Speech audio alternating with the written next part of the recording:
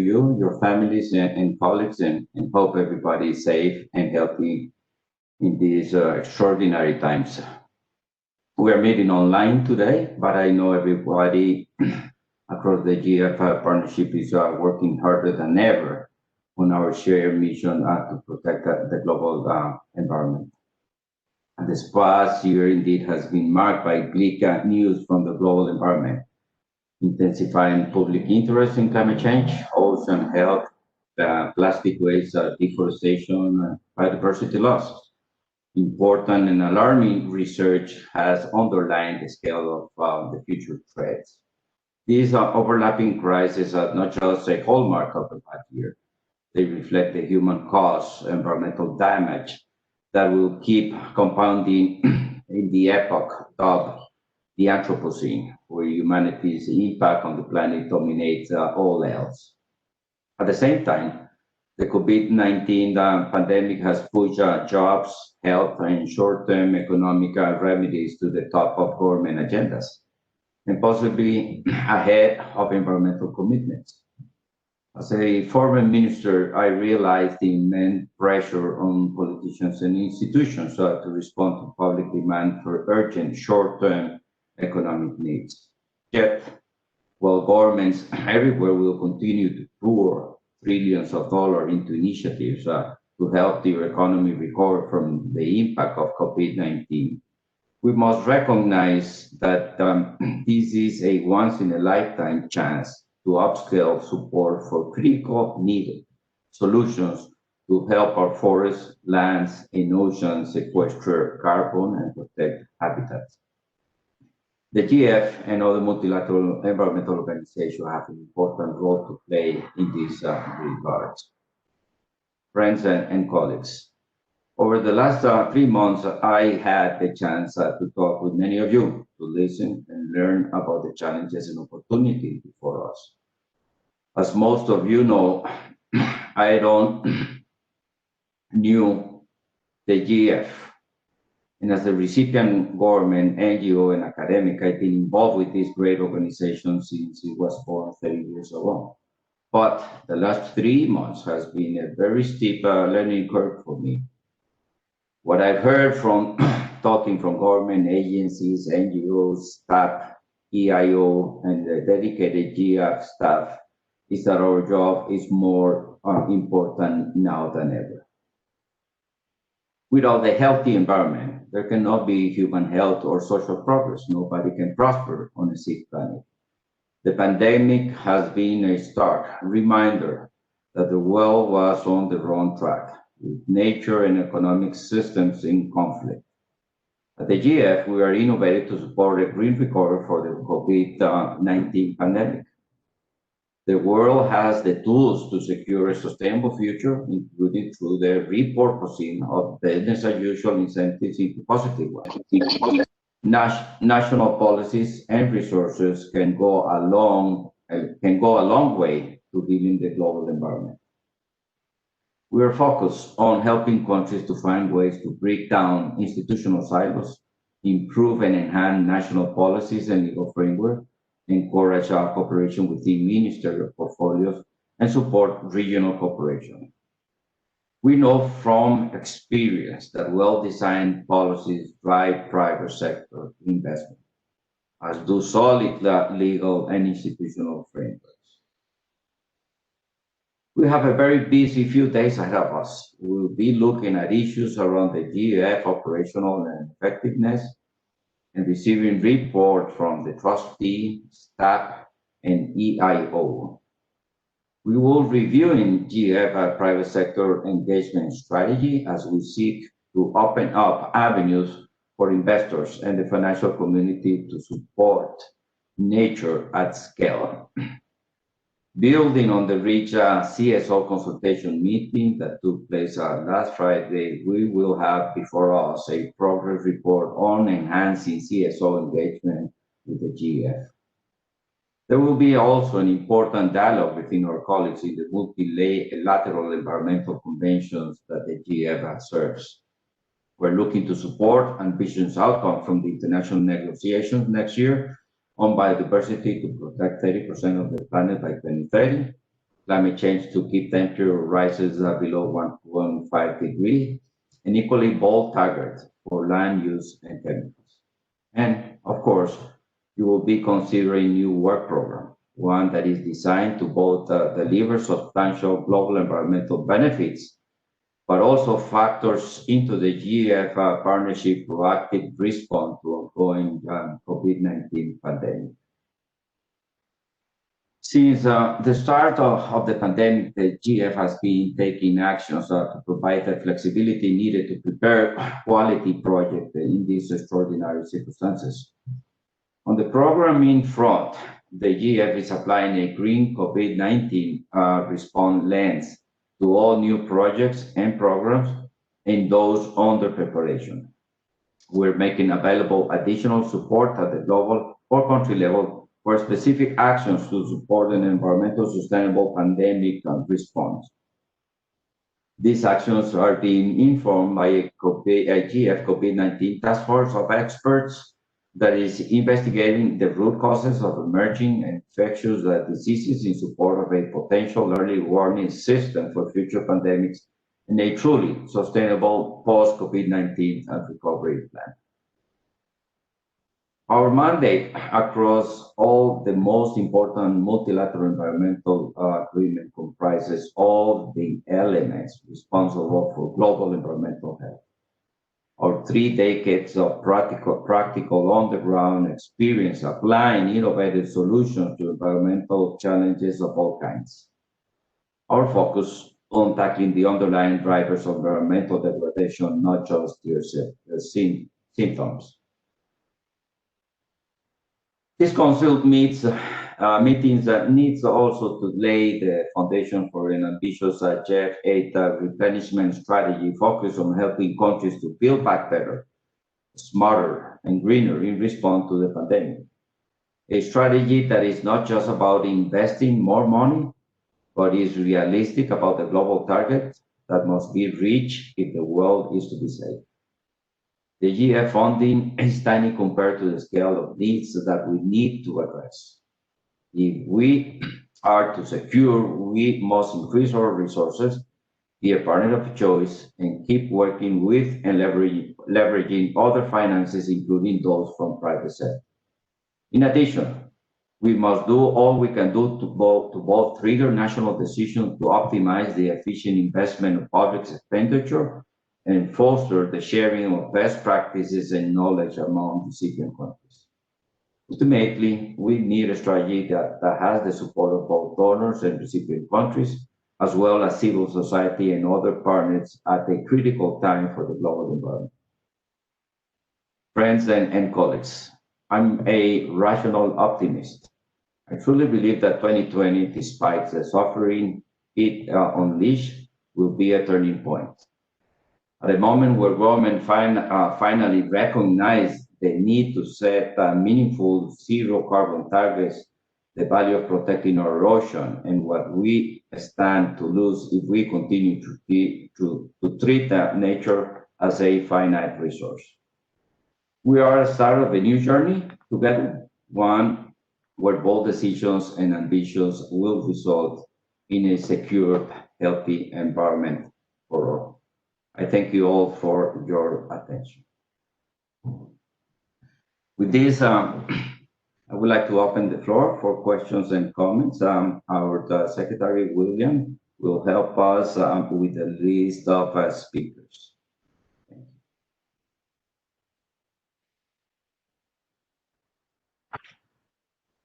Thank you. So just if you wish to take the floor, please put your name in the chat.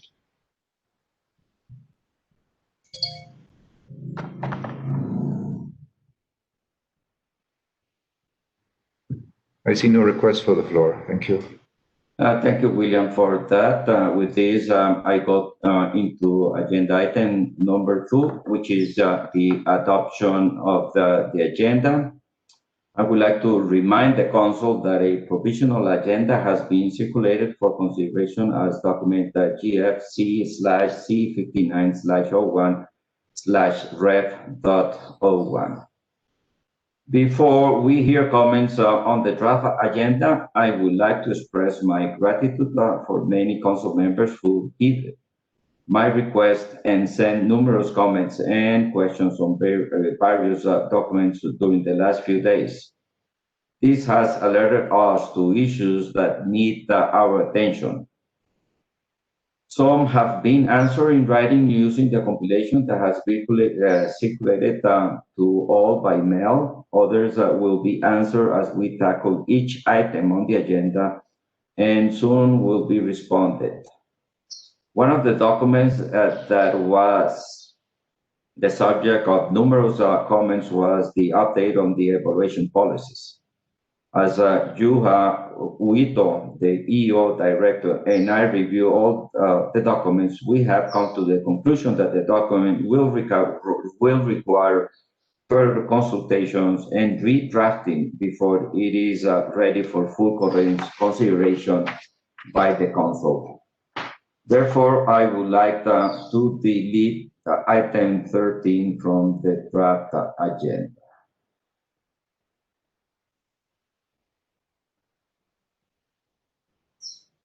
I thank you for accepting this change.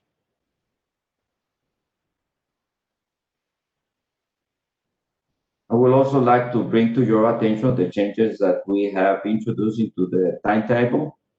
The last item today will be the agenda item number 16, report on the assessment of the GEF compliance with the GEF minimum fiduciary standards. Meaning that the work program will be discussed on the morning of this next Wednesday. So now I would like to ask Council if there are items to add under other businesses.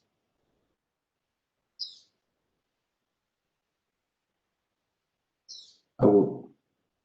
William, do you have any request for the floor from any of the council members? No, I don't see any. And on the side of the Secretariat, as usual, under other business, we will look at dates for future meetings. Thank you. Thank you for that, William. So I will invite council to adopt the agenda for the meeting as amended.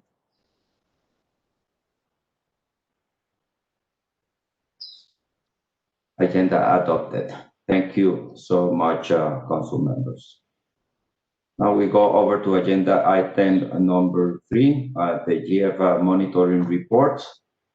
I would like to invite Francois Klotz from the GEF Secretariat to introduce document GEF/C 59/03/ref.01, the GEF monitoring report 2020. Francois, the floor is yours.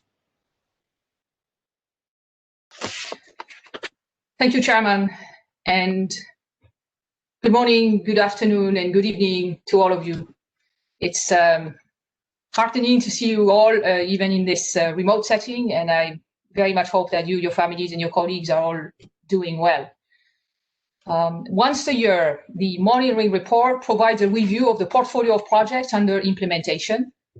This 2020 edition takes place as the COVID-19 pandemic continues to unfold, and more than ever, it matters to closely monitor how the GEF partnership is doing in terms of effectiveness, efficiency, and results.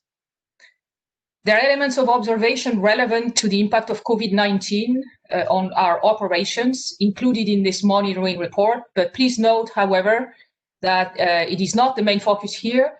We also have a separate paper in agenda item 15 that will support a dedicated discussion on the impact of COVID-19. The report proposes a decision which amounts to the fact that Council welcomes going forward the framework approach proposed, invites the Secretariat to work with agencies in ensuring that projects continue to deliver global environment benefit on time and with quality, and invites continued vigilance in identifying adaptive measures to the current environment. Let me now present what this report covers and what is new in its approach. First, the monitoring report is adopting a framework to track progress over time We are calling it the portfolio scorecard. Reporting around the framework will help us capture the many dimensions of project implementation, including speed, efficiency, and effectiveness. We have also developed a new traffic light system, color-coded, as you will have seen in the report, which help visualize the ranges of performance. And this allows to detect change in project progress. It can be used at different levels. It can be used in aggregate to report on the status of the whole GEF portfolio. It can be used agency by agency to support our dialogue and our follow-up with agencies. And it can be used at the project level, for instance, to identify projects that are outliers, and we might use it in the future to develop an early warning system for projects at risk. So this is new, and it is presented on these dimensions in the report. In parallel, we provide an update on the distribution, of course, of the 890 projects that make up the current portfolio for a total value of $4.4 billion. But this report also does more. The second element covered in this report relates to results. It provides an update on the implementation of the GEF 7 results architecture, outlining how new projects use core indicators and how projects under implementation actually began reporting on actual results, which for the first time we're trying to capture. It's a first step only towards measuring actual results with a very small sample. And as an increased number of projects start reporting on core indicator results in the immediate next years, we will deepen the reporting on this. But it's a first time, and you've been asking for it for a while. The third section of the report conducts a deep dive analysis on the implementation status of the 3 integrated approach pilot programs. We provide comprehensive analysis on implementation progress, results, and on how these projects address cross-cutting areas. Let me share very briefly some of the monitoring report findings. And let me start with an area where we're doing very well, which is disbursement. Disbursement speed has increased in fiscal year 2020 with a high disbursement ratio of 25%. This is important, particularly in a year like this one.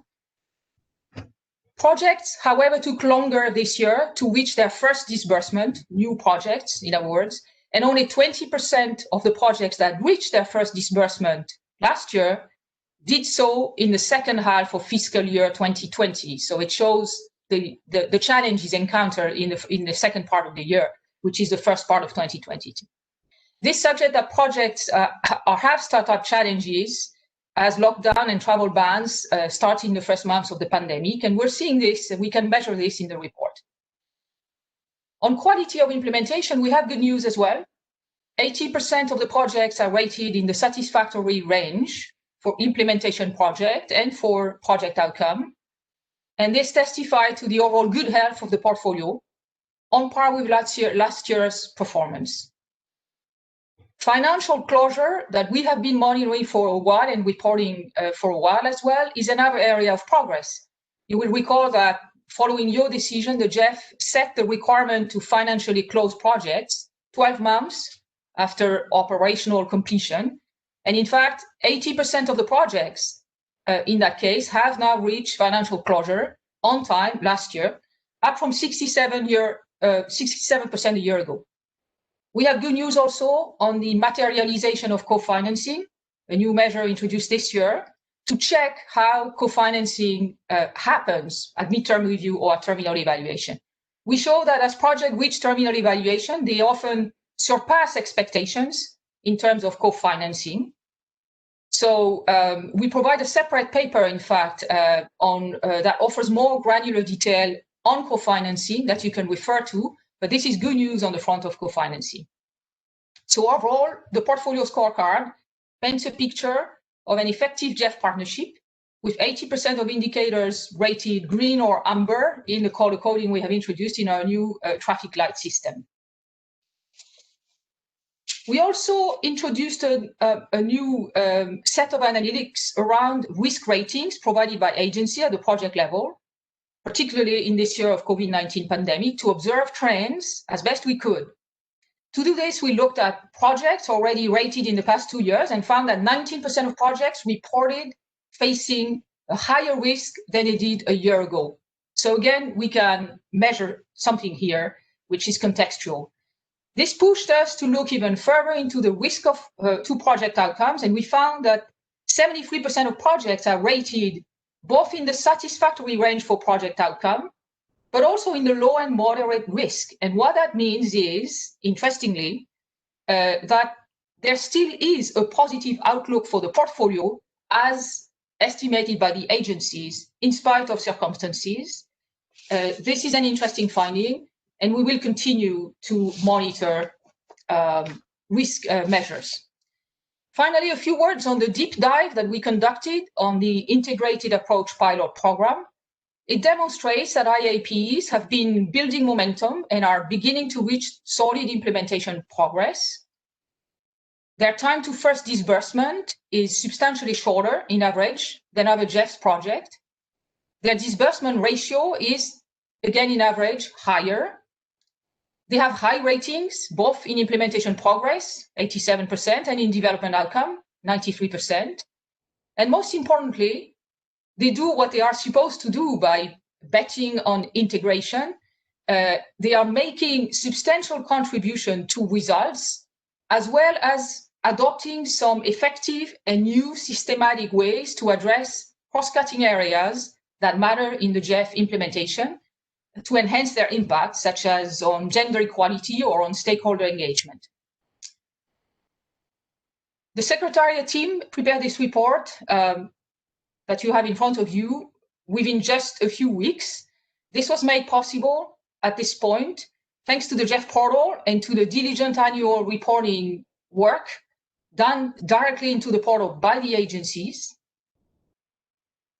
I would conclude by noting that substantial progress has happened in the past 2 years on data governance, and I can vouch currently for much improved analytical relevance and rigor in this report.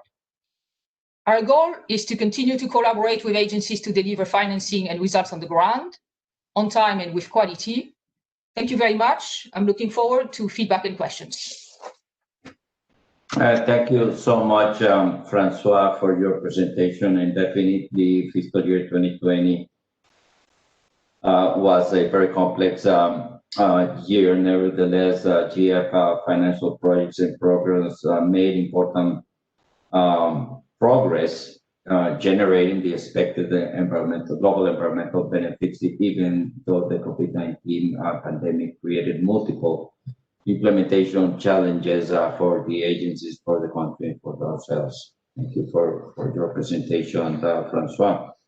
With this, I would like now to open the floor for questions and comments on the GEF monitoring report. Our Secretary, William, will help us with the list of speakers.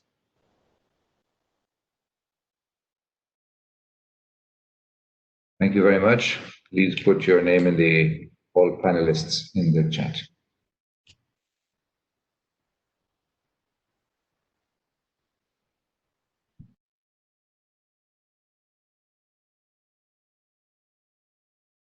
Sano has requested the floor from the CSO network, followed by Matthew, Tanya, and Ben. Thank you.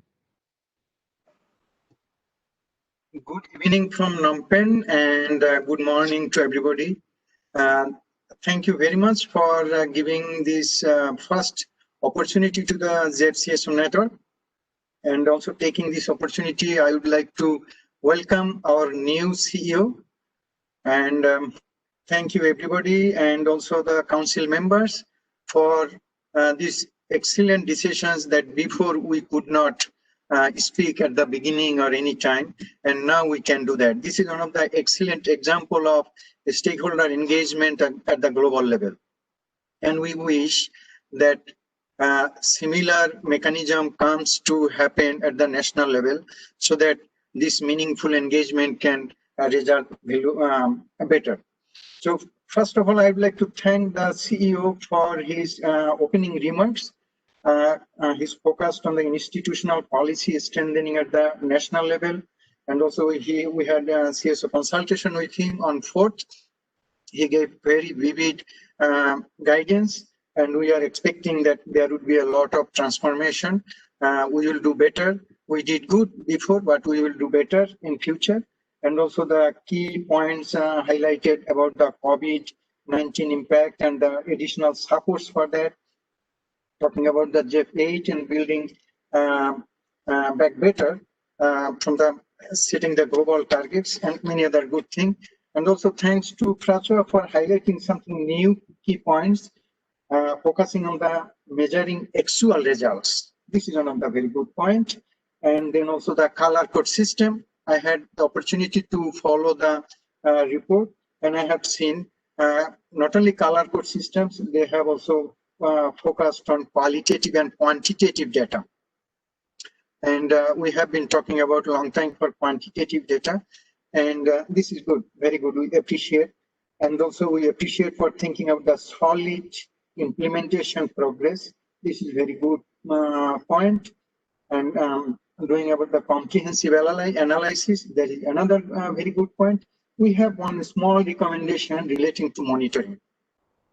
When we want to see a comprehensive progress, then we need to see in a harmonized way. The progress is made by harmonized way. So the recommendation is something like that. So the GEF, we have 5 focal areas, key main focal areas. So there should be this, we have now qualitative and quantitative indicators, and also we have color code system. So we need to have some harmonized approach that we have 18 agencies. 18 agencies, they have their own monitoring mechanism, and we also have our monitoring mechanism. It is balanced, but we need to have at least, example, 10 common indicators. When we talk about effectiveness, then these 10 indicators applies to all agencies, and then it will help us to see how the result is making. Similarly, when we want to see the actual results, because just now we have learned from François that there are almost 890 projects, the new projects in 2020. So this, what is going to happen, it is not practical to monitor all the progress. But if we can make a mechanism, I give you the example, Climate Investment Fund, they have monitoring toolkit, and they empowered respective countries. And when they, after empowering, every 6 months, they are doing the monitoring, and they are reporting to the CIF. I had the privilege to work for this project, SPCR Cambodia, since 2012. So all the sectors, they report together, and then they make the country reports, and then that goes to the secretariat level. Similarly, I'm not telling that we need to copy it, but that is one of the good experiences. We should have something like that. So we should have the guidelines and how to use this monitoring toolkit, and then the governments need to be empowered so that they can do at their own, and they can report during the ECWs, because ECW, there is a good time to report, and they can report during the ECWs, and then GEF Secretariat, they can quantify climate change, one of the focal areas. What is the progress? Country progress, global, regional progress, and global progress. Similarly, 5 key focal areas can be like that. And then we can set the target. As for example, GEF 8 is coming. So our CEO just now, he told that we want to make the go for build back better. So we need to think for beginning, where to start, and under what level we reach, then we can claim, okay, we could do some better build. So if we want to do that, we need to have the baseline, we need to set the target, and he already mentioned that, talking about the targets, we need to have that quantitative and qualitative targets. Example, if we tell satisfactory, and what is the percentage? It is 10% or it is 20%. If it is 10% to 20%, 10% that means the minimum satisfactory level, 20% that means higher satisfactory level. So then when we see this number, when you see these digits, then that can help you, you are the decision makers, where to make additional efforts. And if we can do that way, then I think it can help us better. Thank you again for this great opportunity, and appreciated the progress monitoring report. It is much better report than before. Thank you so much. Thank you very much, Sano. Matthew, you have the floor. Great, thank you very much. We welcome this latest analysis of the GEF's active project portfolio, and we appreciate the continuation of the more strategic and performance-focused approach. We were pleased to see some analysis of the current results architecture, particularly on the use of multiple core indicators to capture results from the integrated approach adopted by multifocal area projects and programs. And we do see great advantage in targeted, integrated, and therefore cost-effective programming, provided that the results can be tracked. We were pleased to see that the operational efficiency measures approved by the Council have had positive effects. In particular, we are pleased that agencies are preparing projects faster and financially closing completed projects in a more timely manner. We welcome the progress made by the Secretariat in coordination with the trustee and the agencies to significantly reduce the backlog of completed projects that had not been financially closed. And we appreciate the challenges caused by the COVID crisis and are pleased to hear the projects continue to make progress. I'd like to thank the Secretariat for monitoring this closely. And we look forward to regular updates from the Secretariat on how project implementation is being impacted. Thank you. Thank you, Matthew. Tanya, you have the floor. Thank you very much. I take the floor on behalf of the constituency of the Netherlands, Finland, and Estonia. We find it very good to finally track actual results, although we still wait for similar results from the GEF 7 funded projects. We are glad to see the share of LDCs and SIDs are clearly indicated in the report. We also recognize that the impacts of the COVID-19 pandemic on progress have so far affected mostly the initiation of the projects. The other indicators show rather similar progress as reported in 2019, of course with room for improvement. This is understandable, and we are pleased that the projects are progressing despite the challenging times. Regarding the integrated approach pilot programs, we would like to know whether the exercise on assessing resilience was carried out before the COVID-19 pandemic. It seems so, since the pandemic is not mentioned in the text. Instead, floods, forest fires, and political shocks are mentioned. Hence, we wonder whether the results of this exercise could be reviewed or complemented if necessary with the view of the pandemic and its impacts. We also would like to know how integrated approach pilot programs and the multiple child projects can increase resilience to COVID-19 pandemic and its multiple impacts on health, food security, employment, and livelihoods. And lastly, we welcome information on gender mainstreaming and gender responsive approach, in particular regarding the integrated approach pilot programs. It is important to further enhance the collection and use of sex disaggregated data. Thank you very much. Thank you very much, Tanya. Ben from the UK has the floor. Many thanks, William. I hope you can hear me fine. Just to say, firstly, thanks very much to Carlos Manuel for the opening comments. Those were well received. Thank you. And also thank you to Francois for delivering this annual monitoring report.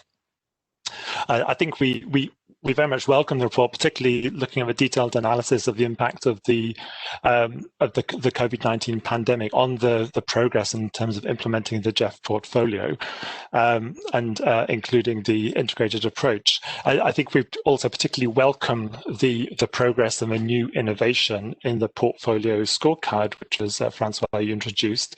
We welcome that idea. We're conscious that it's still early days in terms of assessing the impact of COVID. And I think we noted in the report that it's only really the last quarter that you're reporting against, which is starting to have an impact on COVID. But we also noted that there's already a slowdown in some of the projects moving to implementation after CEO endorsement. Related to that we will also use, it was useful to see the project risk scoring, which Francois, you flagged. And I think we also noted of the portfolio which had low and medium risk scores. And that was also the case around biodiversity projects, where we potentially would see some more significant impacts from COVID.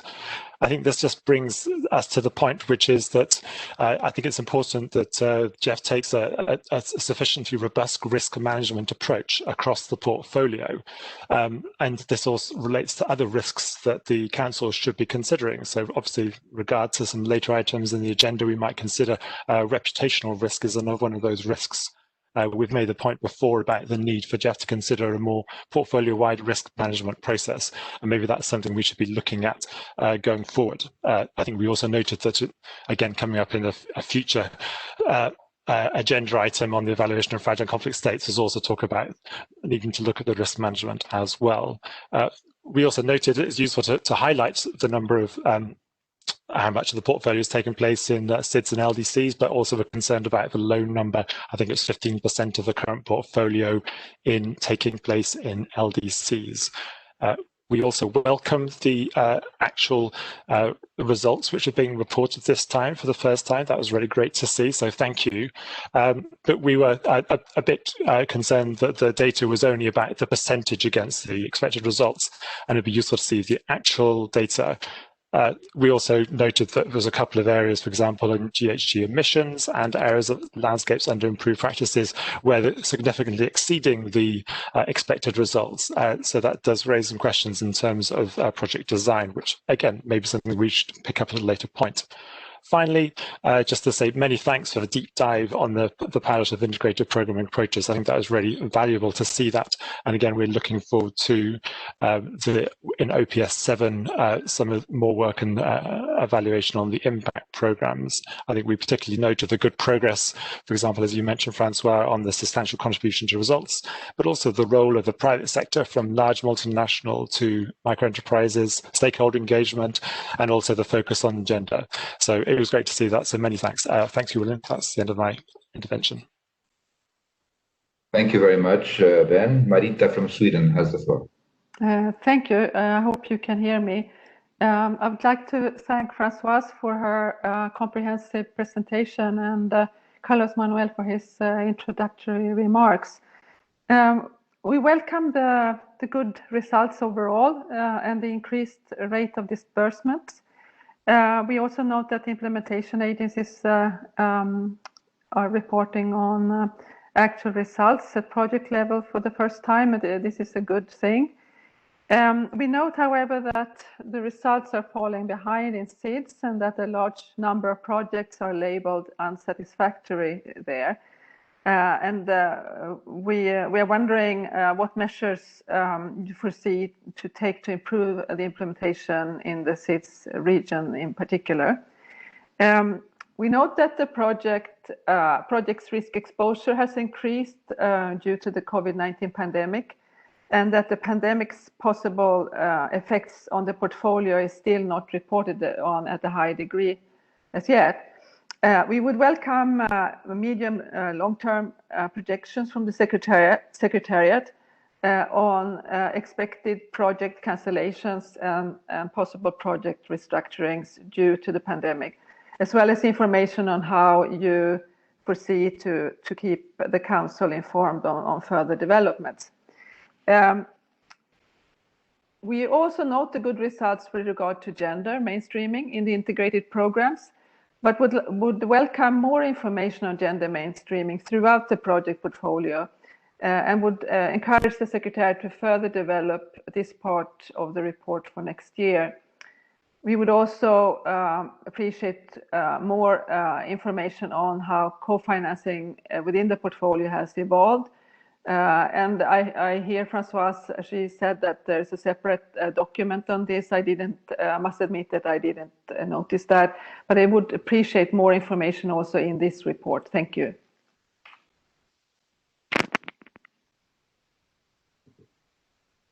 Thank you, Marita. Yoshiko from Japan has the floor.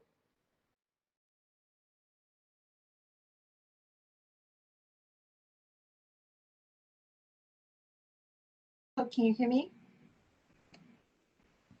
Yes, we can hear you. Yes, please go ahead. Thank you to the Secretariat and from us for preparing the comprehensive report. The Secretariat responsible for pushing some of them. We rather like the new traffic light system that was highlighted in the report, which helps us understand the dynamic changes taking place on some of the projects. While we understand that there is a separate agenda item on COVID impact later on as we go on in the meeting, this is such a central issue to monitoring issues over the remainder of GEF 7. So I would like to hit on several points here, especially against the higher disbursement rates than average in spite of the increasing challenges. We very much like the idea mentioned by the UK on risk scoring and would like to see follow-up on that in light of the persistent high risk circumstances, as these tend to surface with a lagged effect. We also concur with Sweden's intervention made on projections on pandemic impact on the portfolio mid to longer term. With regard to difficulties of executing monitoring and reporting due to the pandemic, we're wondering whether we are going to see further vulnerabilities to grievance outbreaks from the difficulties of conducting midterm reviews and regional closure. In this kind of environment, we're not sure about embracing accelerated closures, as we prefer not seeing any shortcuts around final reporting and assessments when it's simply difficult to do so. Second, we're wondering whether from recent monitoring, whether how much high risk projects could account as a percentage of total. I think you mentioned 20% in the report, but how further could it go as the situation is relatively difficult to control? Third, you've also highlighted regulatory challenges as being cited as one of the most prevalent delivery challenges, but these are structurally hard to correct short to medium term. So how does the GEF plan to surmount these increasing structural challenges to project execution? Lastly, we also think that it's important to be transparent about the outcomes of the stakeholder involvement, especially for very large impact programs. So we would like to request for improved granular reporting on these issues, which should also be open to revisions if they do not result in expected outcomes. Thank you very much. Thank you, Yoshiko. Next is Ken from China. You have the floor.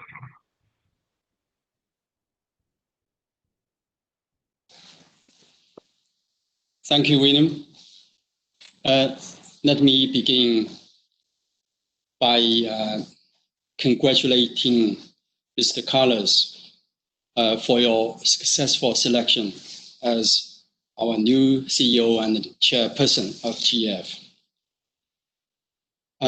Thanks also go to the Secretariat and your team for the excellent preparation for this council meeting.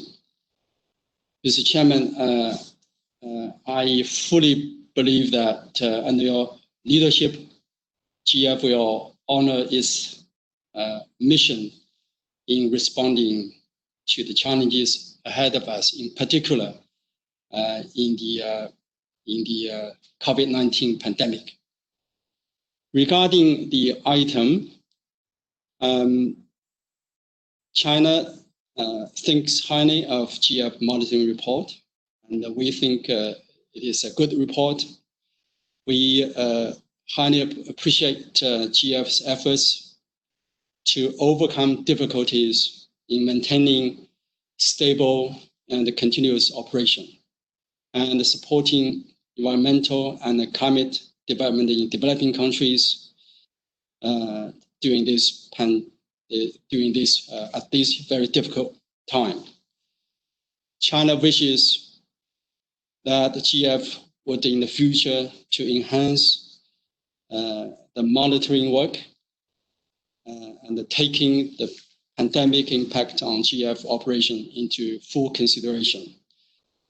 Strengthen risk assessment, utilize innovative technologies, improve the policy framework in a time manner, and thus provide the guidance to promote the GEF's projects planning, development, and implementation. I thank you, Mr. Chairman. Thank you very much.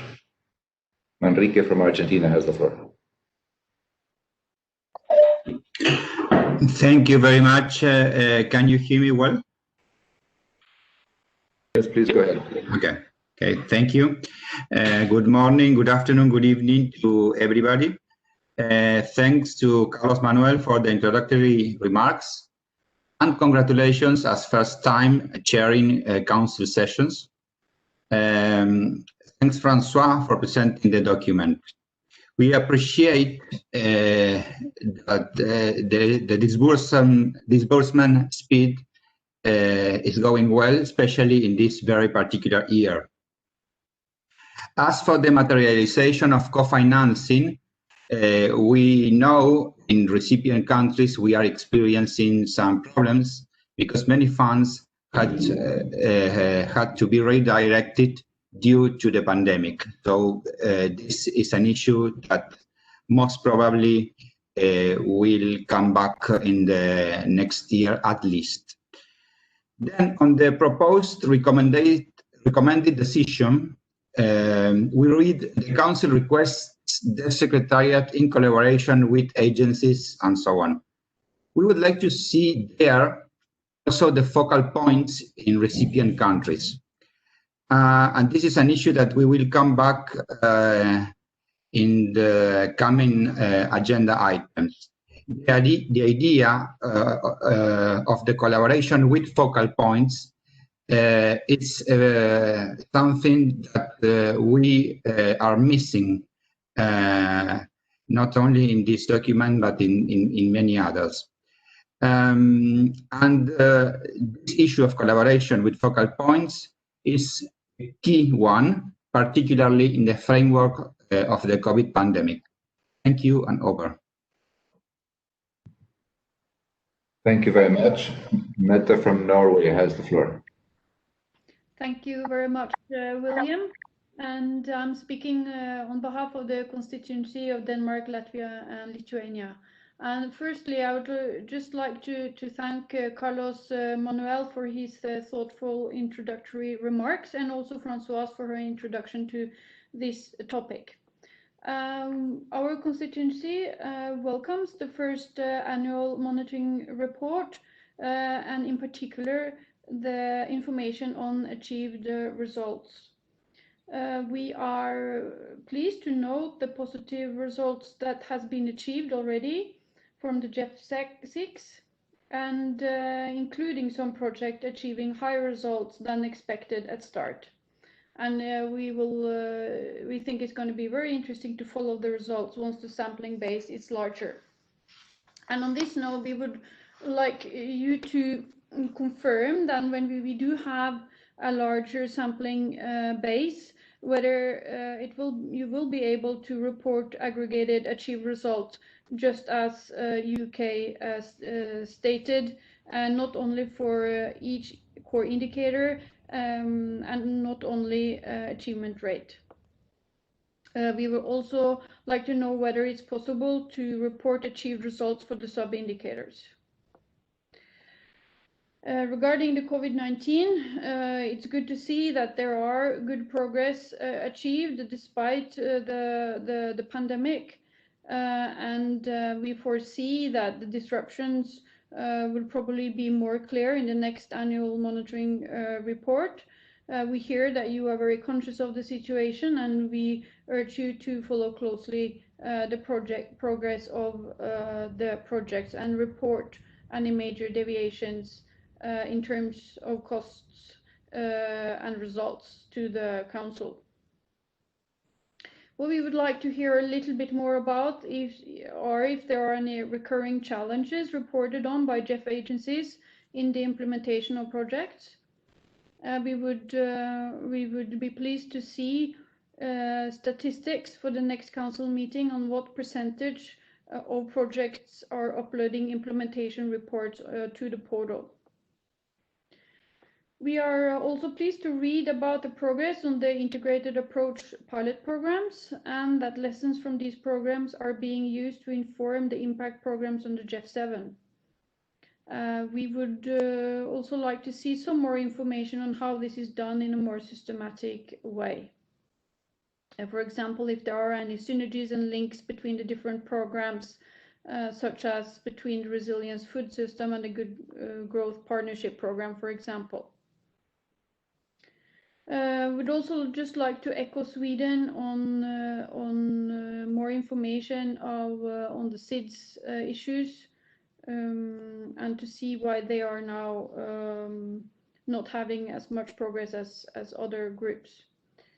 And finally, regarding the annual portfolio monitoring report for what we had reported in the fiscal year 18, we had data on compliance with key reporting requirements, including percentage of full-size projects that had not submitted midterm review and terminal evaluation, which at that point was quite high and useful information to have and act upon. We would be pleased if the Secretariat could explain why this data is not included in this year's monitoring report. That is it for us. Thank you very much. Thank you very much. I give the floor to Patricio from Ecuador.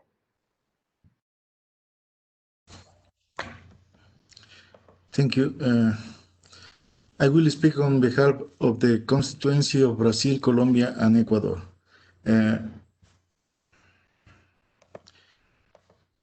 First of all, I want to congratulate the CEO, Carlos Manuel, on his valuable keynote address, as well as the previous work done to make this board meeting a successful one.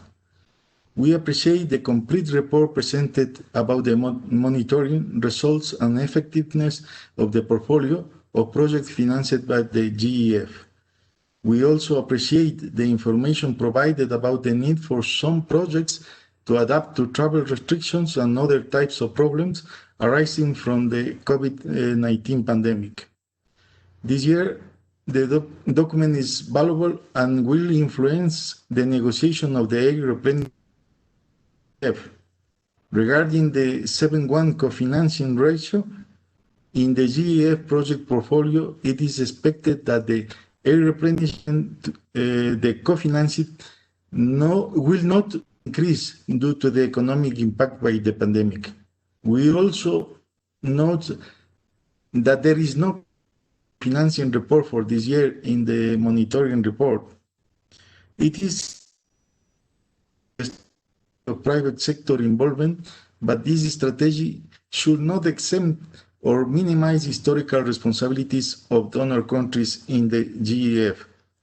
The strategy must always consider national environmental priorities and commitments to the multilateral environmental conventions of each country and the capacity of the countries in generating global environmental benefits.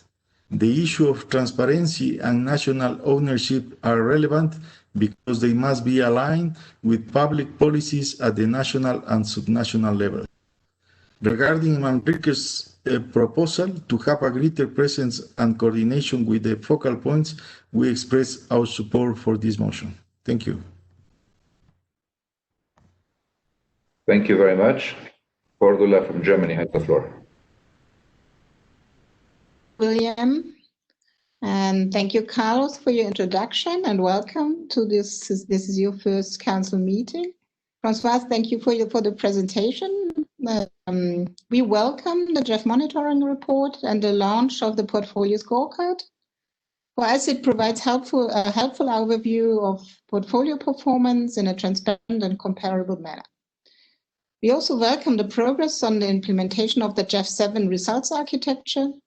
It is especially good news that the GEF portal is operational and can now feed into reporting.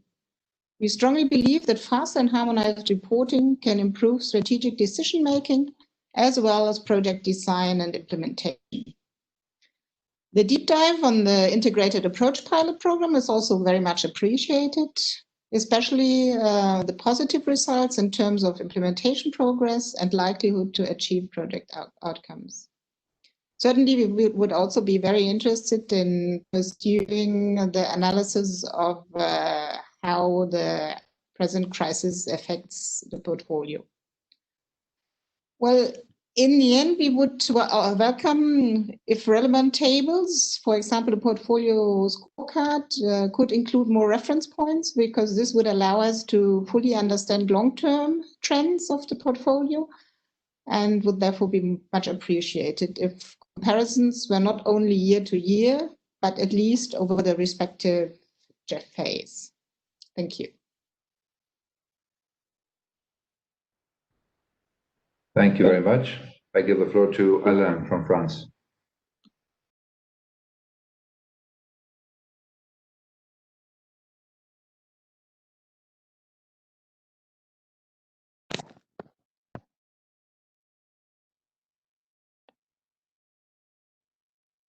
You are muted, Alain.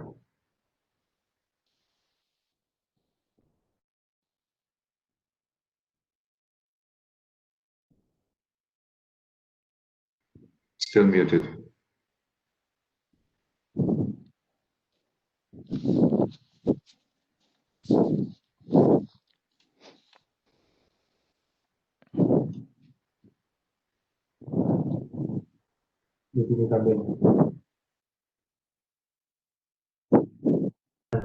Okay, we'll move on to the next, while we fix that problem.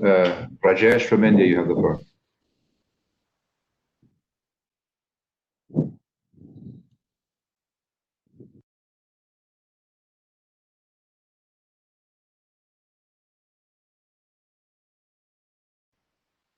Okay, Richard from Australia, you have the floor. Sorry about that, William. I'm representing the Republic of Korea and New Zealand. And I just wanted to express my appreciation for Carlos for his introduction and Francois for her explanation of the report. I found that very useful. Thank you very much for the excellent and informative scorecard report. I found that very useful, very informative, and understandable. And I think that was an improvement over previous reports. Note that the impact of COVID has been minimal, which is a very positive thing. And like other countries, I think would like to see that that's monitored closely, given the potential risk exposure. Express our appreciation for the Secretary doing a deep dive into integrated approach pilot programs. That was very useful. And I also applaud the increased focus on gender mainstreaming and reporting around that. That's something we very much value and appreciate. A question is whether or not there's more could be done to improve the coherence of agency self-rated methodologies. Just to ensure there is greater comparability in the assessments made by different countries. Thank you.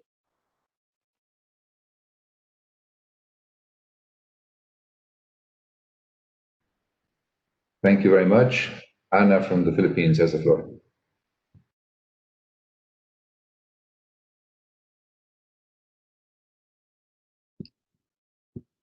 Thank you, William. The Pacific constituency commends the countries, GEF agencies, and the GEF Secretariat for the continued progress in global environment benefits despite the implementation challenges created by the COVID-19 pandemic. As noted in the report, the GEF has established strong systems for capturing progress data through its portal. Forward to seeing a continued refinement of data quality and governance in 2021. We would just like to suggest for GEF to explore providing capacity building or support to GEF recipient countries so that we can also develop a localized or country portal where we can monitor also our progress at the country level and also improve our governance in terms of monitoring the progress of our projects. Thank you, Mr. Chair. Thank you, William. Thank you very much. I give the floor to Victoria from Austria.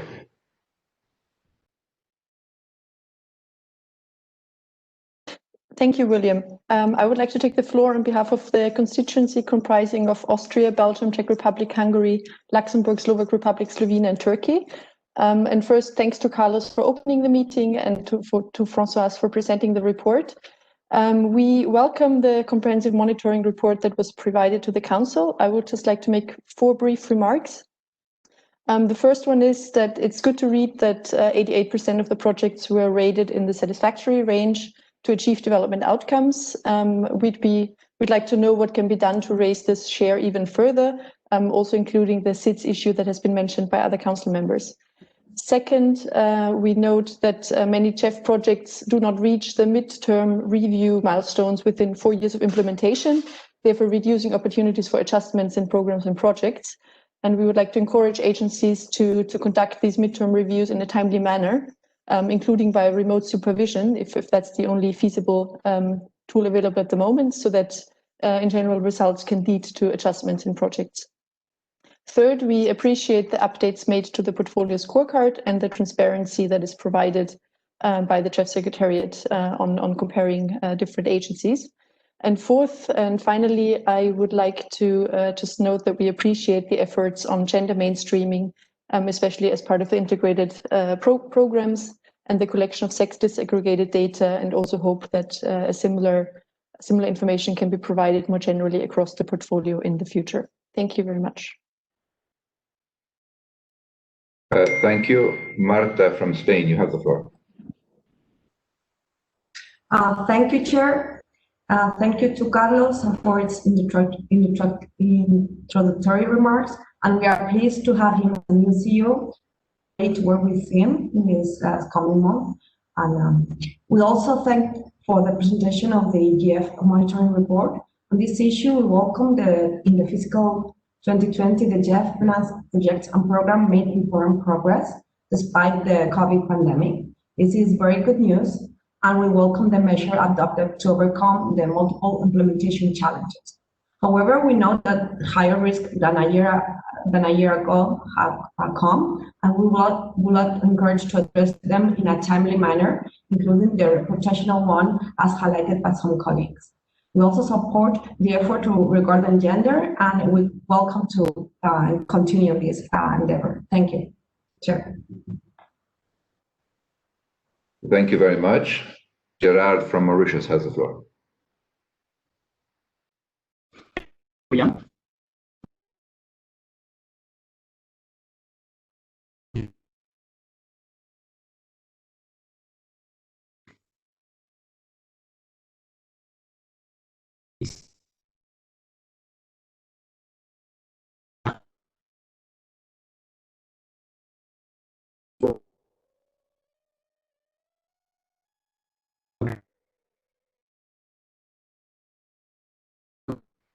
Sorry, Gerard, I'm afraid the connection is very bad and we can't hear you well. Okay. Maybe if you turn off the camera, the bandwidth will manage the voice easier.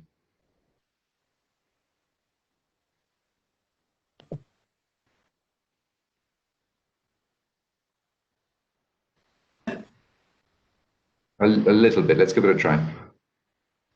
Let me do the actually.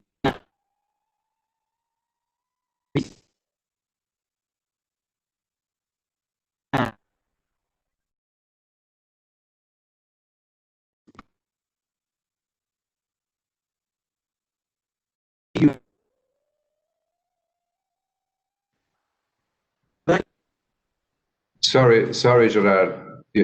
Gerard, sorry, you are very cut up, so we can barely understand what you're saying. We'll ask the technical team to get in touch with you on the side and give you the floor back later, okay? Would that be all right? I'm sorry but otherwise we can't really understand what you're saying. Thank you. So let me turn back to France.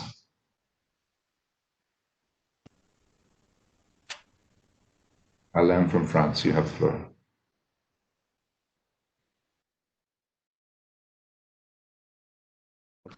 is better now. Can you hear me? Yes, now we can hear you. Thank you very much. That's good. Thank you. Permettez-moi d'abord une intervention concernant le régime linguistique de cette réunion. Allow me to say a few words about the language regime of this meeting. Nous avons pris bonne note du régime linguistique très simplifié imposé par le secrétariat et nous relevons sa non-conformité aux règles en vigueur ainsi que son caractère non inclusif. We have taken due note of the very simplified language regime imposed by the Secretariat, and we've noted its non-compliance with the rules in force as well as of its non-inclusive nature. Dans un esprit de compromis, nous acceptons toutefois de nous exprimer en anglais par égard au nouveau directeur du fonds, qui préside sa première réunion du Conseil, et par égard aux autres membres de ce Conseil. But in a spirit of compromise, we agreed to speak English out of consideration for the new GEF PDG, who's co-chairing his first board meeting, and for the sake of the other members of this council. En revanche, nous ne tolérerons pas que la prochaine réunion du Conseil ne prévoie aucun système d'interprétation simultané dans les 3 langues officielles. However, we will not tolerate that the next meeting of the Council not include a system of simultaneous interpretation in the 6 languages of the United Nations. 3 languages. Des solutions techniques existent, comme nous avons pu le constater. La réunion des parties au protocole de Montréal relative aux substances approvissant la couche d'ozone a ainsi pu se tenir dans les langues officielles il y a 3 semaines, en format complètement virtuel et a pu aboutir à des décisions. Technical solutions exist, as we all have seen. The meeting of the parties to the Montreal Protocol on ozone layer depleting substances happened 3 weeks ago with the 6 languages in a completely virtual format and was able to make decisions. Nous demandons au président de cette séance de consigner notre déclaration dans le procès-verbal de cette session et au secrétariat du FEM de prévoir pour les réunions à venir des arrangements techniques permettant de respecter les règles linguistiques en vigueur. Merci. We would like to ask the co-chairs of this session to record our statements in the minutes, and we'd like to ask the GEF Secretariat to make the technical arrangements necessary for future meetings so they can comply with the language rules in force. Merci. Thank you. Now back to English. We'd like to welcome the new CEO, Carlos Manuel, and to thank him warmly for his opening remarks. We thank also the Secretariat for the quality of this document that gives a very detailed overview of the project portfolio and of its performance. Regarding the implementing agencies, we know that 3 agencies, UNDP, UNEP, and World Bank, continue to represent a very large share in the total volume of operations. The concentration, as well as the dependency to GEF funds of a small number of implementing agencies in the portfolio, is a very important issue for us, and we'll continue to be very attentive to this. The portfolio scorecard framework presents a detailed overview of operational effectiveness. We positively note the improvement in the disbursement dynamics. The comparison at agency level is also very relevant. It seems important to us to continue to collaborate with them to access all the data necessary for this exercise. We also note significant differences between the agencies for some indicators, and the fact that some of the largest agencies are actually not necessarily the best performing ones. Thank you. Thank you very much, Alain. We'll include your comments on interpretation in the highlights. Next on the list is Jean Josette from Benin. You have the floor.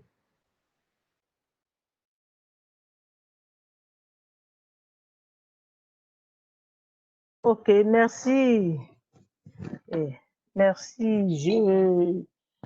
Je suis Jeanne du Bénin.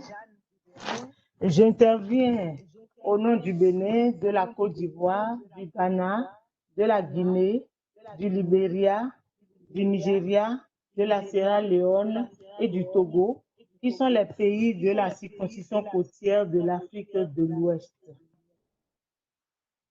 Nous voudrions Thank you, madame. Si vous voulez arrêter un petit peu, madame, pour l'interprétation, s'il vous plaît. Carlos Manuel pour sa brillante sélection au poste Et nous le félicitons aussi pour ces mots préliminaires. Jean, please take a moment for the interpretation. Jean Joseph. Pour le succès des activités du FEM à travers l'écoute, l'inclusivité et la transparence. Nous voudrions lui exprimer notre satisfaction et la disponibilité de tous les pays de notre circonscription à l'accompagner pour le succès de sa mission et que vive le FEM. Nous félicitons le secrétariat pour la qualité du rapport et Françoise pour sa présentation. Nous avons noté la performance des projets malgré la situation de la pandémie du Covid-19. Nous saluons les progrès, les innovations et notamment les bons partenariats. Nous saluons aussi les nouvelles dispositions de la politique d'annulation du FEM qui permettent une prolongation du délai d'annulation pour un total de 6 mois. Nous souhaitons qu'une bonne communication soit faite afin de permettre au pays de tirer profit de ce temps supplémentaire nécessaire pour préparer des projets de qualité. Madame, arrêtez s'il vous plaît pour l'interprétation. Thank you.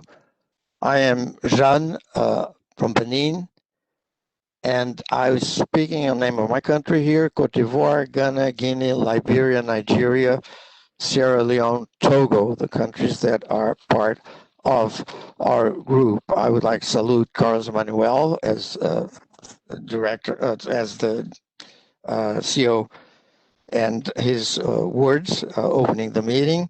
We welcome the activities that have been reported to us, the inclusive aspect and the transparent aspect of the report. We are very happy with the countries of our group have been included in this. I would like to congratulate the Secretariat for the quality of the report and also for the way the subjects are dealt with. We have noted that the performance rating of the projects, and they are good in spite of the epidemics of COVID. We also welcome the progress that was made in these projects, the innovative aspect, and the new partnerships that have been established. We also are very happy with the new policy that allows 6 months for canceling a project. We would like to also ask for better communication to the countries about the projects and the time, the additional time that they have to make a decision. That would be very good. Vous pouvez continuer, madame, si vous voulez.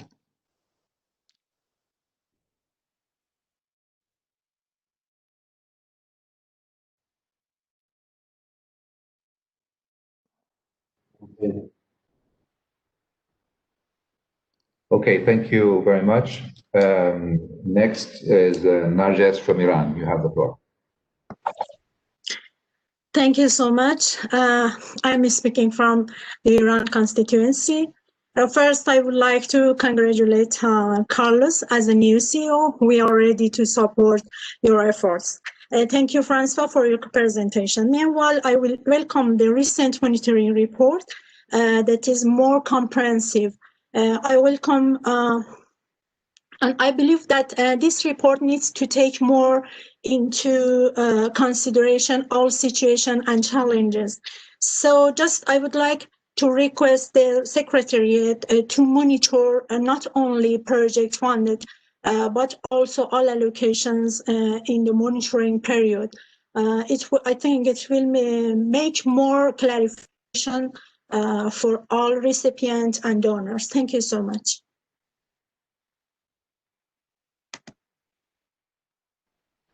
Thank you very much. Let me see, did Jian want to say something else?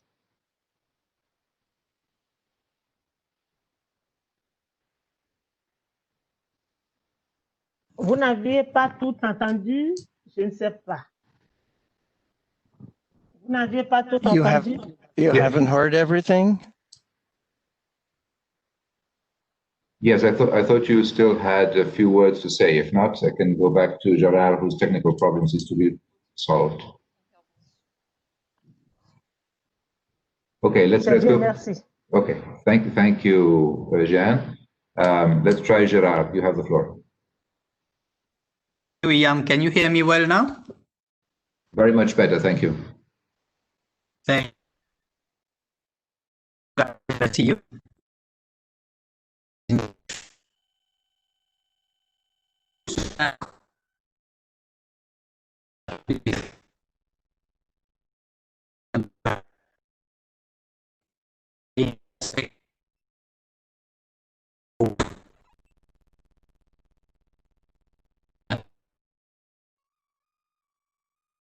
Now,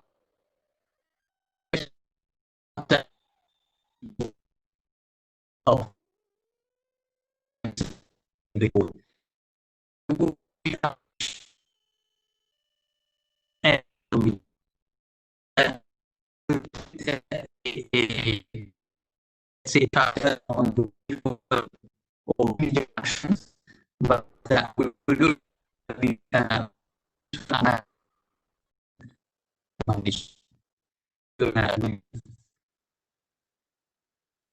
Thank you very much. The sound was only a little bit better, but at least we managed, I think, to get the main message. So I don't see anybody else requesting the floor. So back to you, Chair. Thank you, William, for that. And I would like to thank you all the council members for their different interventions, questions, and comments. From my side, two things are really important. You know, the monitor report presents the summary of progress and performance of the active portfolio projects. And even though in terms of the impact of COVID-19, we tend to believe that so far we are doing great with the portfolio, we need to understand that the expansive wave of COVID-19 will last for many months and probably many years. And this is something that we at the Secretariat has been working and putting a lot of attention. With this, I mean that the big impact of COVID-19 in the active portfolio project most probably will be being more noticed during next year, and particularly with LDCs and seeds. So we're putting a lot of attention, and I welcome the recommendation and observation from council members with regards to these very specific issues, because this year what we have seen has been the very short-term impact of COVID-19 in the overall operation.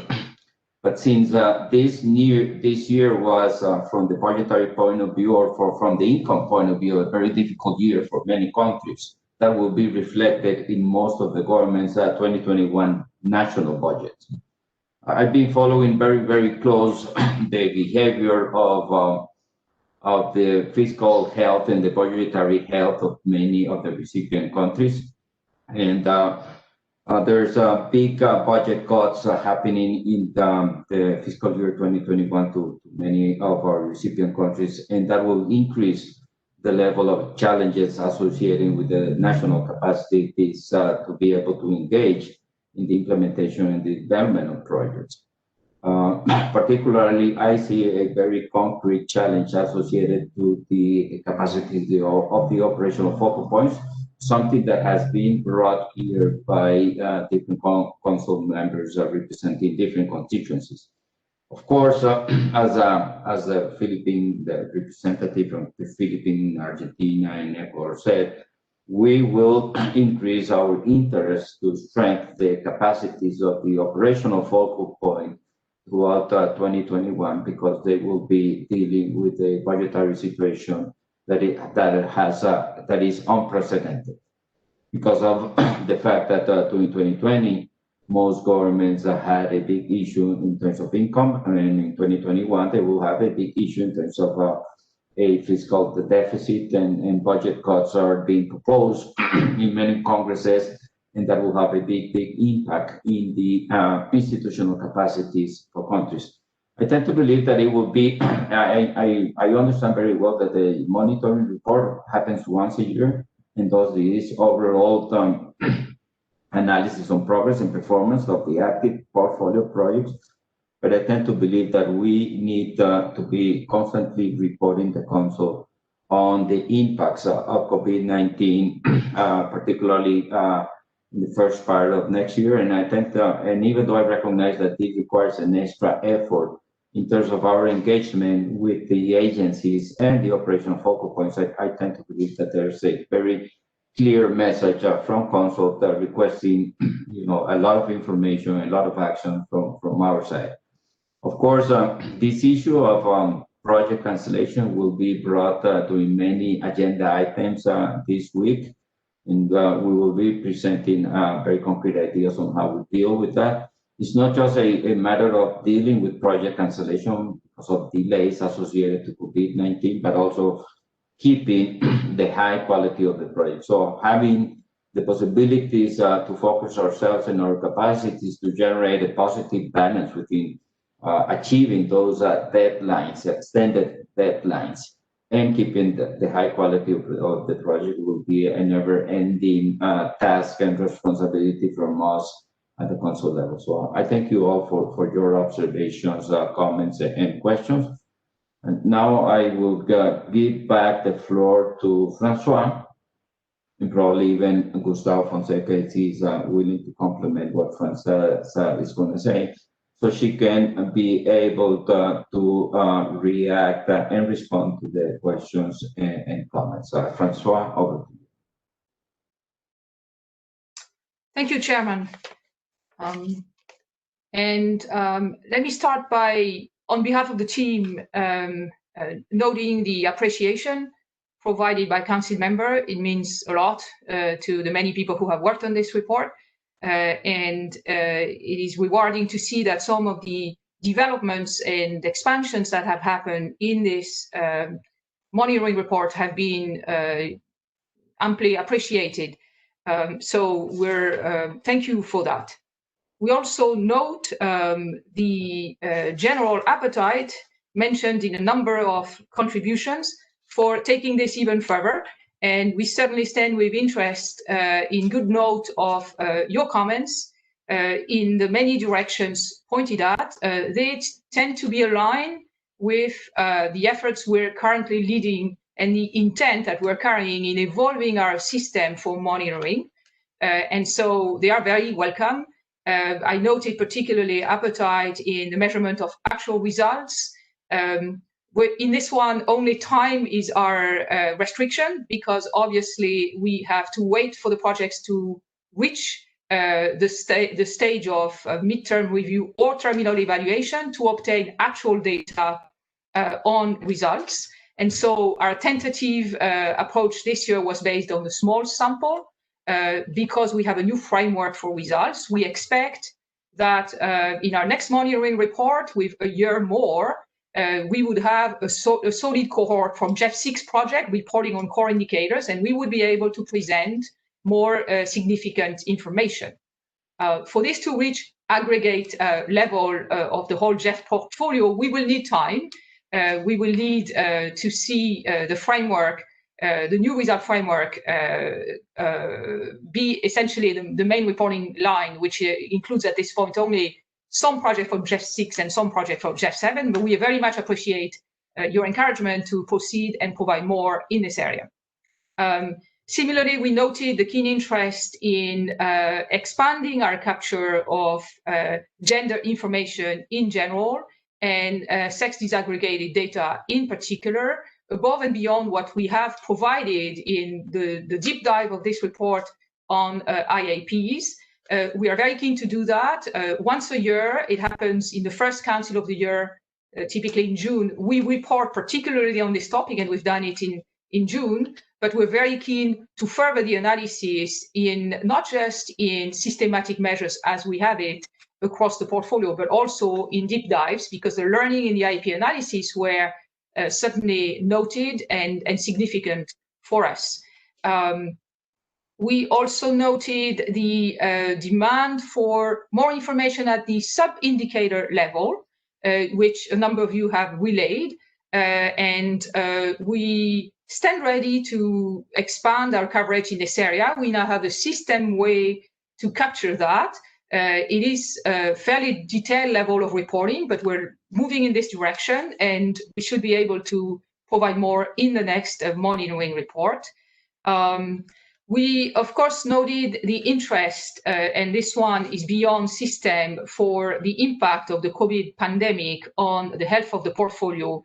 It was also addressed under the form of questions, and maybe I'll come back to this one because it is less an issue of the format, structure, and metrics of the monitoring report than it is an issue of essentially continuing to sustain conversation with agencies. So I'll come back on that point.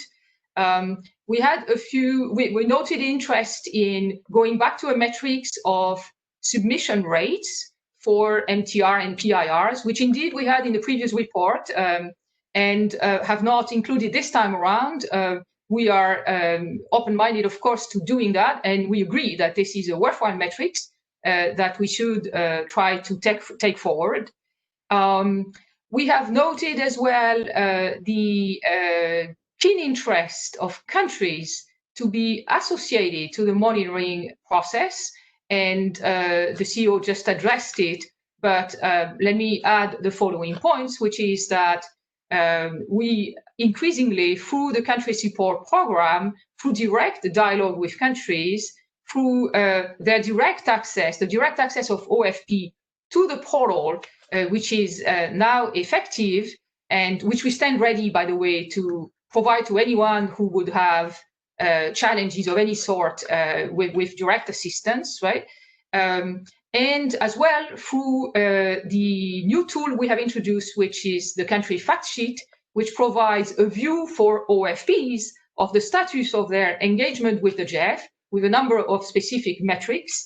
We certainly stand ready to further that dialogue, to expand the instruments that facilitate the conversation around the portfolio, and to find ways to associate countries to the assessment of the health of the part of the portfolio they're more concerned with, which is the one that they see and that concerns their country. I also note the interest for monitoring of country allocations, which are of course available on our website, but we could think about how to relate those matters. And this probably covers the issues that I'm noting. Let me now address a few of the questions that were raised. More specifically, yes, a number of chairs noted that there is capture in this monitoring report of an increased or at least significant risk level moving forward. 21% of the projects have flagged that they are in the range of high risk.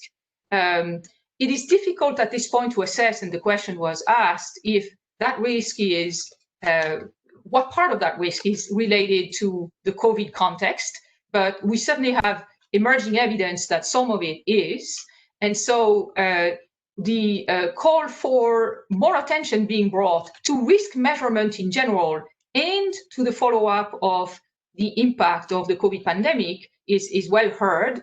On the question of how risk is assessed, I would like to point that we are dependent here on self-evaluation of agencies at the project level in their reporting exercise to us, right? So comments that have been noted in other areas on harmonization of ratings across agencies, whether ratings on implementation or outcomes or ratings on risk assessment is an important comment. I would like to point on this matter that the IEO is actually conducting a review of self-evaluation, which includes the dimension of agencies, methodologies, and approach to ratings, which are very interested in discovering later on in the year. And this would be something that would probably help us further the conversation with agencies on how to approach those ratings in the most comparable ways. But agencies have their systems. We have been keen not to duplicate them, where they're closer to the project, so they are the best place to formulate these appreciations. And so the part that may not be captured in quantification is one that we need to further in dialogue with agencies and in better understanding what differences in these measures and what room for appreciation is there. And of course, to further the conversation of what can help to reduce risks, which is a very important dimension of what we need to do. There was a question on co-financing data and as well as a great expression of interest for further information on this. We have indeed submitted a separate paper which provides more details than is provided in the monitoring report itself. We have also, for the first time, measured the achievement in terms of co-financing, and that carries a number of good news in terms of the overall portfolio, namely the fact that we have some projects that materialize more co-financing than anticipated, and most projects that do not fall short of, or the majority of projects do not fall short of representations in matters of co-financing. But of course, as pointed out, the risks are relatively high moving forward with fiscal pressure on our governments and with a context where some of the commitments undertaken at the time of approval may not materialize in the context of sovereign debt pressure and fiscal pressure. So that's definitely something we intend to look at much closer as we move ahead.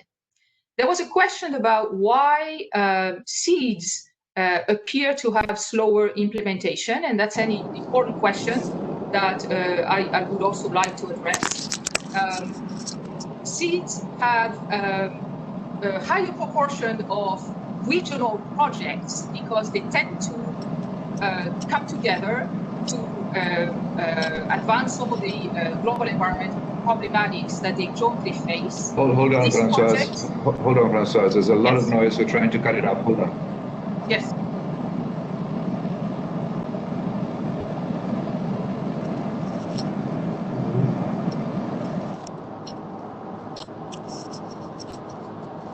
الانترنت معنا فول سيجنال بس فاصله مش لقطه البتاع.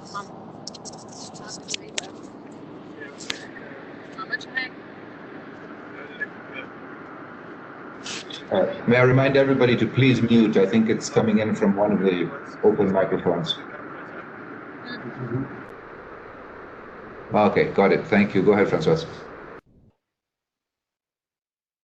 I was addressing the point of the relative slowness in implementation that seeds exhibit, and the point is well taken.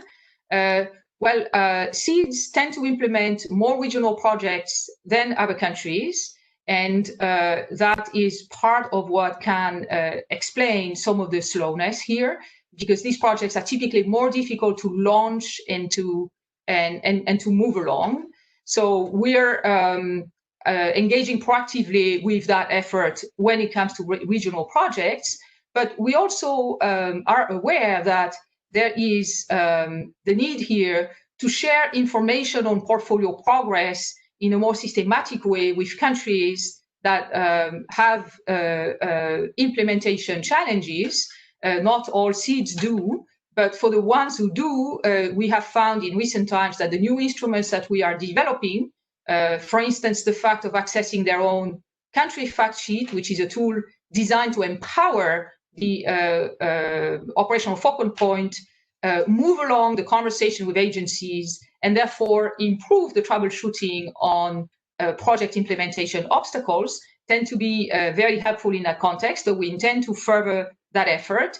And we're, of course, also enhancing our key performance indicators capture of issues that are relevant to the seed implementation, because the more we know about the situation, the more we will be able to accompany the effort of implementation in their case. Some countries have asked a question about country association to the monitoring effort. And on this one, I would like to take the time to say that we could not agree more. I think it is on us to try to create through the country support program, as well as through the metrics that we develop, as well as through the connection to portal and the sharing of information that this allows, to further the conversation between ourselves, the Secretariat, and countries, as well as between agencies and countries, for the great benefit of project implementation. So this is really an avenue that we welcome and in which we're working. The point, there was a question by Australia on the coherence of rating methodology by agency, which I think I have previously addressed. There are differences, and we are aware of that. They are difficult to disentangle. There are also differences in the rigor or candor of the ratings applied by agencies on their own projects. And I have previously shared a number of times that a rating of 100% on IP or DO does not necessarily flag a better implementation experience. It might flag the need for a greater conversation on candor and rigor in risk rating. So we are very aware of this issue. IEO is working on it, and we hope in the near future to be able to have further conversation with agencies at the knowledge level, at the best practice sharing level, to promote those practices that in this area, by being more demanding, may yield to lower number, but are providing us with much more meaningful information. So the point is well taken, and it's in focus. And I think it's part of the activities that we can discuss with agencies and discuss with countries for further harmonization.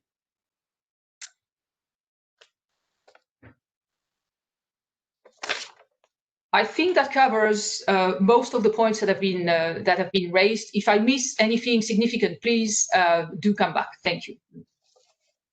Thank you, Francois, for that. And I tend to believe that Gustavo Fonseca also would like to have any intervention over here.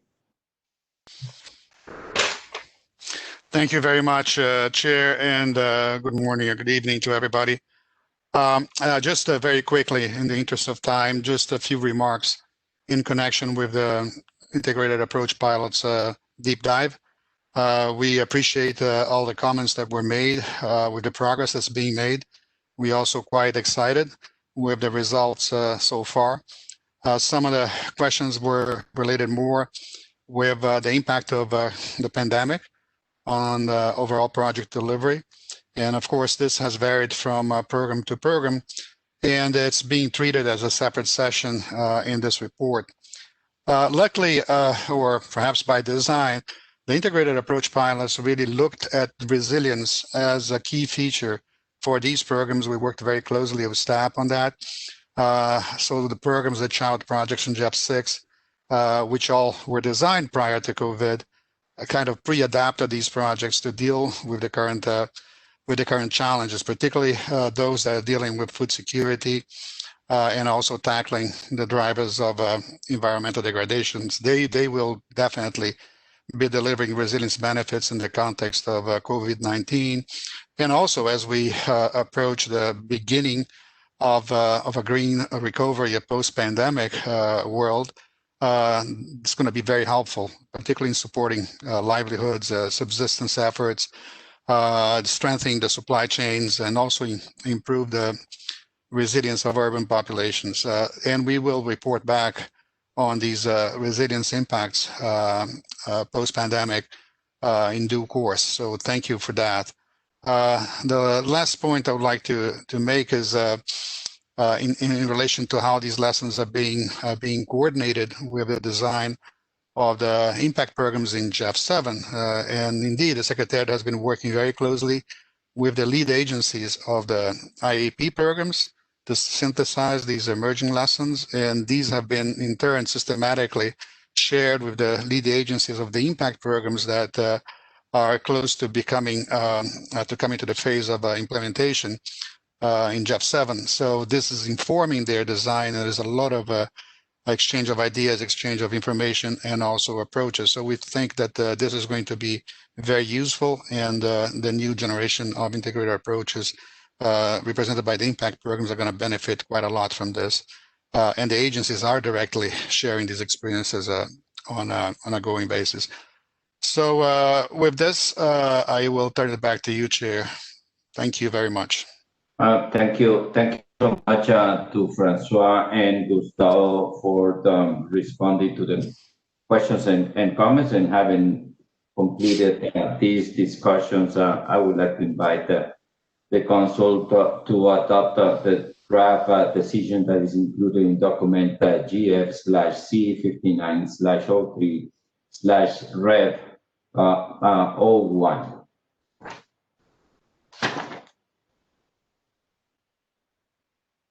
Decision adopted. Thank you so much to all Council members. With this, I go over now to agenda item number 5, which is private sector engagement strategy. I would like to invite Gustavo Fonseca from the Secretariat to introduce us document GF/C59/07 GF private sector engagement strategy. Gustavo, the floor is yours. Thank you very much, Carlos Manuel. It's a real pleasure to make a quick introduction to this session on the private sector engagement strategy. As you recall, the Council has considered the private sector engagement strategy in the last 2 Council meetings. And specifically in December of 2019, we did receive quite encouraging comments from the Council that the private sector engagement strategy was heading in the right direction, but that still certain desired sections within the strategy needed to be included, particularly those that related to the management of risk and also the deliverables of the strategy.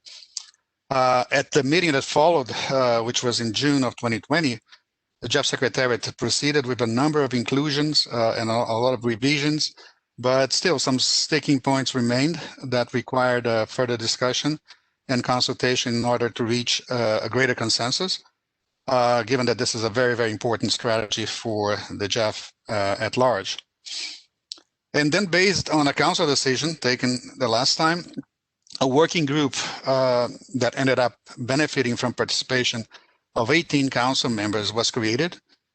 This group undertook these consultations, and it was composed roughly with equal participation of donor and recipient countries. In addition to the private sector engagement strategy, the GEF Secretariat developed an implementation plan, which was also a request from many Council members. And this implementation plan is now submitted to you as an information document. And it contains detailed spreadsheets. These spreadsheets cover timelines, dates, deliverables, responsibilities, processes, and also a draft reporting framework. As a result of the working group consultations and feedback, and we thank very much the effort and the time that Council members gave to this process, I hope you noticed that significant changes were incorporated in the private sector engagement strategies, and that sections were added to the implementation plan as it was requested. And if the Council approves what we have before you today, the first report of the GEF's private sector engagement strategy, based on the proposed reporting frameworks that was included and the documentation for this Council meeting, this reporting framework would be submitted in December of 2021, which is, I think, the 61st Council meeting, as part of the integrated GEF report on the work plan. So with this introduction, I will pass the floor to Matthew Reddy to elaborate further on the process and the outcomes. Matthew, please. Thank you, Gustavo. Matthew, over to you.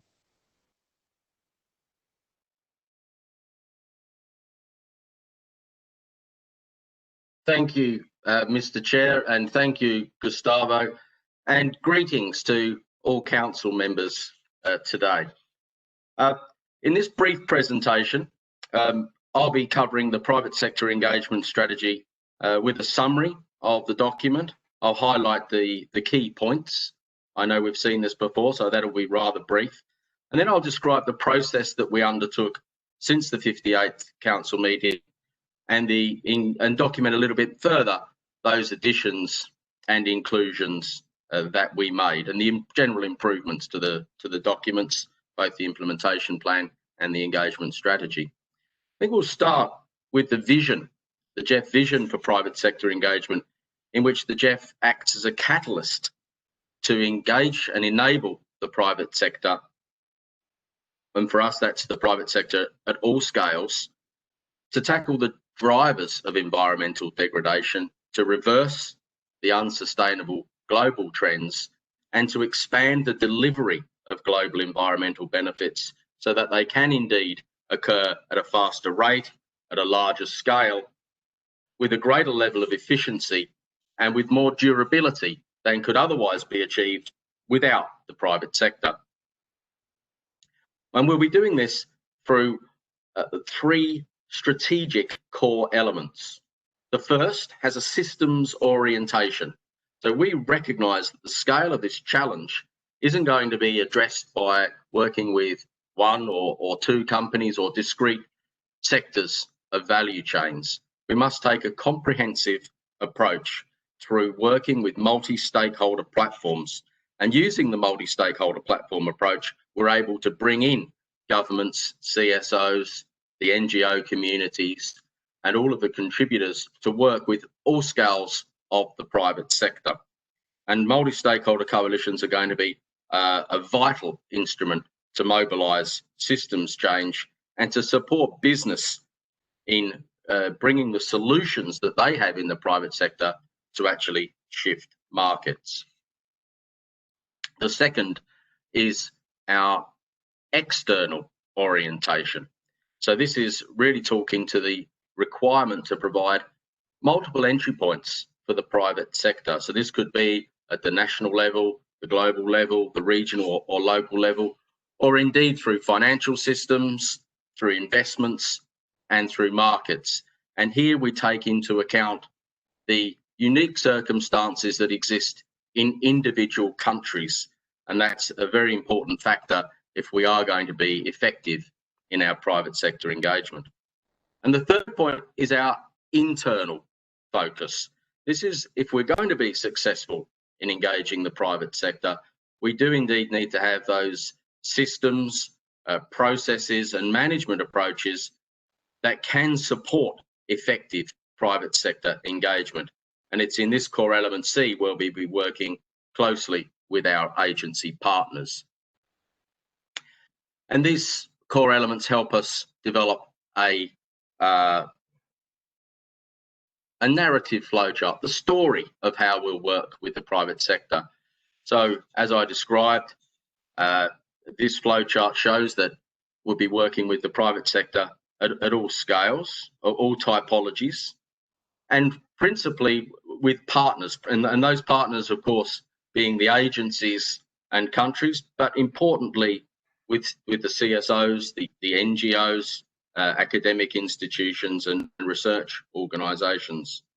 And historically, we've worked through a financial modality of engagement. In this PSES and the implementation plan, we're seeking to widen that approach to really take into account the broader range of contributions that the private sector can provide to the GEF portfolio and projects and deliver results across the focal areas.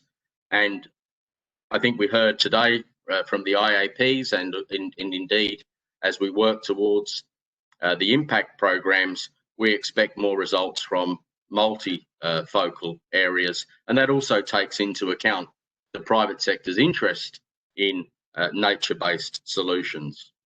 And then in alignment with our vision that these results and outcomes will be delivered at a larger scale with more efficiency and with greater durability than could otherwise be achieved without the private sector.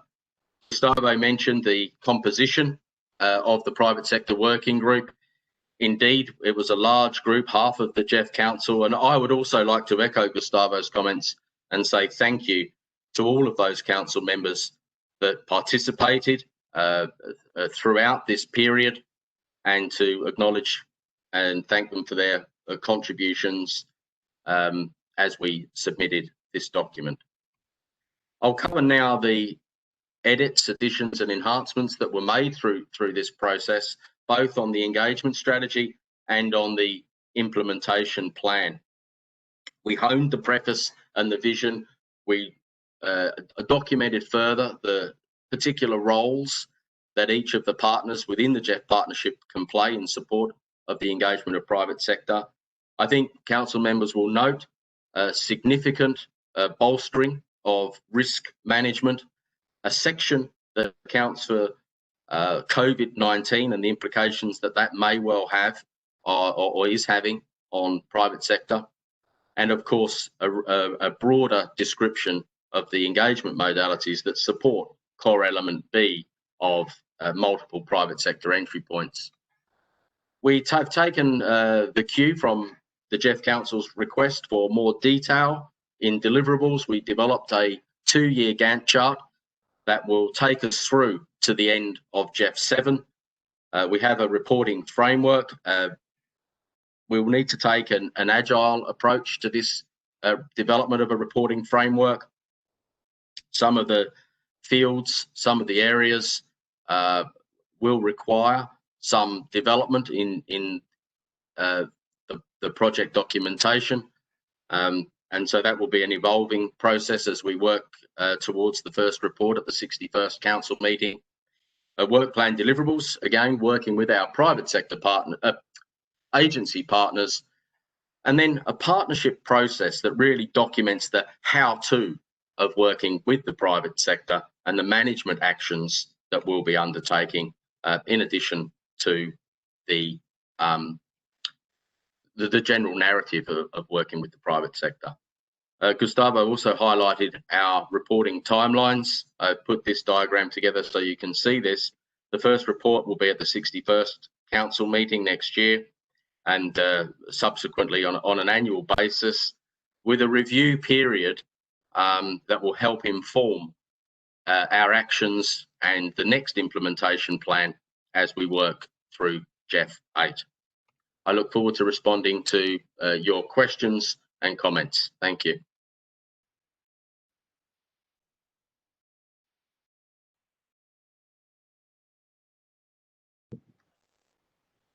Thank you for that a very good presentation, Matthew, and I will want to echo your comments on thanking all the many different council members that worked hand in hand with you in the development of this private sector engagement strategy. So I would like now to open the floor for questions and comments. Our Secretary, William, will help us with the list of speakers. Over to you, William. Thank you very much, Mr. Chairman. I give the floor to Sano from the CSO Network. Thank you very much. And this is, again, a great honor for the GEF CSO Network for this opportunity. And I also want to thank for this much more improved version of the private sector engagement mechanism. After the comment in 2019, the December, and then June, and then also we had a very good meeting as a preparatory meeting before this council meeting with Matthew. So that is very good, and we found very cooperative and very collaborative. So we could make our comments, and we see there are some good progress. And in the implementation plan before we did not have, but now we have this implementation plan. Thank you. So there are some opportunities for improvements. One is, like, as this is the beginning, very particular initiative, the engagement of the private sector. So we should have a baseline, and we should have a target. And that baseline should have sex disaggregated baseline, so that we know what the progress is having, what are the targets, and how we are going. If we can do this one, then we can do, based on our experience of the GEF, we can do something outstanding that no other institutions did before.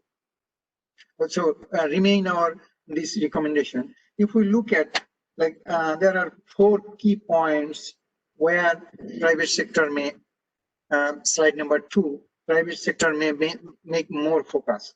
So we should have very common indicators for those particular elements, and that can help us to see what the deliverables are.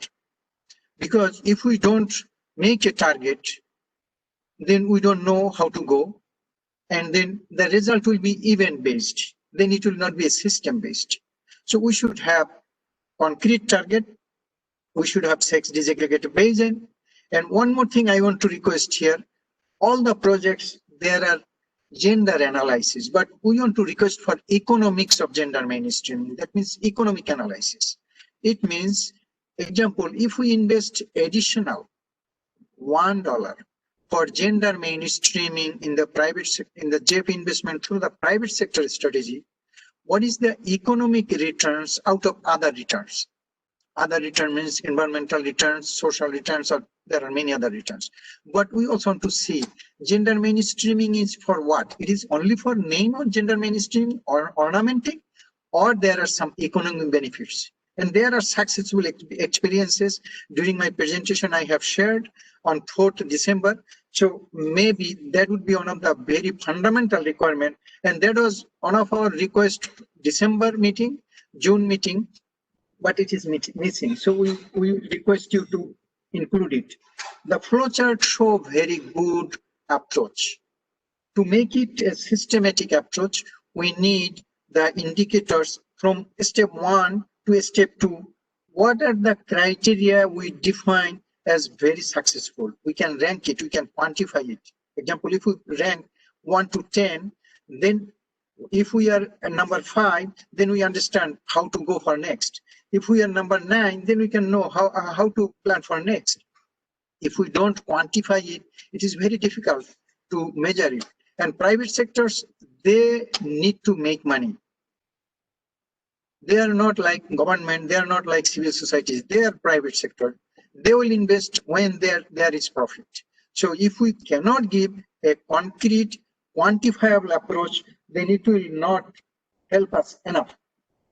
And then the last point is there is working group with a good number of council members. I would like to request, please include at least one civil society network representative so that we can make our comments during the preparation time, rather than more comments come when you present already. Thank you so much. Thank you everyone again. Thank you very much. Tom from Canada, you have the floor. Buenos dias, bon après-midi, good evening everyone. Je suis d'accord avec Alain sur la nécessité de respecter notre politique linguistique. I agree with Alain on the need to respect language policy, and I think that's enough for me today on that one, because you have put it into the minutes. Just to let you know that the Multilateral Fund for the Montreal Protocol used UN Interpret if you need to figure out how to do that. You also know Canadian priorities of gender equality, poorest, most vulnerable, SIDS, LDCs, the importance of agency and contributions of Indigenous peoples and local communities. Also innovations and partnerships for nature, and of course, results. Like Carlos, 2021 is the year for climate and nature. We need to finance nature at scale. That's why I like his opening remarks. Protect 30% of land and sea by 2030. Also about the 1.5 degrees Celsius, and having everything, looking at everything with a green COVID response lens. We need to rebuild better and greener. We need to fight COVID. The recession, climate change, biodiversity loss as a single agenda, as the UN Secretary General said. And we in Canada think that this is a project for all of humanity. That's why we need to think about, speaking language that includes everyone. Anglais, Francais, Espanol, and also the value system of the private sector, philanthropy, and also the public sector. That's why we really like the fact that we are now arriving at a stage where we could support the private sector engagement strategy. And I was privileged to have contributed a little bit to it. And we have only two comments that may be helpful in implementing this particular strategy. One is the GEF may want to consider leveraging the UN Global Compact and perhaps its relationship with the World Economic Forum to bring in additional private sector entities, big and small, to basically deliver this whole of society agenda to rebuild better and greener. The other idea that could be useful is that we have to somehow weave this particular evergreen strategy into GEF 8. Strategy is one thing, but concrete initiatives, results, and so on is another. And we need to make absolutely sure that following endorsement of this particular strategy, we think through how we can translate the ideas into bankable partnerships, innovations, in essence, just helping the world rebuild better. Thank you. Thank you very much. Gerard from Mauritius, you have the floor. Thank you, William. So I would like, first of all, to thank management and council members for this private sector engagement strategy. We know GEF appetite to engage with the private sector and the strategy being developed, while the need to diversify GEF financing structure and leverage private sector financing is understood. It is also important to ensure that GEF remains, first of all, a means of financing for implementation of projects related to the principal environmental conventions and achieving the targets in a substantive manner. We are of opinion that resources mobilized for private sector windows should be kept separate from the existing funding stream. Grants remain necessary to establish the capacity and enabling environment through technical assistance that can trigger greater and more sustainable investment by the private sector. Sequencing of financial flows is also of critical importance.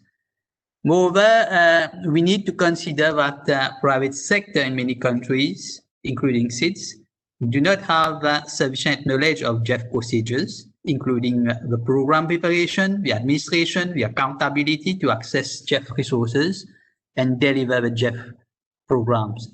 So I think that we'll need to maybe prepare a good capacity building plan if we are going to engage with private sector.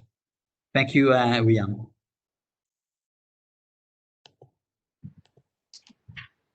Thank you. Tanya from Finland has the floor. Thank you. And thank you very much for the presentation and for the work of the working group. We have 3 points to make. First, we support the alignment of the private sector engagement strategy with guiding policies and standards. Inclusiveness of the strategy is very important, and we look forward to seeing the first report on implementation, including on inclusiveness. Second, we think it's now important to start the implementation in order to feed into the replenishment discussion. Considering that the implementation plan is broad and limited in time, we would like to success to take stock in 1 year's time and, if needed, revise the strategy. And third, in future reporting on the implementation of the strategy, we would also recommend to focus on the connection between the implementation plan and the GEF focal areas. Thank you. Thank you very much. Marita from Sweden has the floor. Thank you, and thank you to the Secretariat and to Matthew for the revised strategy. We think it's a clear improvement, and we are ready to approve it at this council. We believe, however, that there's more work to be done on the private sector, and we would like to come back to this during the GEF 8 replenishment. We'd like to have a review of the private sector work and during GEF 8 and look at possible proposal to update the strategy to include both goals 1 and 2. As you know, Matthew, we wanted to have a more comprehensive strategy with both goals, but I think for the time being we are satisfied to approve it at this meeting. Thank you. Thank you very much. Pavich from Thailand has the floor. Thank you very much. First of all, I'd like to thank you, working group, and Matthew for the revised strategy. On behalf of the East Asia constituency, we would like to raise just 3 points. Firstly, due to the impact of COVID pandemic, we are very concerned with the readiness and willingness of the private sector participation in GEF project and activities. Secondly, we think that we should bring in small and medium enterprise to participate in the GEF project.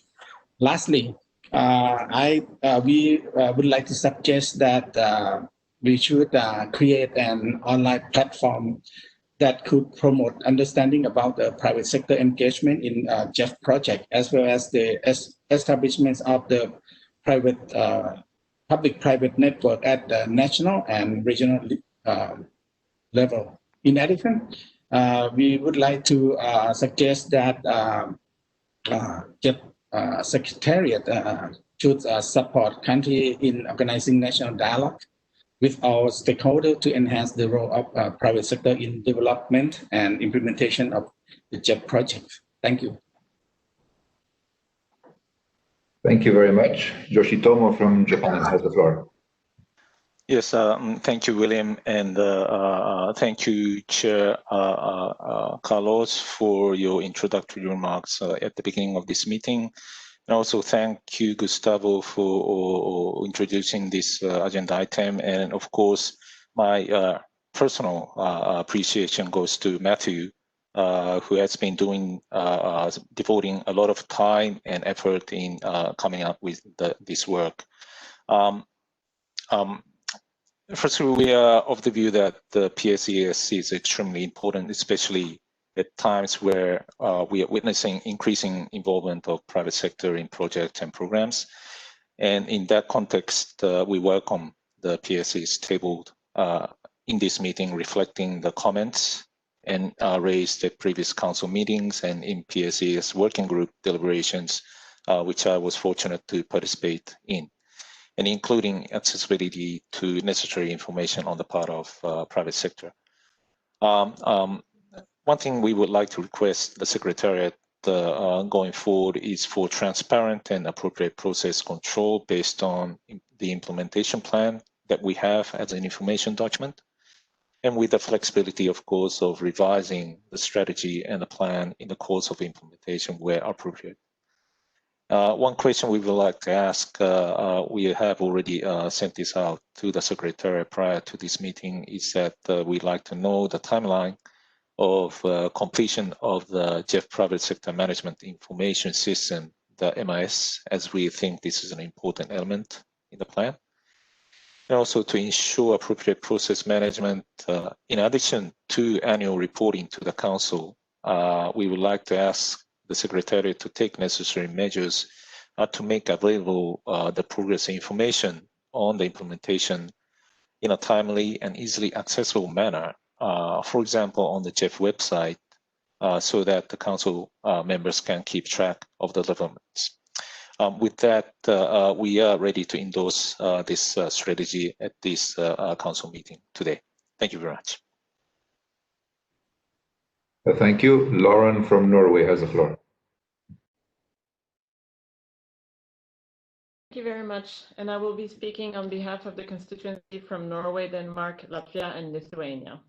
First of all, we would like to thank the Secretariat for the important work that has been put into developing the strategy and also the implementation plan. We were happy to be part of the group, so we've seen the progress that has been made from the first drafts.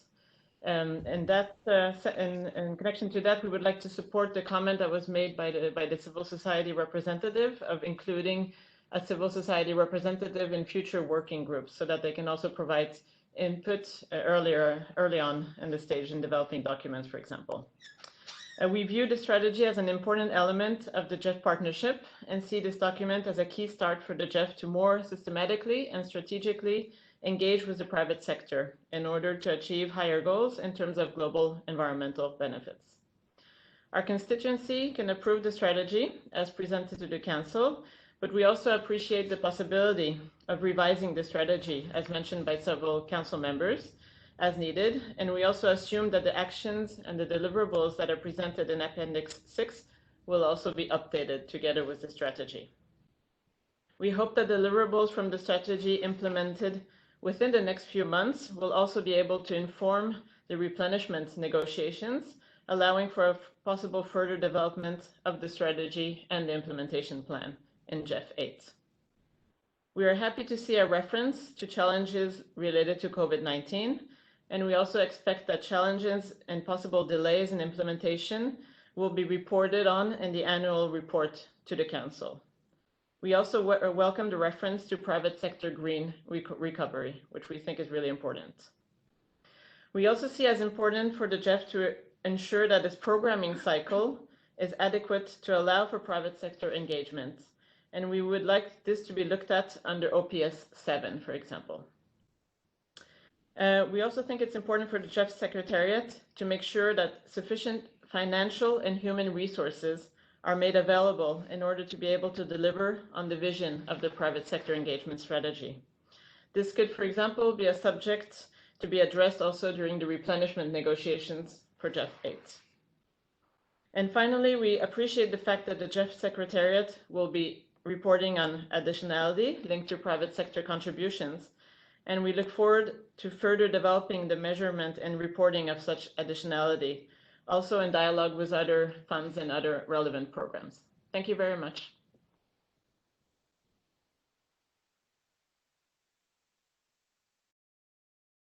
Thank you very much. Cordula from Germany has the floor. Thank you, William. Thanks to Gustavo and Matthew for the presentation, and thanks also to the Secretariat and the working group for revising the private sector engagement strategy in line with the Council's feedback from last time.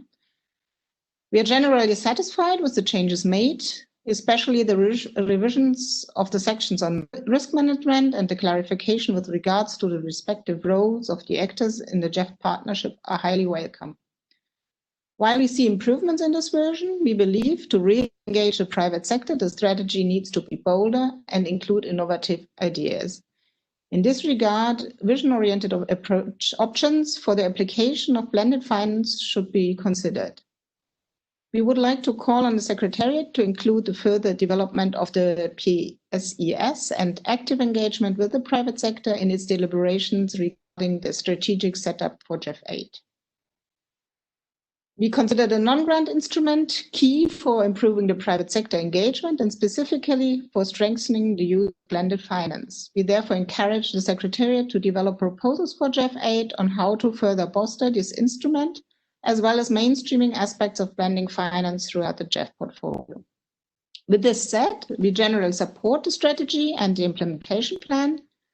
However, given the need to further strengthen the private sector involvement, like others, we consider the strategy as a living document that should be open for regular updating in the context of the reporting system as presented, as well as in the context of strategic discussions in preparation to GEF 8. Thank you.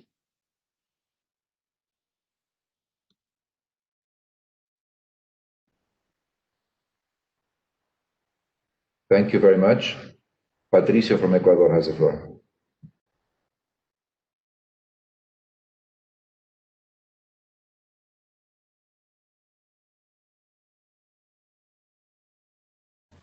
Thank you.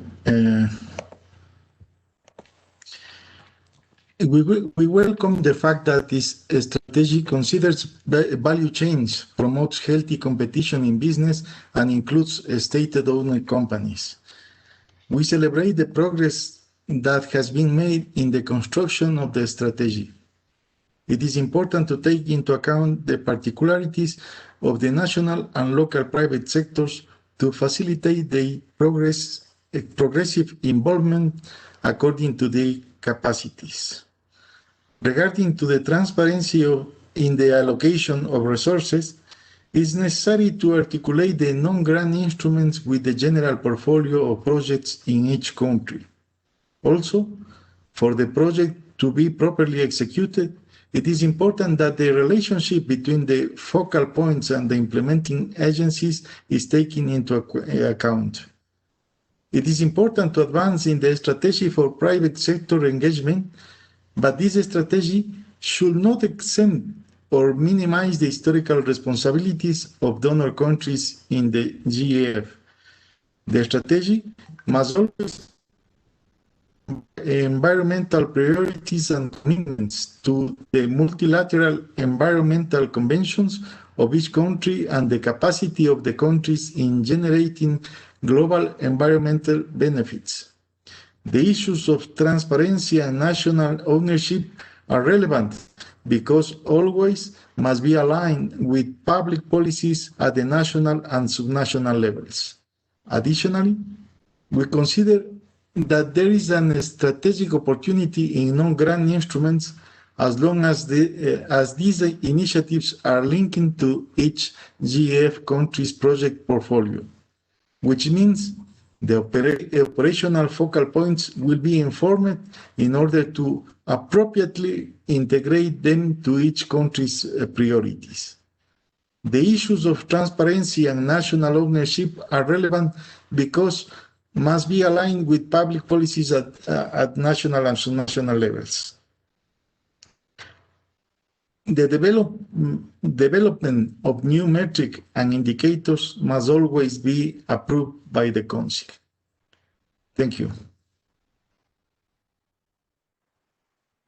Thank you very much. Mette from Norway, followed by Anna from Philippines. Mette, you have the floor. No, sorry, William. I've already spoken on behalf of Mette. Thank you. William, maybe you skipped me.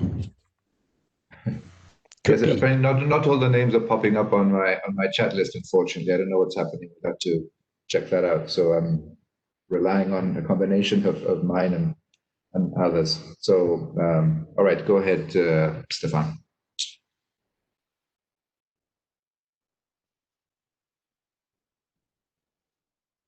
Thank you. Thank you, William.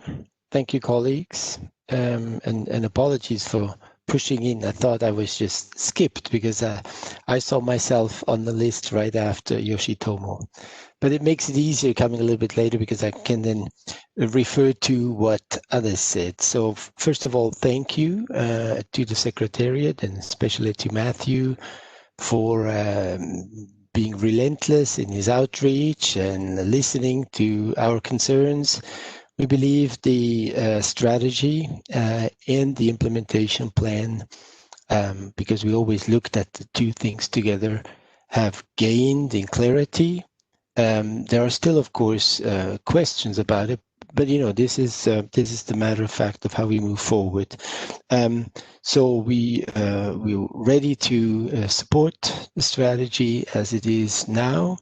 We just would like to highlight a few points that we believe are important to us. One is to have a proper monitoring system in place so that the experience that we gain in the initial phase of the private sector engagement strategy and implementation of the strategy can enrich and enlighten the GEF 8 replenishment negotiations. And another point that is very critical to us is the private sector is a very different animal depending on who you talk to. From our constituency, we had the clear signal that they would like to have a simple how to engage with the private sector engagement strategy of the GEF. So that's a very practical hands-on that would be much appreciated. And finally, I join others that support the idea, the proposal, the request to have a representation from civil society organization also being involved in the furthering of and the implementation of the private sector engagement strategy. Thank you very much. Thank you, Stefan. Anna from the Philippines, you have the floor.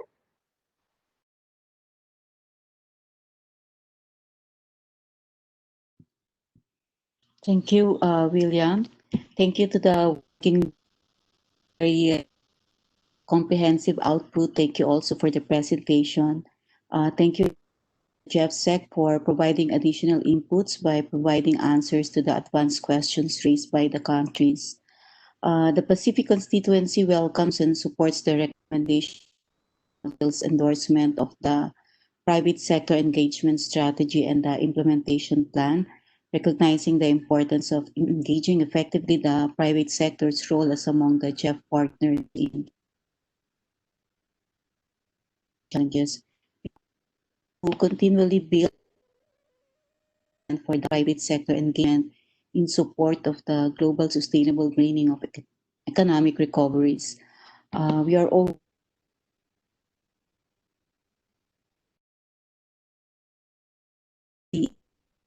the mechanisms to capture engaging the private sector. We propose as the strategy in accordance with the plan, certain focus areas,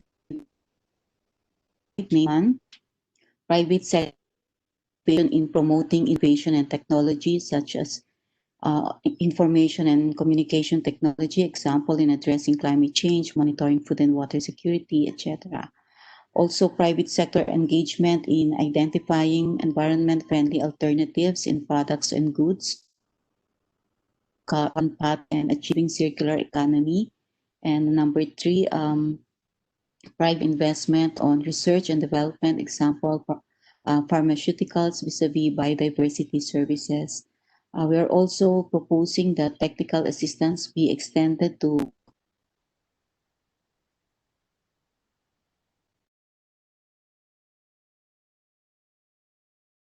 Thank you.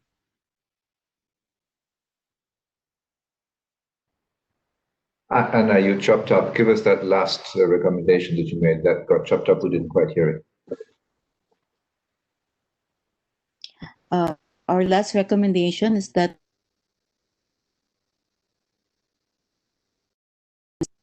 to enhance their capacity.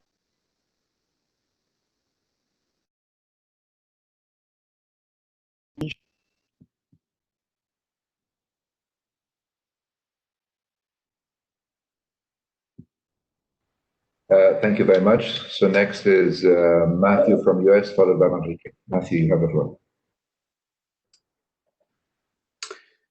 Thank you, William. I'll just be very brief. We welcome the revised strategy and would like to thank the Secretariat, the Private Sector Advisory Group, and the other members of the Private Sector Working Group for their work in developing and strengthening it.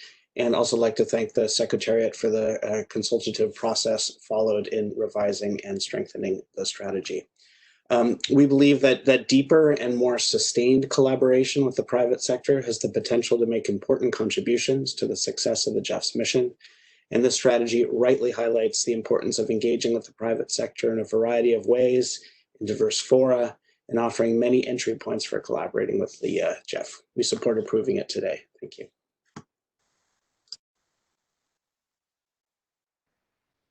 Thank you. Enrique, you have the floor, followed by Chao from Niger. Thank you very much. I will make this intervention on behalf of the constituency of Uruguay, Peru, Paraguay, Chile, Bolivia, and Argentina. We support all the intervention made by Patricio Garcés from Ecuador. With regards to this issue, agenda issue, we have two types of comments. First, general comments. I want to echo Stefan from Switzerland. The concept, if I understood what he meant, the concept of private sector is a very broad one. In many recipient countries, we have an enterprise constituted by one family, sometimes the head of which is a woman. Then we have medium-sized enterprises up to big transnationals. We cannot address them all in the same way.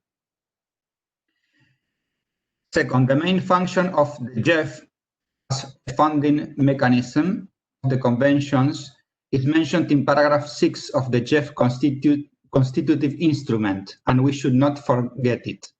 GEF recipient countries receive funding to implement projects on programs and meet the objectives of the main international environmental conventions. It is important that the private sector involvement strategy considers the needs and priorities established by national governments regarding actions to comply with the goals of these environmental agreements addressed by the GEF. In this sense, we consider it is necessary to strengthen the role of national focal points in process with the private sector. In relation to these points, the need for continuous coordination with governments in the entire process of involvement and intervention of the private sector proposed by the strategy is stressed. It is essential that governments and focal points are aware of and informed during all stages of the project cycle of private sector projects that use the non-grant instruments window. The current link between projects that are not grant instruments from the private sector and the participation of governments is weak. We have a concern about the lack of transparency in the preparation of these non-grant projects. Currently, approval of these projects does not require the endorsement of the focal points. And here we have, as example, that we have experienced difficulties in one project approved on last December Council. We learned that the product was being developed. We asked for the product, the project document, and we learned that we were not able to have it as focal points. In this sense, it is essential, again, that the focal points are aware of the non-grant projects of the private sector in all their stages, from the beginning to their implementation, in order to be able to make synergies with other projects and policies that are already in execution in order to guarantee efficient management of both human and financial resources, and avoid duplication of efforts. We have had fruitful discussions with Carlos Manuel on these issues. We thank Carlos Manuel for this, and we appreciate a lot his interest to move forward on these issues. I also want to thank the feedback from Françoise in the former agenda item. I think the country support program could help focal points to get involved. Other tools should be developed as well. We agree that this issue will be an important one in GEF 8. An open dialogue between recipient and donors countries and the CEO as well on this issue would be very useful. We would like to see this working group continuing its work in the next period.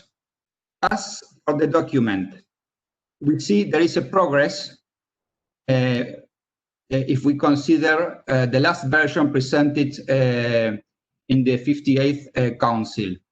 For instance, the affirmation that the STAR mechanism limits or in some way inhibits the private sector participation in projects have been removed. We thank for that.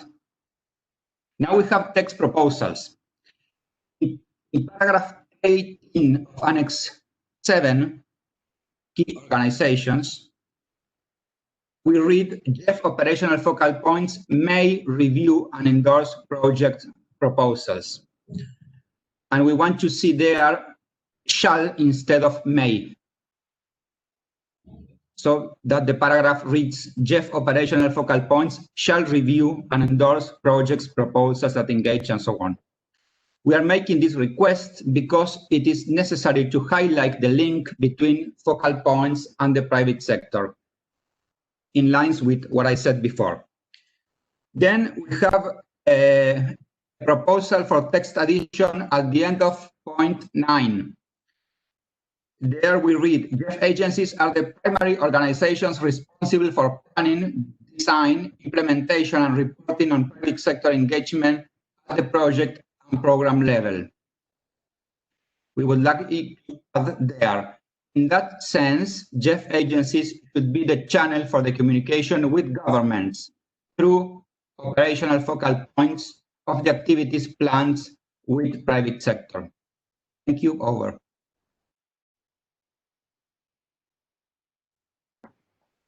Thank you very much. Shaibu followed by Alain. Shaibu, if you're speaking in French, please take it in tranches to allow the interpreter to do his job. Thank you.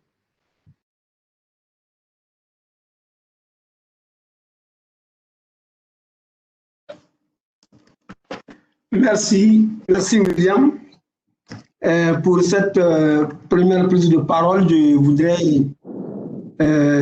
féliciter Carlos, c'était la bienvenue et exprimer en tout cas la disponibilité de ma circonscription pour travailler avec lui.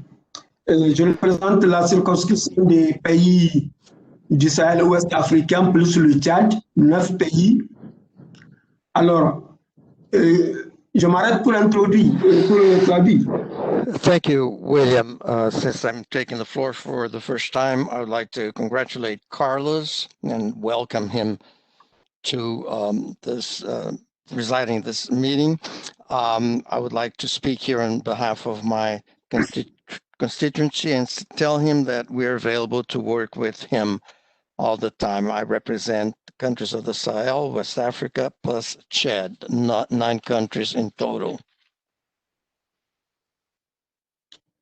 Alors, ma circonscription accorde beaucoup d'intérêt à cette stratégie d'implication du secteur privé, en ce sens que nous pensons qu'elle doit refléter en tout cas les éléments de nos ambitions pour le FEM 8 et aussi renforcer l'effet déclencheur, catalyseur du financement du FEM. Aussi, cette stratégie.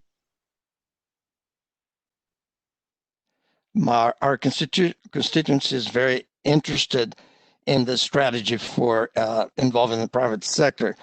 We think that the strategy must contain and reflect the ambitions that we have in terms of GEF 8.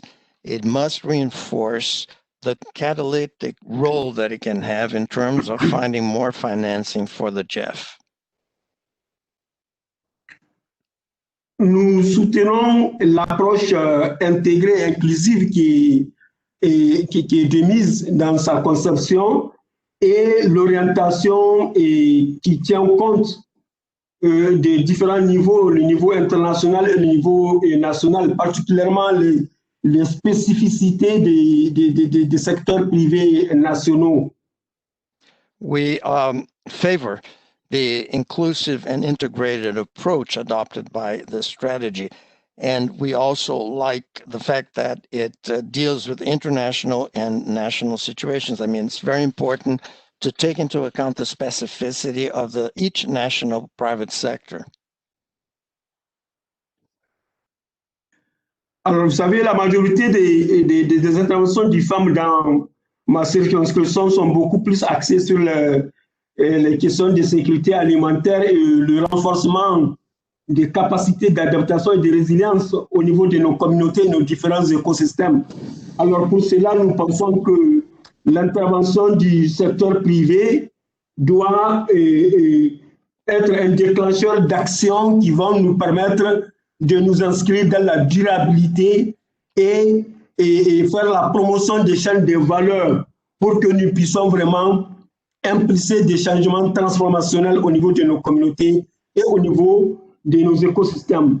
Pour cela, nous pensons qu'il faut faire la promotion des chaînes de valeur et, comme je l'ai dit, verte, une promotion de l'économie circulaire verte dans un esprit de partenariat public-privé. Ça veut dire que vraiment, il faut beaucoup plus renforcer vraiment les capacités des pays, et aussi bien les banques francophones que les promoteurs privés pour qu'ils puissent vraiment accompagner nos différents gouvernements dans cette démarche. Donc, indépendamment de l'aspect opportunité des business, je pense qu'elle doit avoir un rôle incitatif dans nos pays pour que les interventions du FEM puissent non seulement contribuer au minimum à faire face aux enjeux de développement de nos pays, mais aussi faire en sorte que les interventions du FEM soient durables et puissent régler les questions de vulnérabilité de nos communautés. Je vous remercie. We also think that the aim and intentions of the GEF must go beyond food security. Adaptation, resilience must also involve our ecosystem. And when it comes to the private sector must act in a sustainable way. And we must also reinforce our value chains. And it must have, the strategy must have a very changing and innovator approach to our ecosystem. So we think that yes, must be promoting value chains, but also must be promoting green economies for our countries. And all that within the framework of private-public partnerships. And the GEF must reinforce the capacity of our focal points and also promote the private sector. So the private sector works hand in hand with the government, and it must go beyond creating more business opportunity. The GEF must take into account the development issues that our countries have, and its intervention must be sustainable. Thank you very much. Alain from France, followed by Marta from Spain. Alain, you have the floor. Thank you very much. We thank the GEF Secretariat and the Private Sector Advisory Group for their work in elaborating this private sector engagement strategy. We welcome the document and appreciate the substantial changes in the document compared to the initial versions presented in the 7th Council meeting, as well as the integration of comments expressed at the 58th Council meeting. We're very supportive of this effort and believe it should be accelerated and further deepened, also in light of the upcoming replenishment discussion. Yet, looking forward, we have the feeling that some central issues remain insufficiently addressed and need to be reinforced to ensure successful rollout of the strategy. First, we regret that the strategy still quantified elements on the current situation, on the growth potential, and on the targets we should aim at in terms of private sector mobilization and catalyzation. Second, we believe that the question of additionality is not sufficiently addressed throughout the paper, while it is essential to define how and where GEF should engage with the private sector. Third, in order to prepare the rollout of the proposed action plan, we would need further information on the implementation timeline and key milestones, as well as on the required resources and competencies. Fourth, and as previously mentioned by some of my colleagues, we also expect a robust monitoring and reporting system to track and measure the progress made. Last but not least, we need to keep in mind that the private sector universe is very diverse and not homogeneous. If we want to attract private sector investors, we should work on the specific value proposition we can offer them and on tailor-made business cases. Therefore, it could be very useful as next steps to start working on tangible business cases, focusing on specific countries, sectors, and projects with possible private sector partners. Thank you very much. Thank you. Marta from Spain, followed by Paola from Italy. Thank you. And thank you for the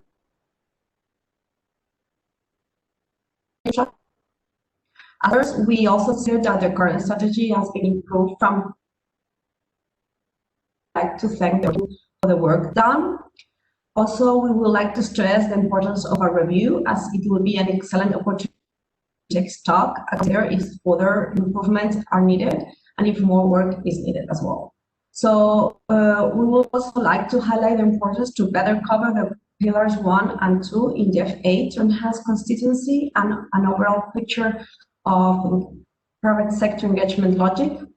And finally, regarding South America, on the focal points, it seems quite adequate to us, and we would like to appreciate for further comments on.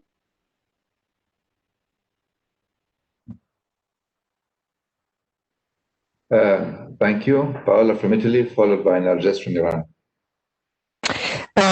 Thank you, William, for giving me the floor. And since this is my first time during this council meeting, let me just welcome and congratulate Carlos Emanuel for his first council meeting. Thank you also, Matthew, for your excellent work in leading the working group. I was part of the process. I think the final draft looks considerably better than the initial one. During the discussions in the working group, we especially underscore the importance of the notion of additionality as a key principle for engagement of the GEF. I'm glad it was strengthened in the text, although I think it should have come out even stronger as a core principle. In any case, we expect it to be discussed for all the projects that will be proposed for GEF consideration, and it will be reported upon appropriately.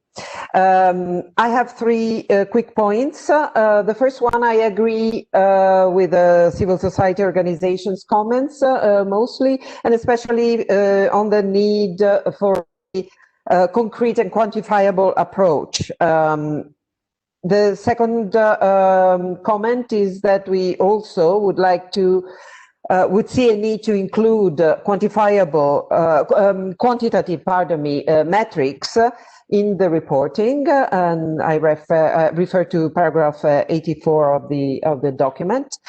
And finally, we concur on the importance of information and outreach. And here I would just echo Stefan's comment on the need for a simple how to make business opportunities with the GF known, and also to tailor the GEF support to local needs and local circumstances. And here, let me just say that we expect the GEF not to shy away from the most difficult and vulnerable and fragile situations, and to also try and reach out small and medium enterprises. With these quick comments, I am happy to express my support for this private sector strategy, in the understanding that this, in fact, remains open for regular reviews and updates. Thank you, and over. Thank you very much. Now, Narges from Iran, followed by Kiangu from China. Thank you so much. As a member of working group, I would like to deeply appreciate Matthew for very sincere and patient efforts. I emphasize the importance of the role of the private sectors as the auxiliary arm of government. So I think this strategy will help to strengthen work between the government and these sectors. Here, I would like to support approval of the PSE's decision. At the end, I would like to support the comments by the CSO about the membership, the civil society to this progress. Thank you so much. Thank you very much. Kiangu, you have the floor, followed by Ben from the UK.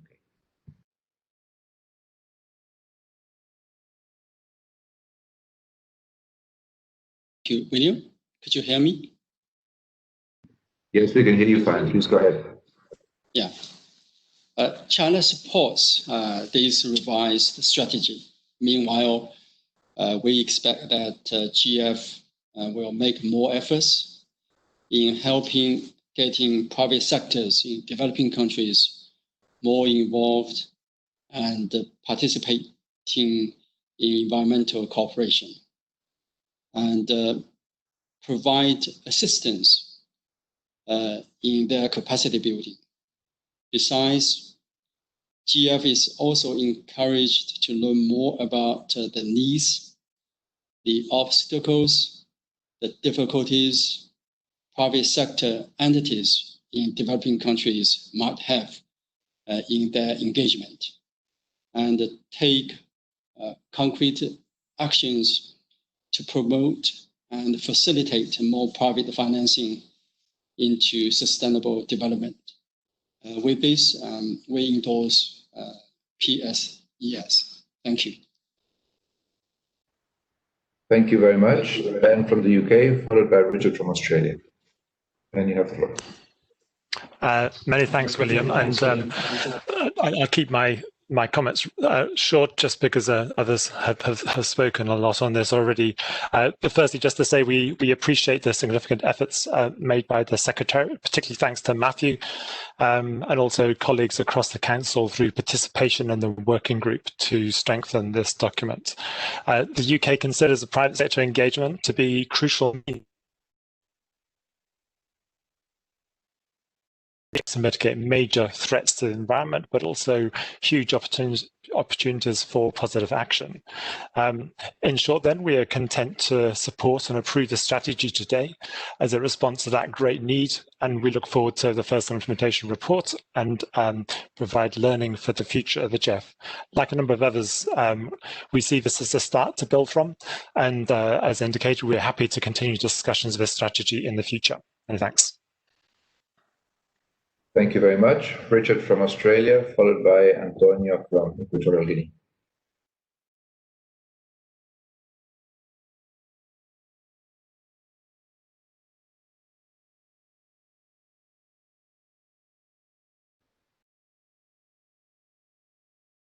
Richard, are you there?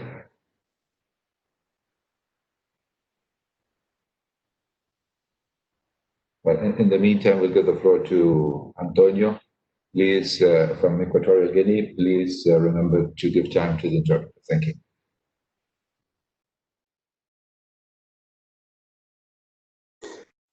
Muchas gracias. ¿Oyen? Yes, sí, te oímos bien. Muchas gracias.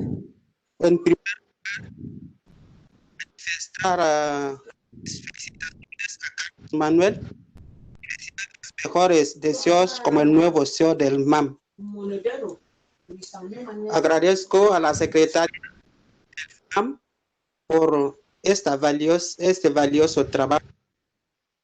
Apoyamos esa estrategia del sector privado en nombre de los países de la África Central, Burundi,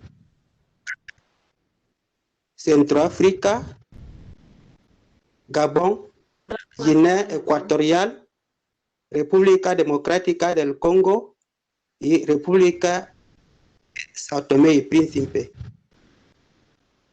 Nos interesa que es conveniente que haya entre las prioridades del MAM, las prioridades de los países beneficiarios, así como las agencias de implementación.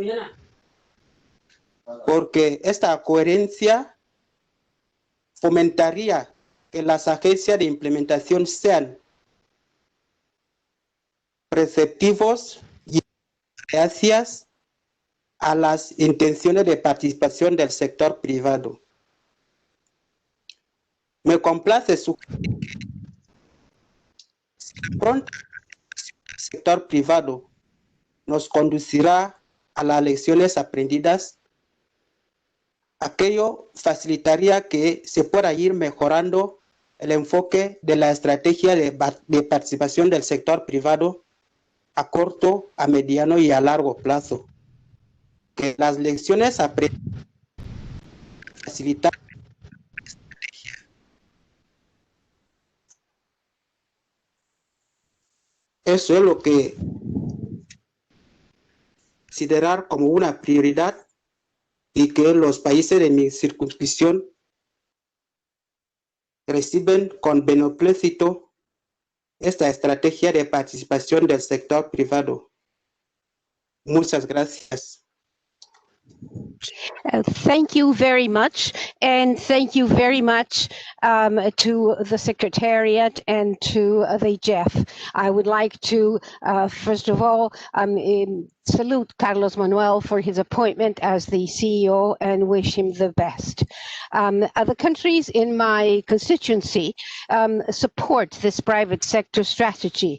The countries in my constituency are Burundi, Central African Republic, Gabon, Equatorial Guinea, the Democratic Republic of Congo, and Saint Tome and Principe. We think that an important thing will be to make sure that there's coherence between the priorities of the countries and the implementing agencies and the GEF that will make us more receptive to the private sector strategy. Also, it's important to incorporate the lessons learned to improve the focus. I think that this will be good at the short, medium, and long term. The lessons learned, when incorporated, will make for a better strategy, and also the priorities of our countries should be incorporated. Having said that, I would like to say that we are very happy to support this private sector strategy. Thank you. Thank you very much. And now back to Richard from Australia.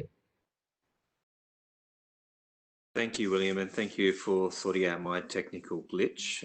Thank you, Matthew, for your work in pulling the private sector working group together and the GEF Secretariat, and thank you for the working group members in the efforts in significantly strengthening this document. We are very supportive of and endorsing the engagement strategy. We see tremendous value in strategically mobilizing greater private sector engagement, and we see significant value in more broadly to the GEF through more effective partnerships. We recognise that the strategy is quite ambitious, so we'd like to see that there be future reporting on how that's tracking and any issues associated with its implementation. But we are strong supporters of its implementation. Thank you. Thank you, Richard, and finally, Komlan from Togo.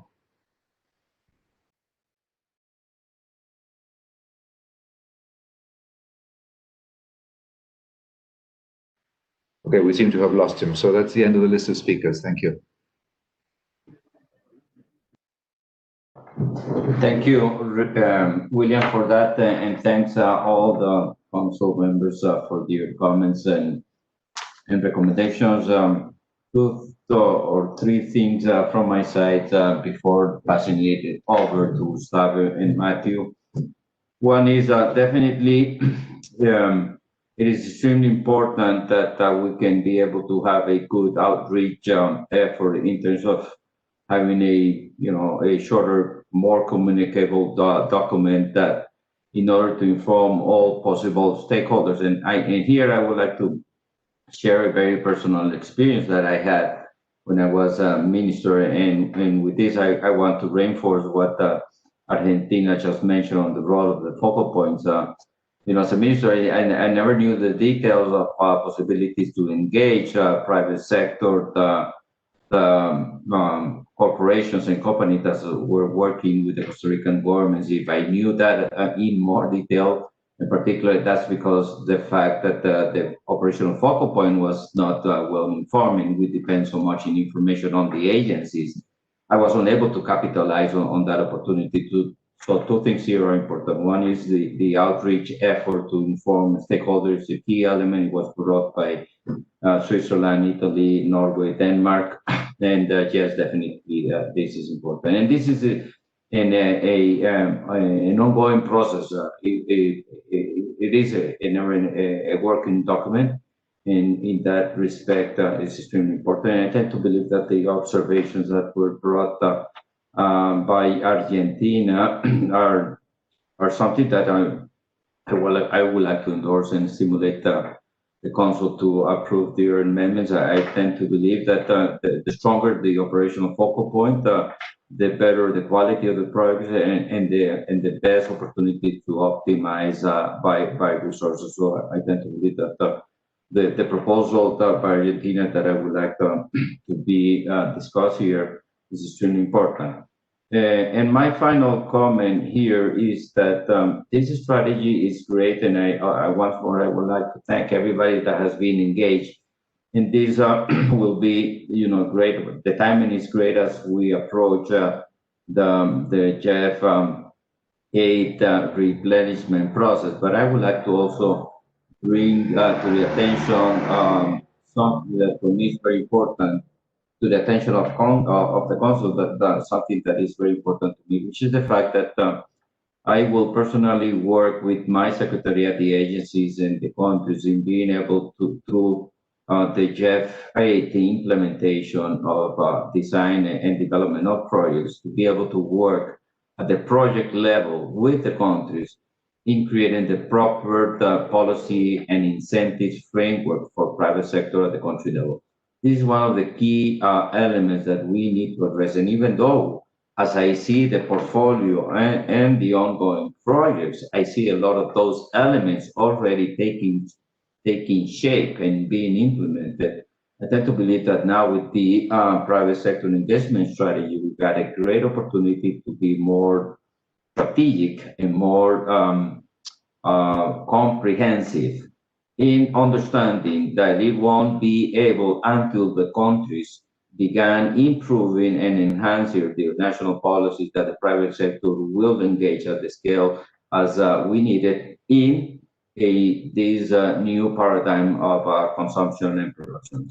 And one of the biggest challenges that we have is to level the economic playing field, going from perverse incentives into positive incentives, going from perverse framework that doesn't reflect the negative externalities on how we produce and consume into a very positive one, which is the way by which we can enter into this other paradigm of the circular economy. So being able to reflect all of these elements throughout the future project development in GEF 8 is something that I do have a lot of interest in, that I will be working, which will be, a key element of how the private sector, how the GEF with the countries can help fully engage the private sector in green businesses. And the other element that I also want to highlight is the fact that we always tend to see the non-grant instrument as an instrument for the private sector. It can be a good mechanism to finance to the public sector. Once more, if I knew governments can access these very interesting financial window, I would probably, as a minister, will be able to make most of that based on the fact that many governments can access resources under this financial scheme in a way that very much can complement what we do through the star allocation and to the impact program. So being able, and I tend to believe that Argentina's proposal to strengthen the operational focal point can help us bring on board more private sector to the non-grant instrument.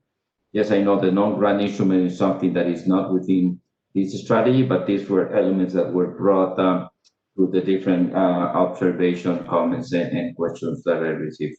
I'll stop here and I'll pass it over to Gustavo and Matthew so they can, address the many different questions and comments that were presented by council members. Thank you. Well, thank you very much, Carlos Manuel, and thanks to all the council members who contribute views and suggestions, which we, for the most part, agree entirely. And also thanks very much for what we heard as being a universal endorsement of the strategy, the private sector engagement strategy going forward. Of course, with the with a view of revising it as needed and considering it a living document, particularly given that we are approaching the GEF 8 replenishment cycle, and this will need to be revised no matter what, and we need to figure out what's the best way forward on many of these suggestions. We heard that there is a great appetite for information that is quantitative in nature, that we can follow and accompany and monitor the progress of the strategy through objective means, and of course that's indeed the desire, particularly with the implementation plan and the monitoring report. We wanted to make it as best as possible. Also, the engagement in multi-stakeholder platforms that in a lot of ways has started already. We didn't have up to this point the council's blessing to take this to another level and to expand and formalize many of these multi-stakeholder platforms that have the private sector engagement well articulated and also well understood in regards to the GEF. One of the things that we heard quite a lot, and I haven't heard in this discussion, but I'd like to also to give a big thanks to the private sector advisory group that also provided their time and expertise to this strategy, and they made this point very clear that at large the private sector doesn't know the GEF, doesn't know the potential of the GEF, and therefore with this strategy now hopefully approved, we'll be able to do this in a much more systematic way. We also take the point about being very careful to assess additionality in our work as we move forward, and that's going to be a key variable in our decision to get into engagement with the private sector. I also heard that there is a great appetite to involve the private sector strategy in COVID-19, and of course, if we come to think about it, there's no green recovery without a robust and vibrant engagement of the private sector. Otherwise, we won't be able to do that in a major way. Also, the question about involving the focal points, Carlos Manuel already responded to that point very well. Just like to highlight that the endorsement and engagement of focal points with projects, it's in the policy on project cycle management, so that's already captured there. So let's also keep that in mind. And the CSO involvement in the working group, I think that's something that of course we welcome quite a lot. With this, I'm going to pass on to Matthew, if you allow me, Carlos Manuel, for any other specific responses to this. Matthew? Thank you, Gustavo, and thank you for that comprehensive coverage of the many questions and level of interest that we had from council members. I would like to underscore a couple of key points, and that's over the past month or so, indeed throughout the year in our consultations with OFPs and constituency groups, we recognise that there is a need to provide additional resources and support there. So as part of our core element C, how we'll be more organised internally, we've documented at a high level some of those aspects that we expect to undertake in support of this.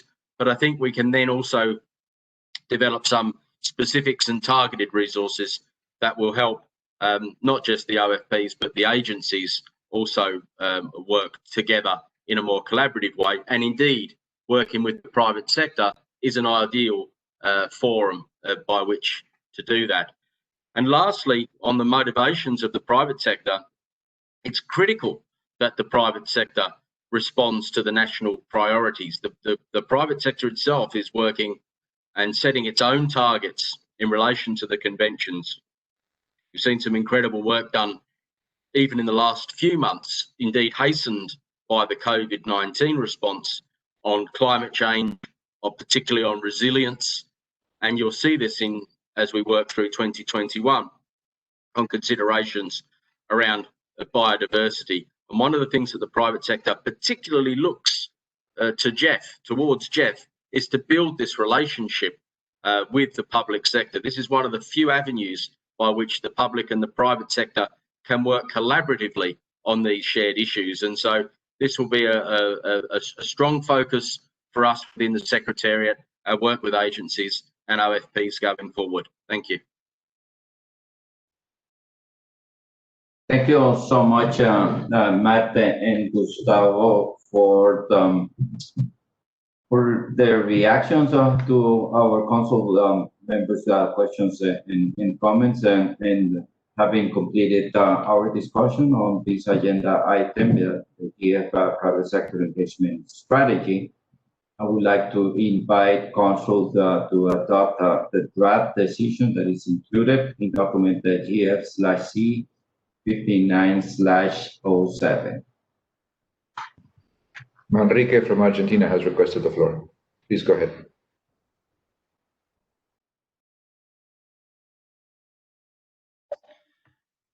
Thank you very much, and thank you, Carlos Manuel, for your feedback, and thank you to other council members also.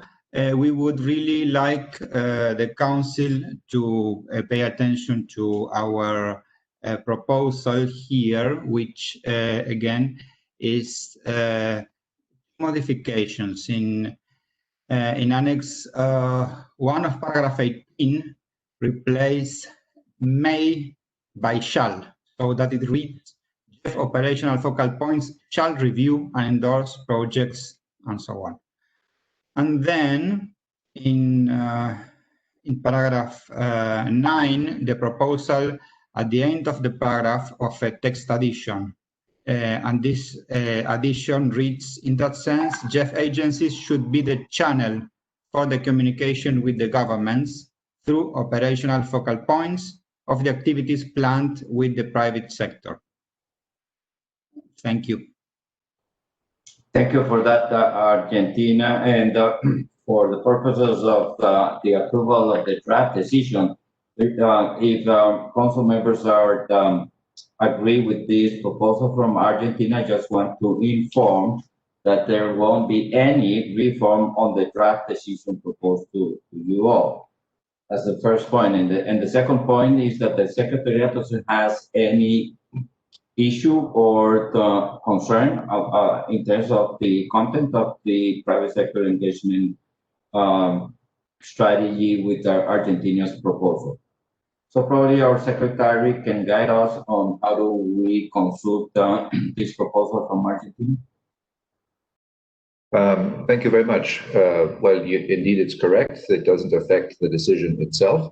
And if the proposal from Argentina is accepted, we will issue a rev document and put it on the website.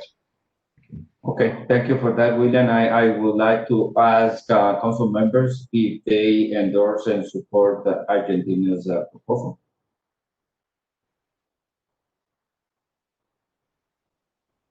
Okay, thank you so much. I give this as a positive sign to Argentina. So we agree on the yes. William. Ben from UK has requested the floor. Please go ahead. Yeah, many thanks, William. Sorry, yeah, it would be great to, I mean, maybe to see the suggestions, revised suggestions from Argentina first. I mean, you know, I think like many other people here, we're very keen to see this strategy approved this time. I think, but it'd be great to see that revision before we just sign that off, to see those changes. As everyone will know, that we went through a lengthy process through that working group in terms of revising the document, and I haven't had opportunities to do that at that stage, so it'd be great to be able to see this before we just sign that one off. Obviously, it's a little bit more complicated in this virtual setting, so it'd be good to see that first. Many thanks. Thank you very much. Comlan from Togo. Oui, bonjour. Je viens faire écho à la proposition de Manrique par rapport au texte qu'il vient de proposer pour mettre un accent sur le rôle principal que doit jouer les points focaux dans ce processus d'intégration du secteur privé parmi les bénéficiaires du FEM. Merci. Good morning. I just want to echo what Manrique said about the text we're examining. I mean, we need to emphasize the role of the focal points in this process within the GEF. Thank you. Thank you very much. So what we can do, Mr. Chairman, if you agree, is that we will type this up and send it around by email for everybody to see it, and we can come back later on or first thing tomorrow morning. Okay, thank you for your guidance on this, William, and we will do exactly what you're recommending. So we will share the information with all council members, and we will see at the end of today's sessions if we've got the possibility to bring back this question for approval of the draft decision, or we can do it in tomorrow's agenda. Thank you all. With this, I will close agenda item number 5 and go over the last agenda item, which is agenda item number 16, which is the report on assessment of GEF agencies' compliances with the GEF minimum fiduciary standards.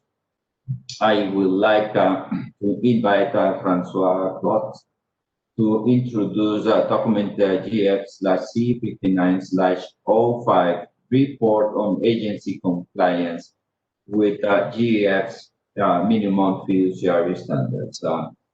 Francois, the floor is yours. Thank you, Chairman. So I would like to now introduce to you the Council document GEF/C59/05 Rev 2, titled Report on the Assessment of the GEF Agency's Compliance with the GEF Minimum Standards.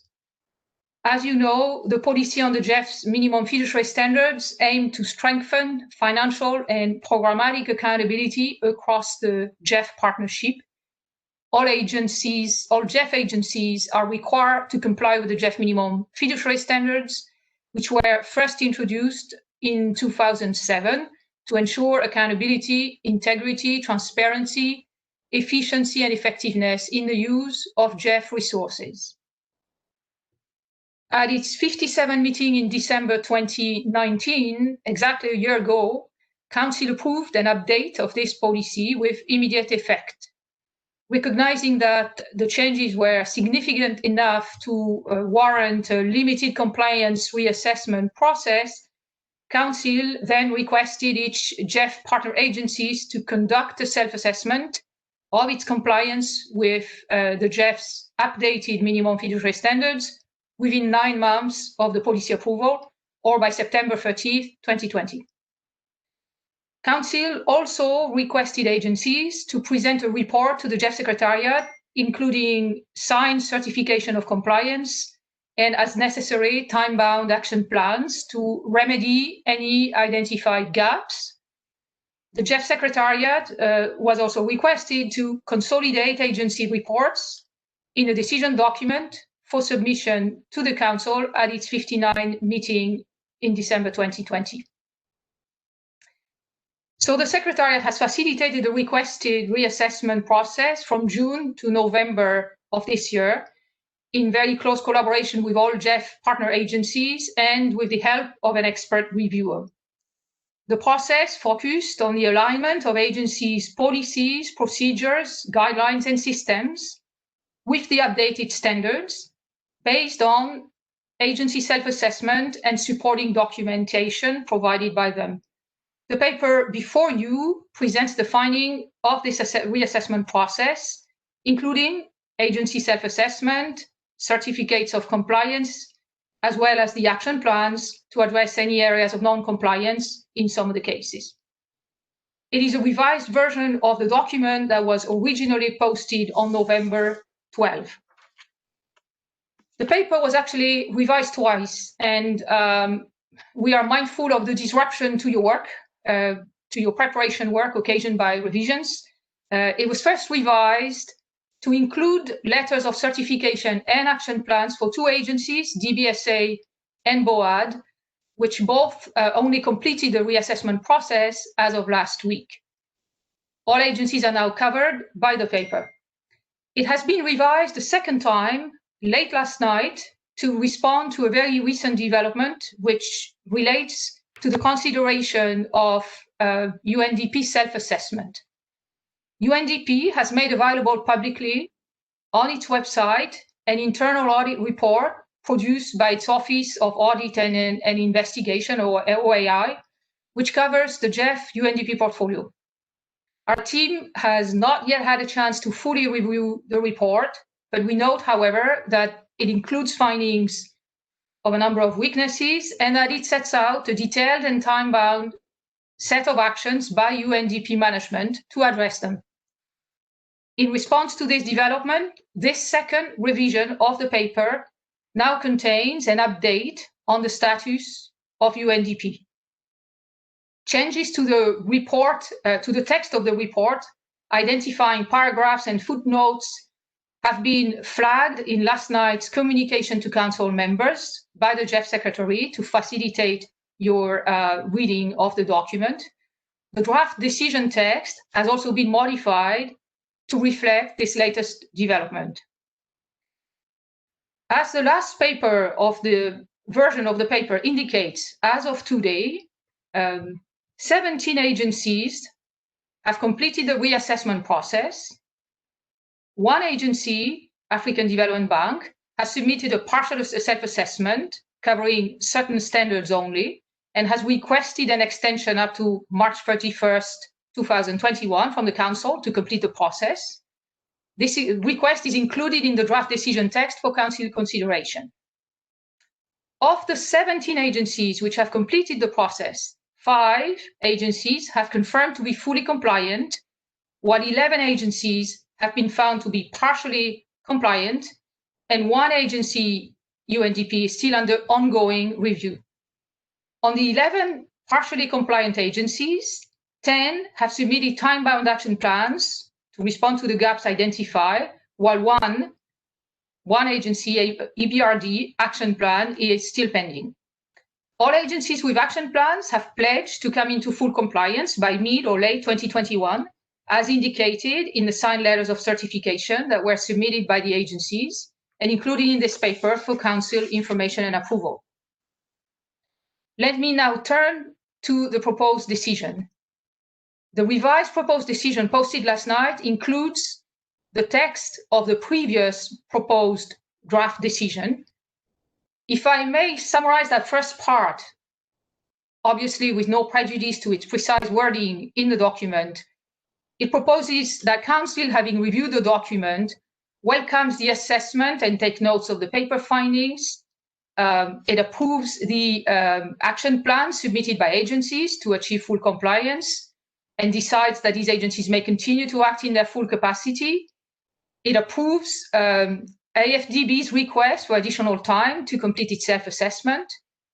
And the Council also defines in the proposed decision the process and reporting requirements of agencies which have self-assessed as not being in full compliance yet, the process and periodicity of reporting requirements of the Secretariat to the Council on progress made by GEF agencies.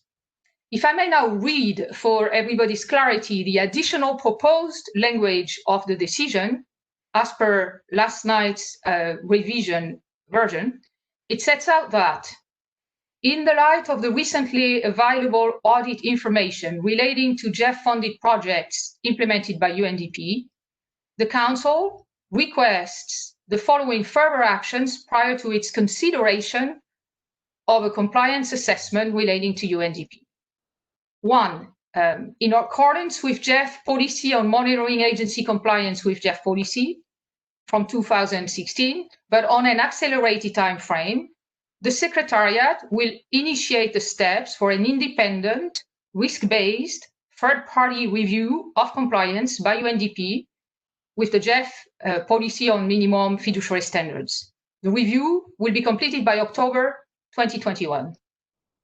2, the review will be carried out by an independent expert or experts as per paragraph 9 of the policy on monitoring agency compliance, and follow the scope set out in paragraph 10 to 12. As one input to this review, UNDP will submit to the Secretariat an updated self-assessment of its compliance by May 1st, 2021. 3, the Secretariat will report back to Council on the results of this review at the 61st meeting of Council in December 2021, with a decision for Council consideration. And 4th, UNDP will provide regular monthly progress reports of the implementation of its high-risk recommendations out of the OAI's audit report to the GEF CEO. The CEO will update Council on implementation recommendations and identify any concerns or delays in their implementation. This concludes the reading of the text of the decision. I would like to thank the agencies for the extensive and diligent work and collaboration extended during the preparation of this paper, and thanks the Secretariat team for their dedication in preparing it. I'm looking forward to reactions and comments. Thank you. Thank you so much, Francois, for your presentation on the report on the assessment of the agency's compliance with the GEF minimum fiduciary standards, and thank you for making the very specific details of the UNDP's case. With this, I would like to open the floor for comments and questions from Council. William, our Secretary of the Council, will be helping us with the list of speakers.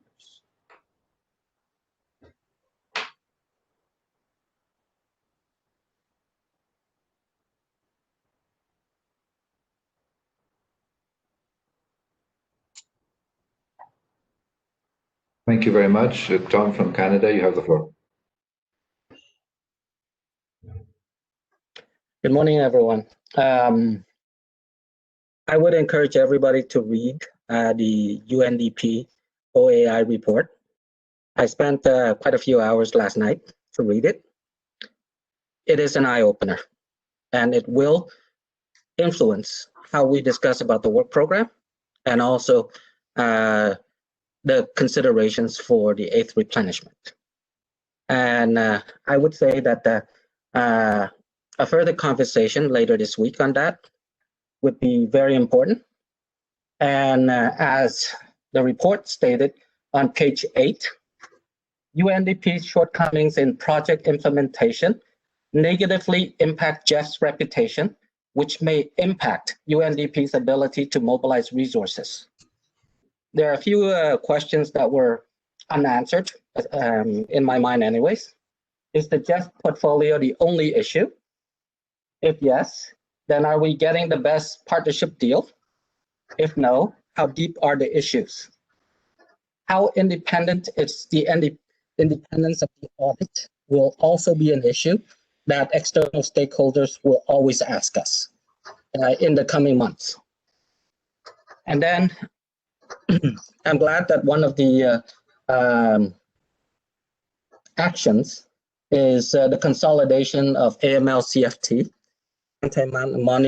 money laundering and combating financing for terrorism, into a single policy. Thank you.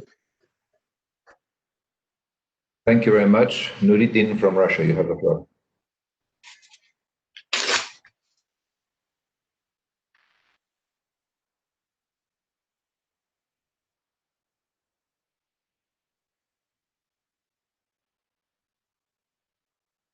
First intervention, let me start from congratulating Carlos Manuel with assuming the position of the CEO.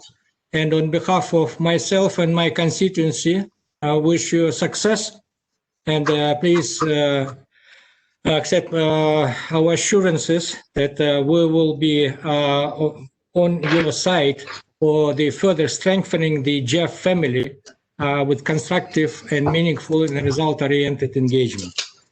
And wish all the participants of today's meeting to be safe and healthy. Thank you. Now, coming to the issue on the agenda. Really, it is very important, and thank you for the report presented. It is really the compliance of the GEF agencies is important for the GEF image and effectiveness of the working and planning and implementing the projects. In this regard, I think that the measures proposed for the recommendation, they are really very meaningful.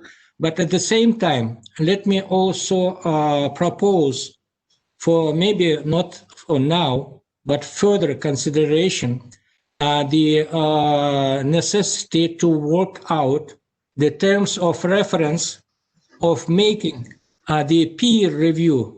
Sorry for my English, but as far as I know, within the OECD, there is a system of the peer review when, along with the representatives of the Secretariat, in our case, it may be Independent Evaluation Office, there are 2 or 3 countries or representatives who are collectively putting up the neutral, not engaged evaluation of these cases, so that we will have very comprehensive, non-committal outcome of the investigation of these processes. And coming to the UNDP, maybe it will sound not usual, but it is, for me, it is very strange that the projects which are being singled out are related to UNDP only. That's why it is very important for all of us to get the proper information, whether it is something which is not related, in fact, with the UNDP actions. We all have achievements, we have mistakes, but when I see to the projects for consideration, they're all related only to the UNDP. Let me doubt that it is only objective, that there is no something which is out of the principles of the GEF. I'm not putting anything to other agencies, but singling out only one agency, it seems very strange to me. Just for example, we also have one complaint for the project implemented in Russia almost 10 years ago. When we made our internal investigation with the engagement of the other ministries, it came out that one of the members of the project who was dismissed from the project team, he started forming these complaints, thinking that he was right and all other more than 20 members of the team are wrong. That's why it needs to be very careful and sensitive, considering all other cases which are related to the UNDP only. That's why I propose not to make it only UNDP centered, but we need to have the system where the GEF will have the relevant terms of reference, how we can cope with the cases which are being considered as wrong cases. And even coming to these proposals, when we are referring to the para number 8 and number 10, we need also to streamline what will be the competence of this, let's call it a commission, temporary commission. What scope of information they will have to access, and how we can treat the outcome of this work. For this, I think that we need to have the legal basis, not only referring to the 8 and 10, but also a full understanding what we'll have in the result and what we'll do with this, whether we'll have some basis for action or just getting as an information for further consideration. As far as I can judge from my knowledge of the GEF legal basis, we don't have such a legal base when we have the full authority for these investigation reports, which are being cited. They're not enough. They're just identifying, but not fully. And again, let us not make only concentrated only on this agency, but let us think about putting up in place the system. Thank you very much.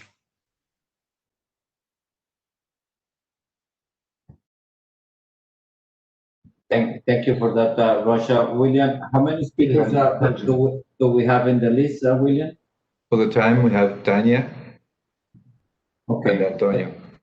Okay, I tend to believe that probably the list of speakers on this very specific subject will be long, and probably we may have various interventions by the same council. So I tend to believe that in terms of the logistics of this conversation, we will probably take five speakers, and we allow Francois to intervene, and then another 5, so we can be able to respond to them. Otherwise, we would probably have a long list and ourselves responding at the end, and we may lose some important issues or expectations from our council members.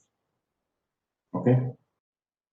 Okay, so far we have Tanya, Antonio, Marita, and Cordula. So after that, we'll come back to Francoise and then continue with the rest. Thank you.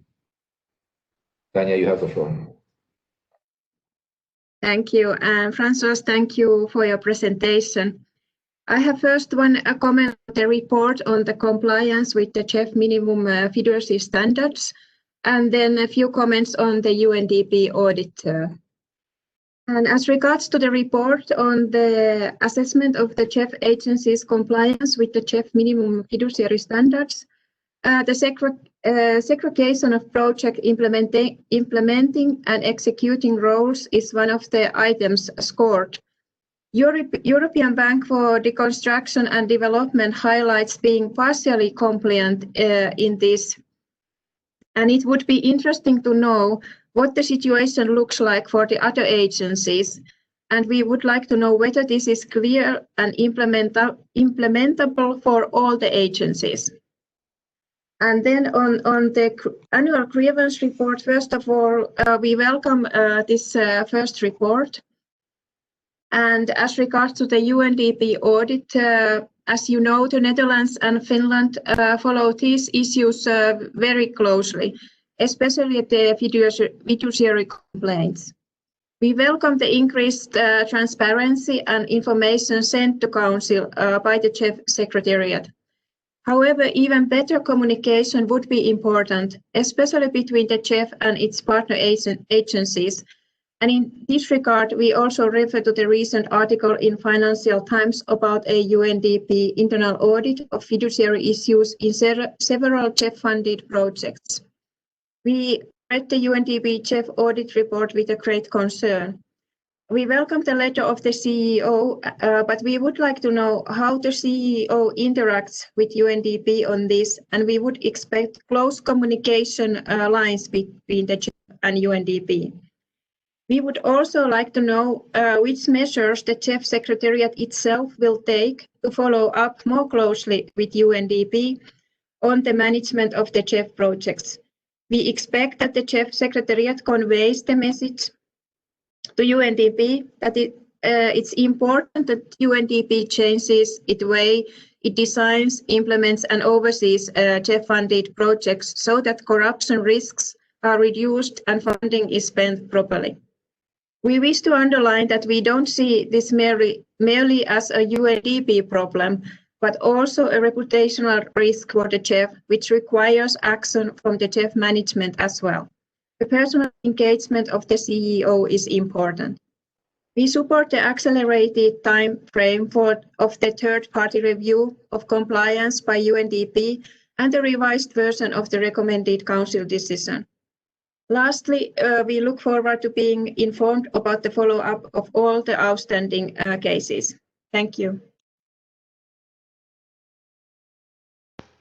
Thank you, Tanya. Antonio, you have the floor.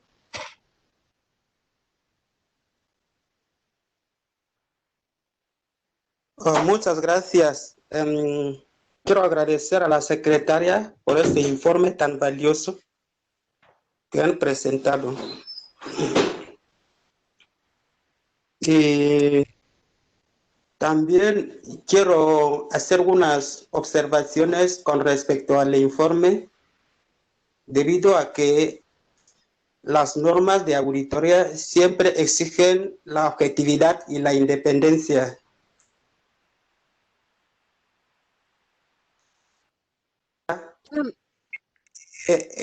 Siendo PNUD una agencia de GEF para la ejecución, y que es al mismo tiempo la agencia encargada de la auditoría, no quiero cuestionar la independencia y la objetividad de la auditoría, sino que quisiera reflejar que en el futuro, si se pudiera elaborar términos de referencia y enfocar un mecanismo para que hayan auditorías en el futuro donde las partes implicadas no fueran encargadas para la ejecución de las auditorías.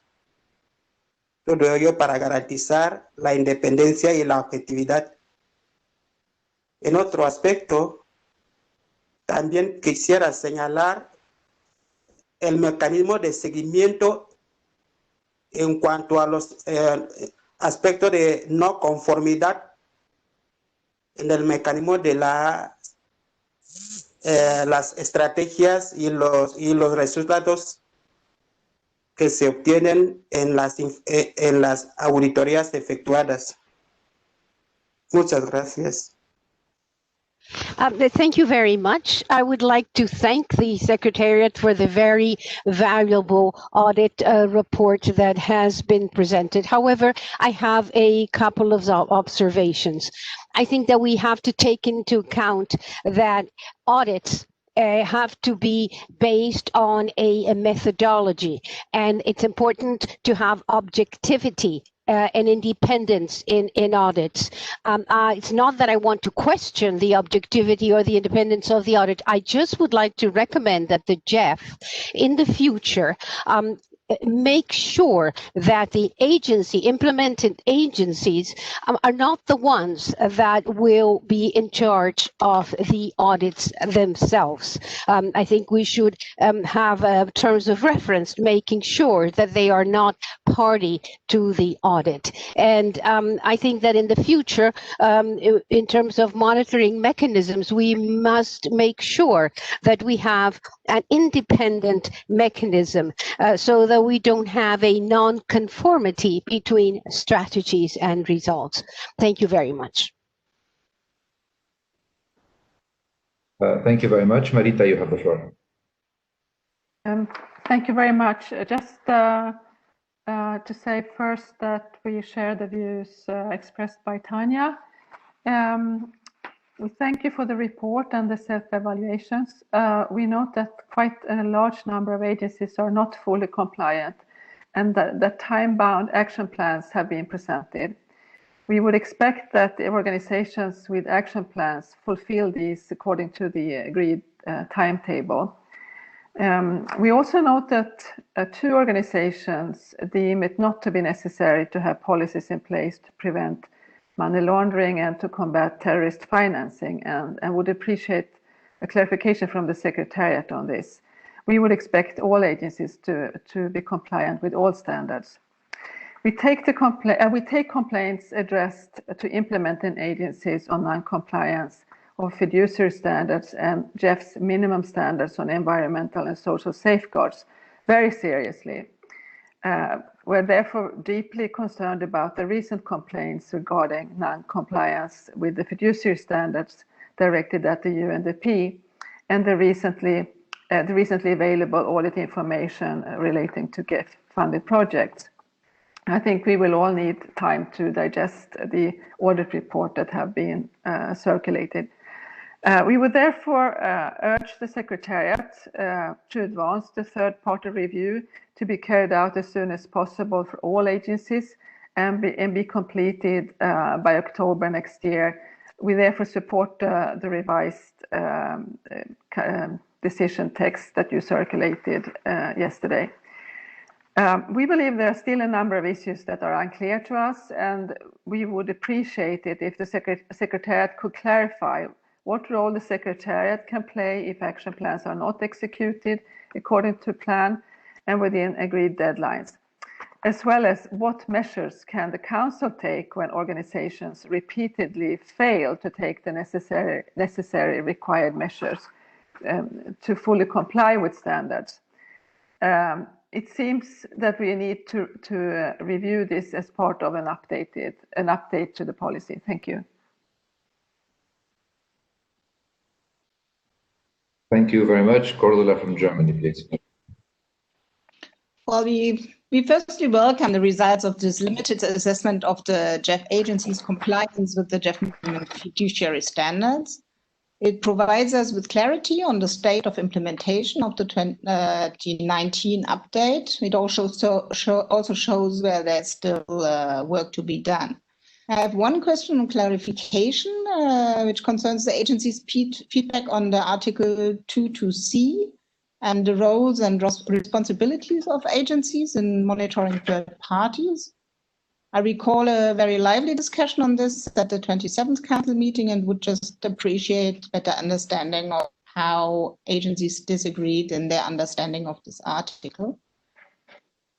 On the UNDP issue, we took note with alarm of the audit report published by UNDP OAI last Friday, which shows severe deficits with respect to fiduciary practice in GEF-funded UNDP projects. And this comes at a very sensitive moment while we want to decide on launching the replenishment process at this very meeting. And I think we will all be going into the budgetary processes to prepare for the replenishment. So this is bad news at such a sensitive moment. Therefore, we expect immediate and adequate response, and we also expect the GEF, under your leadership, Carlos, to take the appropriate steps in this sense. We are for support of expediting the third-party review of UNDP's compliance with GEF policies and standards, as reflected in the revised Council decision. We would, however, like to know how this will, with the timing, how this will be coordinated with the work that UNDP is now already doing, and which is supposed to be completed by the end of 2021, to make sure we get a complete picture.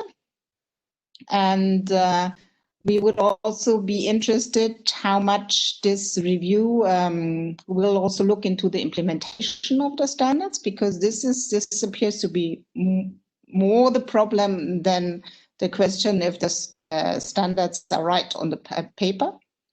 And if this is not being done within the review, how this is going to be assured on the ground. While we acknowledge that the thorough examination in front of us is proof of UNDP taking the issue very seriously, of an effective audit work by OAI, and we look forward to the presentation we're going to have next week that will give us more details about this.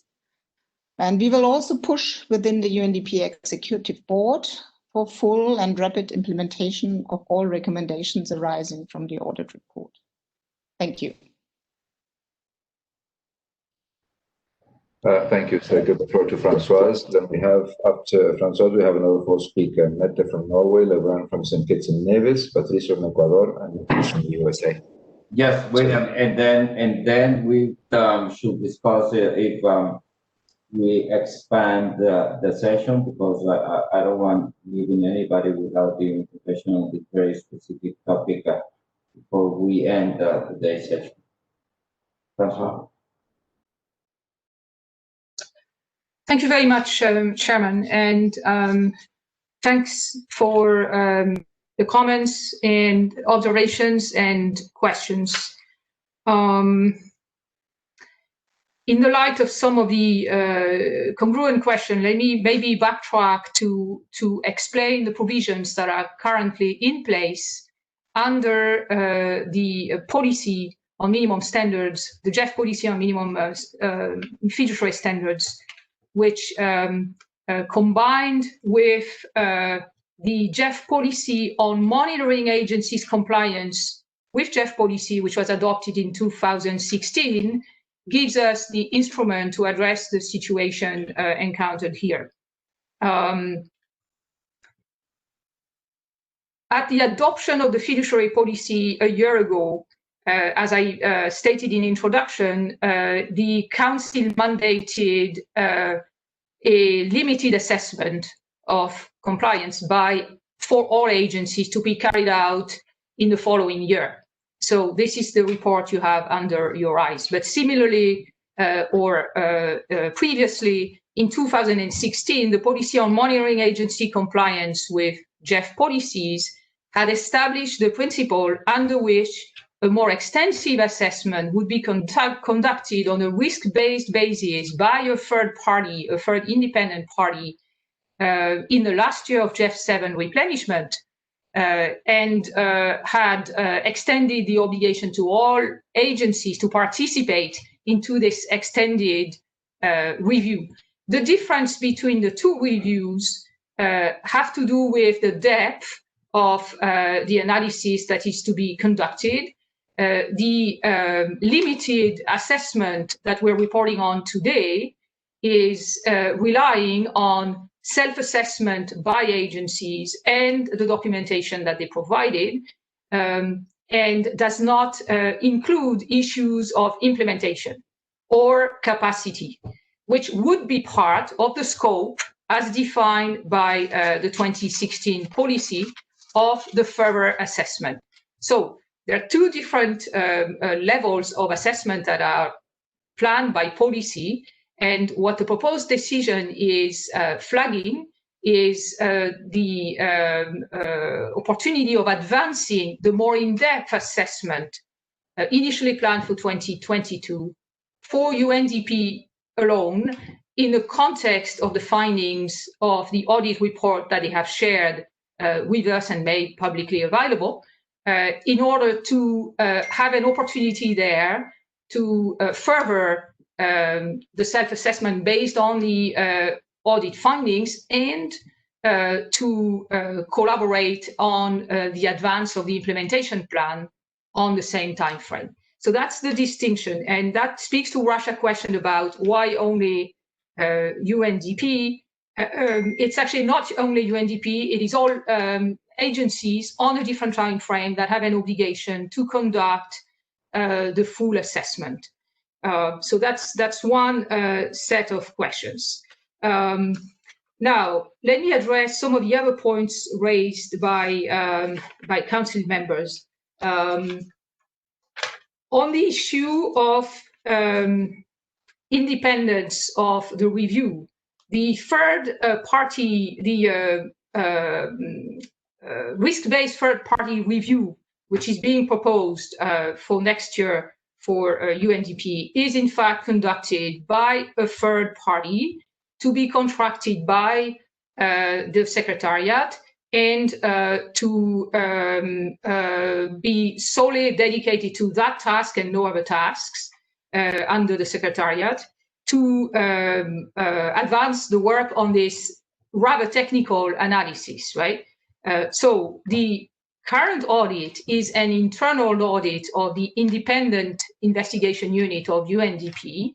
The Secretariat, under our policy, does not have investigative authority. So the Secretariat will, and the review is not scoped as one of investigation, but one of analysis of implementation, in addition to the policy compliance, which it can do by accessing a larger array of documentation than the one that was analyzed under the current review. In that context, of course, the audit would be part of that. For every agency, internal audits would be part of that. For all agencies, external reviews of relevance to the assessment of all the dimensions of the fiduciary policy would also be part of that, right? And that assessment by a third party contracted by the Secretariat would be reported upon to the Council on the dates proposed. Let me address, so back maybe to the Russia question on independence of the review, TOR scope, and how the outcome of that review would be presented to Council.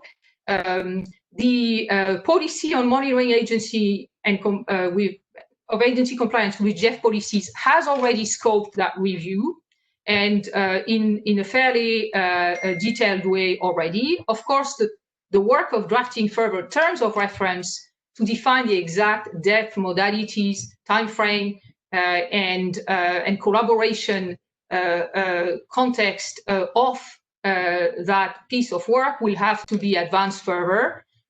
This, in the context of advancing the review, we would have to do that work fairly quickly in the early part of next year.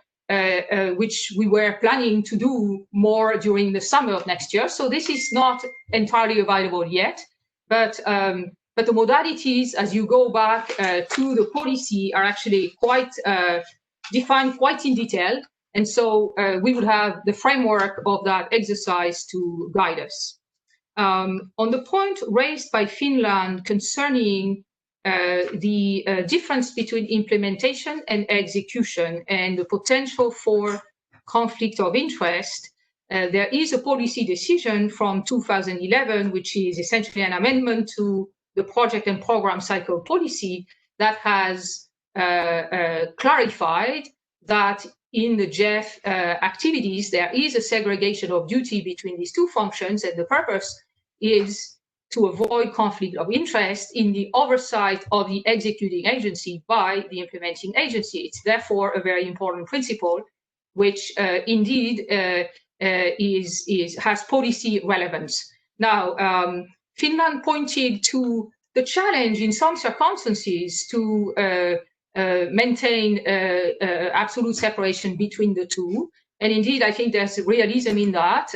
Not just in circumstances of extreme deficiency in capacity, but also in context of natural disaster or other extreme situations where it might be justified, and there is space there for understanding. The way we're handling this currently in the Secretariat is by looking at those particular cases needing exception explicitly, right? So that we have worked with agencies to clarify that concept, but the principle, as I said, is anchored into policy, and therefore, indeed, the current assessment has encouraged agencies to look very closely at how their policy setup reinforces that, and some of them still have progress to be made in this area. Sweden asked what's the role of the Secretariat if plans are not executed, and what's the role of Council on time and as described, and improvement plan is what I'm referring to, and what is the respective role of Council in doing so. As per the policy currently, the consequences of non-finalization of the implementation plan are indeed not spelled out in the policy. And so the way it is set up in the policy is that the Council will pass a view based on the reporting of the Secretariat on the opportunity to consider action if on the date anticipated there is no full compliance with the improvement plan pictured. And so what that consequence could be made of, as rightly pointed out by Sweden, is not specified at this point. But the authority to pass a view on consequences resides with Council, not with the Secretariat. And The suggestion was made that it might be an item for policy amendment. I think it would deserve a conversation, and it's an important point that certainly Sweden brought on this aspect. So Germany asked a question on timing and coordination of the work that is necessary to advance the risk-based third-party review. And indeed, we would have to engage with UNDP in the coming weeks to better understand the nature of the findings, to better understand the extent of the proposed improvement actions. And as the further review is being carried out, it will directly benefit from the findings of the audit, which is quite comprehensive. So it would certainly facilitate the work. I think it will be the support of a constructive dialogue that we intend to carry with UNDP. And we would have to make sure that we take a very close look to the further steps in improvements. Obviously, the elements of the decisions that are pointing to monthly reporting and to the advancing of the more extensive reviews are going exactly in that direction. And therefore, we will channel the modalities of collaboration through this, right?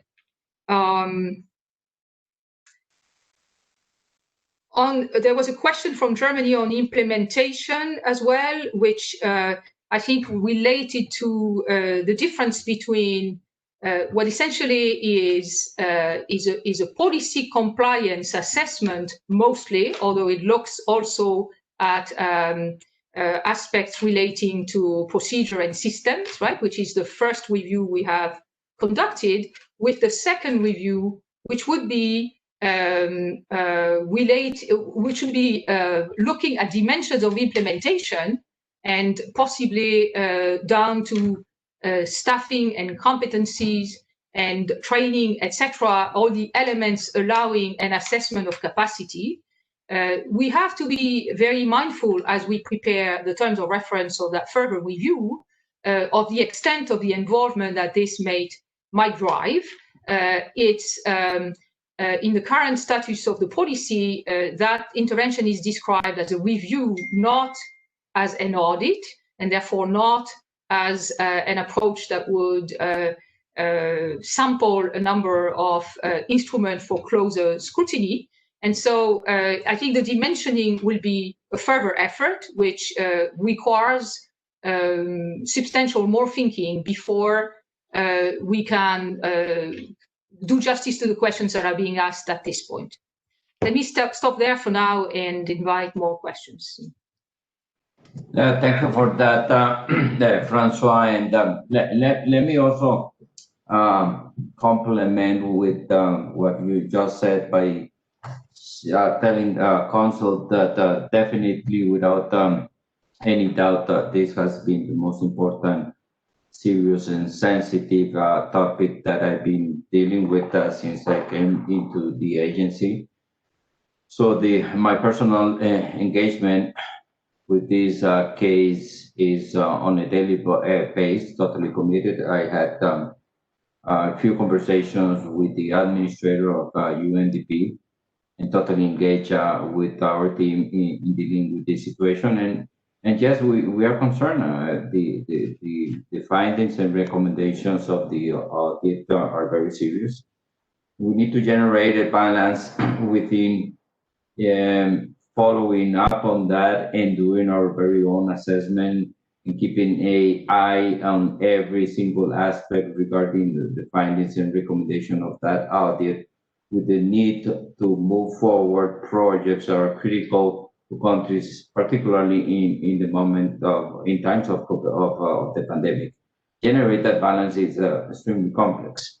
That is why we were able to come up with this draft decision for your consideration, and I tend to believe that covers every single angle that we need to work from now into the future. So over to you, William, so we can continue with the list of speakers. Thank you very much. So we have seven, sorry, on the list, and starting with Mette from Norway. Just a second here, William. So we've got seven more speakers, and we are over time into what we originally planned. So if council members agree with it, we can expand this discussion until we finish with all the speakers. So we may be able to discuss which are the ways forward in terms of this agenda item. Thank you, William. Thank you very much. So Mette from Norway, please, you have the floor. Thank you very much, William, for giving me the floor. Firstly, our constituency welcomed the work undertaken by the GEF Secretariat of the external expert and the agencies in assessing compliance to the GEF's minimum fiduciary standards. Given the discussion that was at the council meeting last year when the revised standards were approved, we appreciate that this assessment now has taken place and that action plans are being developed and followed up. One particular question that we would like to raise is that we know that several questions and clarifications in the assessment were raised by agencies regarding third parties. When the revision of standards were discussed a year ago, council members also raised the issue regarding to what extent these standards apply to the oversight of executing entities, and the revised standards were said to increase oversight of executed entities. We wonder if this now has been further clarified with the agencies during this assessment process. Is this something that agencies confirm that they can deliver on, or are there still some grey zones? In addition to the assessment report, we also note from the annual grievance report that many of the issues reported are linked to executive entities. In the upcoming third-party review of implementing agencies, where we now hear that the terms of reference will be developed, we suggest the possible inclusion of the oversight of executive agencies if that is not already there. I was also glad to hear just now from Francoise that the third-party review will include the implementation of standards by GEF agencies and not only their existence. There is also one point that we would like to clarify, and that if the third-party review will assess the compliance of GEF agencies to the policies on environmental and social safeguards, gender equality and stakeholder engagement in terms of implementation of these standards.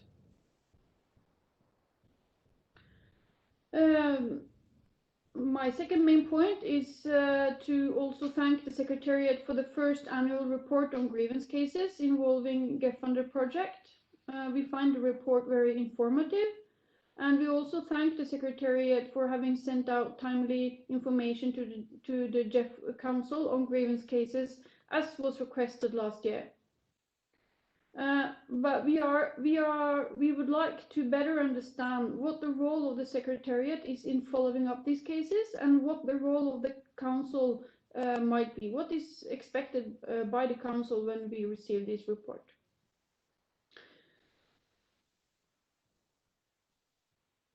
When we look at the annual report on grievances, we know that for example, the World Bank, one of the GEF agencies with the most project, has no cases to report. We find this rather surprising, and we wonder if there are some more information that you might share with us on that point. Regarding the UNDP project in the Republic of Congo that has been closed, we wonder what this means in terms of the funds allocated to the project. Will the funds be returned to the GEF Trust Fund? And now, regarding the UNDP issue, where we received the performance audit of last Friday. As others, we are very concerned about the findings in the report and the conclusion that UNDP's performance is found to be only partially satisfactory, with major improvements needed. We appreciate the initiative taken by UNDP to conduct this audit, and we note UNDP's management response and action plan to address all the recommendations by December 2021. In light of these findings, as well as the cases reported in the annual grievance report, we would support for the GEF Secretariat to conduct a third-party review planned in 2022 as soon as feasible for UNDP. And as Germany, we would like to hear how a third-party review may be aligned with the timing for the action plan from UNDP to follow up the audit recommendation, which will not be finalized until December 2021. In general, as I stated regarding the third-party review, we would like to see all the elements that I mentioned earlier to be part of the third-party review, also to UNDP. To finish up, I would like to say that the UNDP report came only on Friday, and we would like to welcome any further proposal from the Secretariat on how the GEF Council may address the concern raised in the report. Thank you. Thank you very much. And I give the floor to Laverne from St. Kitts and Nevis, followed by Patricia. Laverne, you have the floor.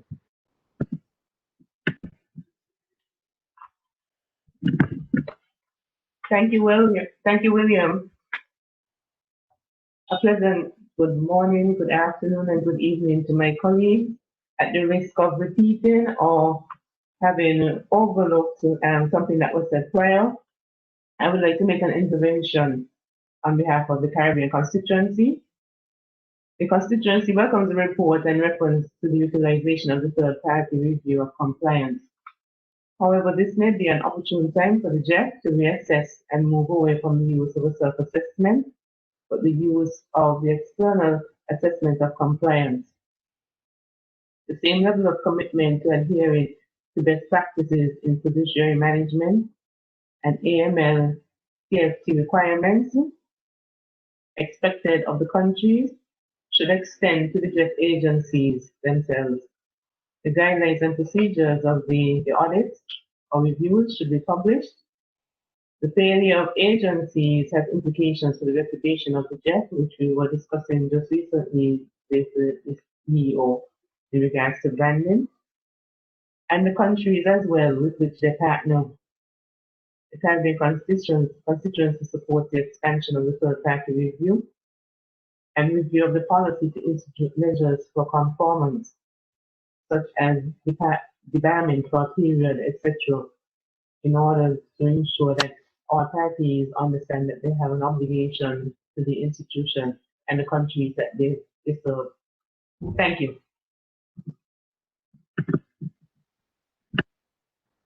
Thank you very much, Laverne. Patricio from Ecuador, followed by Nicholas from the USA. Patricio, you have the floor. Thank you, William. We agree with the recommendation of the.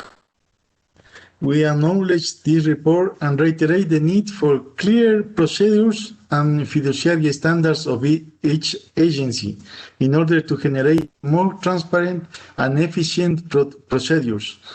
We expect the implementing agencies to report on the use of the agency fee and the executing agencies to report on the project management cost. This information should be available in the table to the operational focal points. Regarding the UNDP, we will be to the information provided by the agency and the GEF Secretariat. Thank you. Thank you very much, Patricio. And Nicholas from USA, followed by Stefan. Thank you very much. I'm stepping in for Matthew Hart, who had to leave this meeting. We would like to thank the Secretariat and the agencies for conducting this compliance reassessment. First, let me make a few words about UNDP. In light of the recently released UNDP audit report, we support the Secretariat's decision to, firstly, rescind its assessment that UNDP is in full compliance with the GEF minimum fiduciary standards, and secondly, to expedite the risk-based third-party review of UNDP. We also do look forward to regular progress updates from UNDP on its complete implementation of the audit's recommendations. We would like to thank the Secretariat for immediately grasping the seriousness of this issue and for moving swiftly to address it. In our view, it is essential that the Secretariat and the Council have full confidence in the GEF agency's ability to fully carry out GEF policies in the implementation of GEF-funded projects. And of course, it will be up to UNDP to demonstrate to the Council that it can be entrusted with the GEF's funds. Now, turning back to the broader compliance reassessment, we would simply just like to underline what has already been said, which is that the compliance reassessment being presented today is limited in scope, with the focus on policies and systems. And we therefore do look forward to the results of the more comprehensive third-party review of the other GEF agencies due in 2022. It is important that the review's analysis of agency implementation capacity is robust. As we've said before, it is not enough for the agencies to simply have the right policies, procedures, and systems in place. The Council entrusts these agencies with the GEF's resources. And in doing so, the Council holds the agencies responsible for actually ensuring that these policies, procedures, and legal arrangements are implemented in the administration of GEF resources. These principles are indeed embedded in the updated minimum fiduciary standards. So once again, we thank the Secretariat for its close attention to this issue.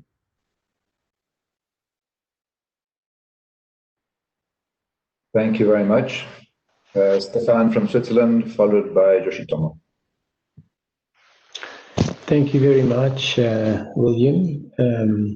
Thank you also, Françoise, for your explanations that you gave, what this report is and what it isn't.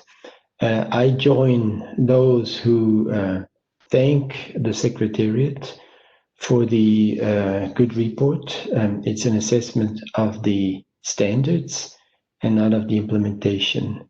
We note, and that's positive, that 6 agencies are fully compliant and 11 partially.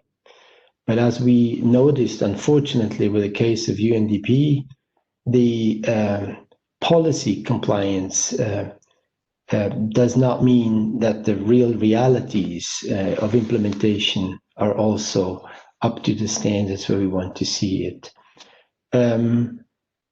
We understand that and we appreciate that UNDP and the GEF Secretariat have taken swift action on this.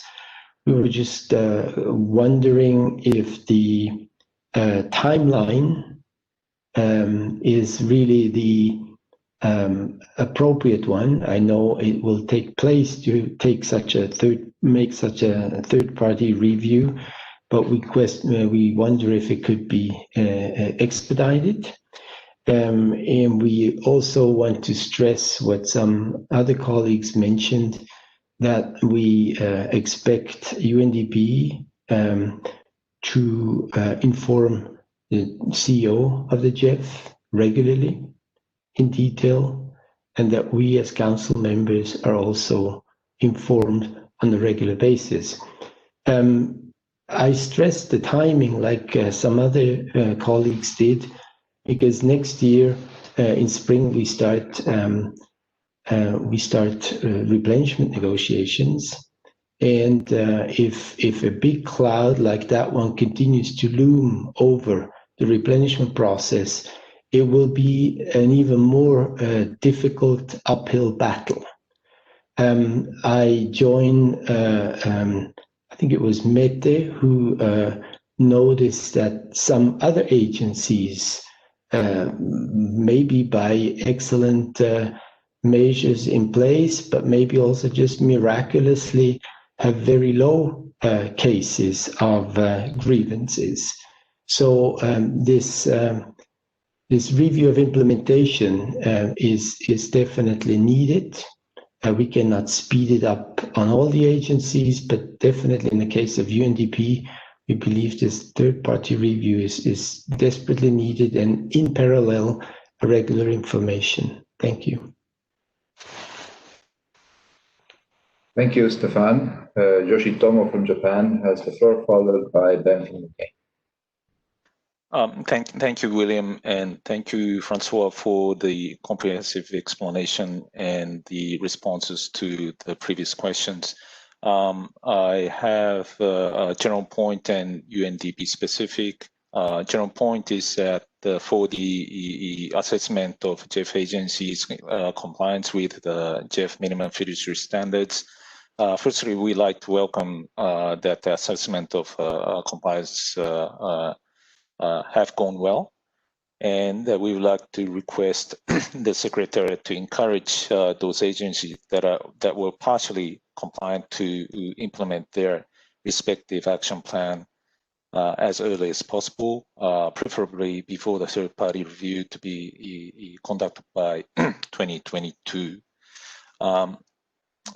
However, we noticed that even for agencies that are fully compliant with the GMFS reading from the annual report of on grievance cases, we think appropriate analysis on the cause of the problem and deliberations on appropriate solutions is needed as a way forward on these issues. So in this context, some of previous speakers, colleagues have mentioned that expedited third-party review of all the implementing agencies may be worth considering to be completed within a reasonable period of time, especially as Stefan before me mentioned about the GEF aid replenishment, the negotiation, preferably members, colleagues would like to see the result of this third-party review before conclusion of the GEF aid replenishment negotiations. Coming to the UNDP case, yes, we have been following and reading through the reports that has been just released over the weekend. And we would like to hear the Secretary's explanation on the facts and its prospective actions in dealing with these issues, and also Secretariat's notion or understanding of whether these kind of cases may be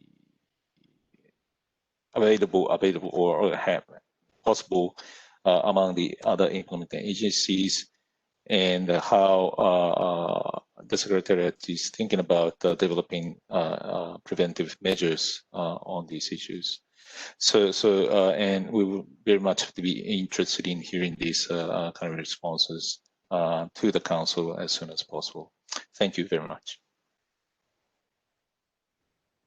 Thank you. Ben from UK, followed by Anna from the Philippines. Ben, you have the floor. Many thanks, William, and also many thanks, Francois, for the report on the compliance of minimum fiduciary standards. We find the report useful, so many thanks for that.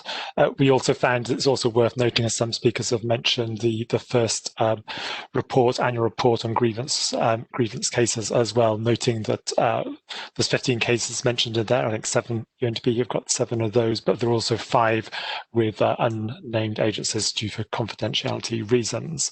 I think quickly turning to the key thing here, I think the UK is really concerned with the outcomes in the report from UNDP's Office for Audit and Investigation, and it is really important that UNDP immediately takes actions to respond to those recommendations in full. And we welcome the fact that UNDP has set an action plan to say it will do that by December 2021.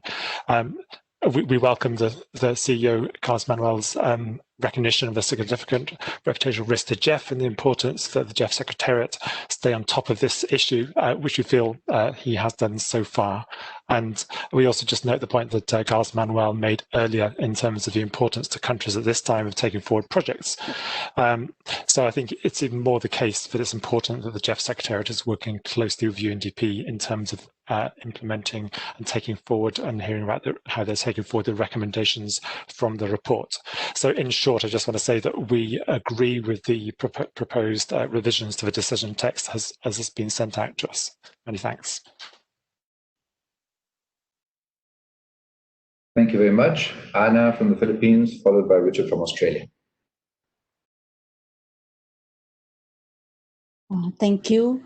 We welcome the report on the assessment of the GEF agency's compliance with the GEF minimum fiduciary standards and take note of the findings, as these initiatives will contribute to strengthening the capacity of GEF agencies in managing GEF funds. We support the development of the time-bound action plan to implement the recommendations in the assessment, and we look forward to the full compliance report of all agencies by end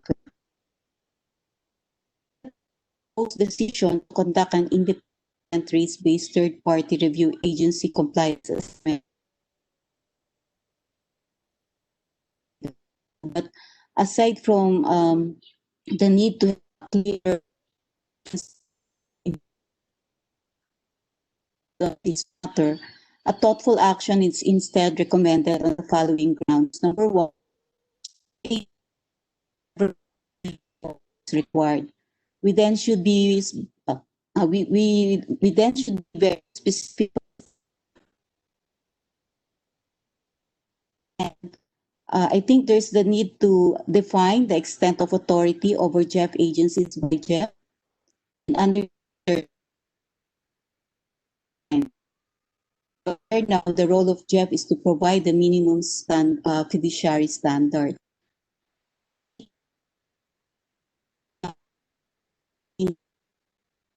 Upon completion of the third-party audit, what actions does GEF envision? Do we impose sanctions? Do we blacklist? So if we are going beyond setting and ensuring compliance with minimum fiduciary standards because of integrity issues raised, we need to define the scope of such action. If we are talking about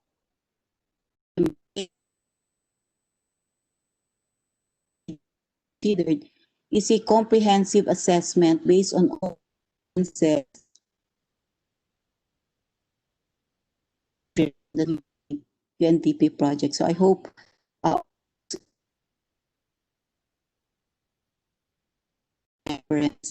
finally, with this incident, we see the importance of the so we will raise the need of standards and GEF agencies related policies, so we can also ensure compliance by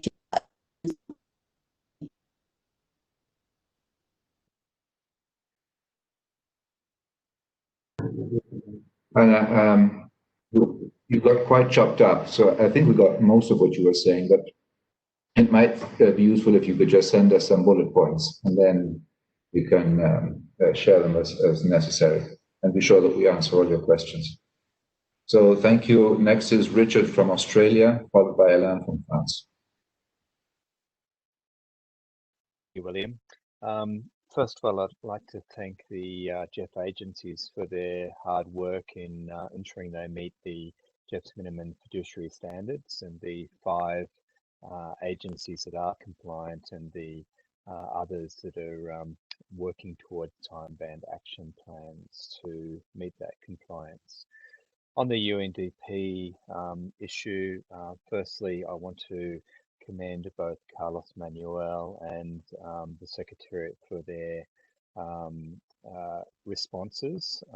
The way that it was dealt with swiftly and seriously, I think, was very appropriate and recognises the potential harm to GEF in not doing so. So thank you very much for doing so.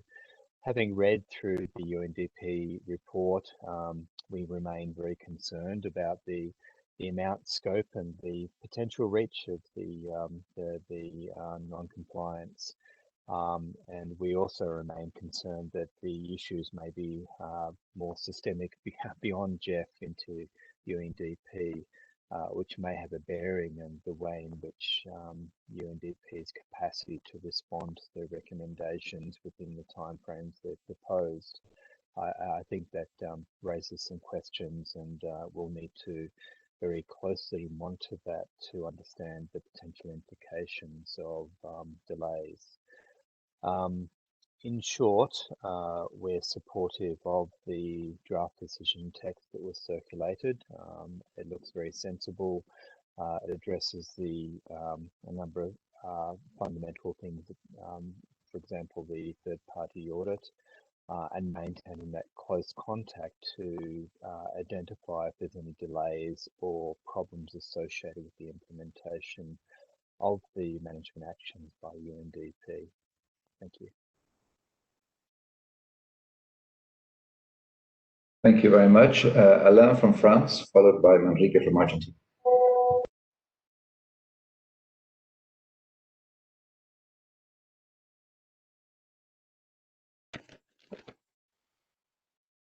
Hello, thank you. We'd like to thank the Secretariat for the report on the compliance with the minimum fiduciary standards. Welcome the report and note that the African Development Bank requested additional time to complete its self-assessment. Regarding the UNDP report, we are quite concerned, like many other colleagues. This report raises many questions which are still unanswered at this stage. We see high reputational risks and possible operational complications ahead, since the UNDP is one of the largest implementing partners of the GEF.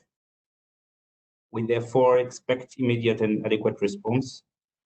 We also prepare in close collaboration with the UNDP. The proposed solution should fix the root cause of the issues, should ensure the highest standards are enforced, should limit the reputational risk for all GEF stakeholders. It should also ultimately preserve the beneficiary countries and ensure the continuity of the project financing. Against this backdrop and with the GEF 8 replenishment perspective in mind, we'd like to ensure that the third-party review will be completed for all agencies before the end of the replenishment negotiation process. Thank you. Thank you, Manrique from Argentina. You have the floor, followed by Victoria from Austria. Thank you very much. Thanks to Francois for the explanations. And we want especially to thank Carlos Manuel for the swift and appropriate response which relates to this UNDP issue and the form in which he is conducting it very transparently indeed. I would like to echo the words by Tom from Canada and Stefan from Switzerland. We have not experienced grievance cases so far in our constituencies, but we pay attention to this issue because UNDP is one big partner in the region. We recall we have already dealt with issues related to the small grants program managed by UNDP in the Council last December. Here again, we put emphasis in the importance that a clear policy that focuses on agencies having the obligation to provide all information requested by recipient governments and national focal points is developed. Thank you, over. Thank you very much. Victoria from Austria has the floor. Thank you, William.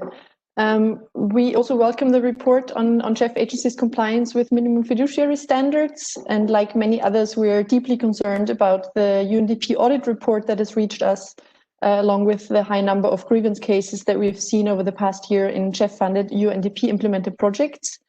Like others, we would also like the GEF Secretariat to thoroughly review the performance of UNDP and ensure that there's close communication between UNDP, the GEF Secretariat, and the GEF Council on this issue.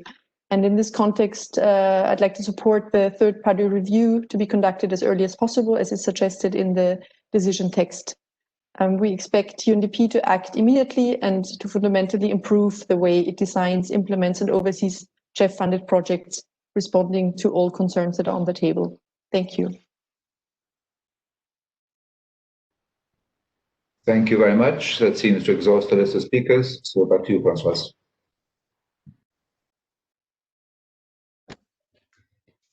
Thank you very much. Let me first say that we note and we have taken very good note of the concerns, expectations, sense of urgency importance of depth in review, importance of independence, relevance of high-level collaboration between the GEF Secretariat and UNDP in the oversight of changes aligned with the implementation plan, and a number of other comments that you have from many chairs emphasized. This should serve as guidance as we further the effort of scoping the third-party review, and we certainly are very committed to taking that on board as a set of guidance in scoping it. Right. Let me answer quickly some of the questions here. One important question was raised by Norway pertaining to the oversight of executing agencies. And indeed, it echoes prior discussions we've had at Council. So let me first answer one point here, which is that the accountability for the respect of the minimum fiduciary requirements of the executing agency lies with the implementing agency. And that is clear in our policy, and which is, of course, why the implementing agency in determining the best executing agency has to conduct capacity and policy assessments and is responsible for doing so. Now, this does not mean, of course, that the implementation agency is necessarily capable of controlling all that happens at the level of the execution agency, but it's a very important principle under which we operate. So it is a difficult and challenging in certain environments result to materialize, but the accountability is clear. Another question that was asked is will implementation be included in what is considered in the third-party review? Yes, it is in fact the main difference between the two levels of review. So implementation will be in focus. We will have to rely on quite a bit of secondary sources, such as internal audits and external evaluations already in existence, to assess it. And obviously there is substantial asymmetry of information when it comes to implementation between the implementation agency and the GEF Secretariat because of the indirect nature of implementation, which is on which our partnership is grounded. So, but yes, of course, implementation will be in focus. Another important question was raised about the scope of the third-party review. Does it cover ESS and gender dimension? And yes, it is supposed to cover both. So that would be also under expectation. I will ask, there were questions asked about the grievance related document, which is posted as an information document. And I will ask Peter Ladas, who's the GEF's conflict resolution commissioner, to come at the end on the number of questions that you have raised to that effect. And on that pertains to the process and the follow-up and the extent of the Secretariat responsibility. So let me make a note of that. A number of questions were raised on the seemingly imbalance in reported cases that are part of the log of grievances. On this one, I would like to point that the Secretariat receives information from agencies and in cases where, in few cases, also receives information from outside constituencies potentially. But the Secretariat relies entirely on the agencies for obtaining the information pertaining to the cases once they have indeed assessed internally that the case is eligible for review. So we can't comment on the coverage or absence of coverage of the various agencies in this respect. But of course, the idea is to both on capacity, on clarity of policy, and entertain the conversation with agencies on a regular basis to make sure that the principles under which we operate are clear, that the expectations in terms of reporting are clarified, and that we certainly have endeavored to do on a consistent basis, together with enhanced reporting since the adoption of the minimum standards a year ago. And so I think there's clarity of communication on that point. There was a question on the particular case in Congo, and I will leave this one to Peter to address, but let me clarify nevertheless that on issues of remedies downstream from conclusions of investigations where misuse of funds would have been established, it is to the trustee that the question should go, not to the secretariat. And so I'm just flagging this one for everybody's understanding.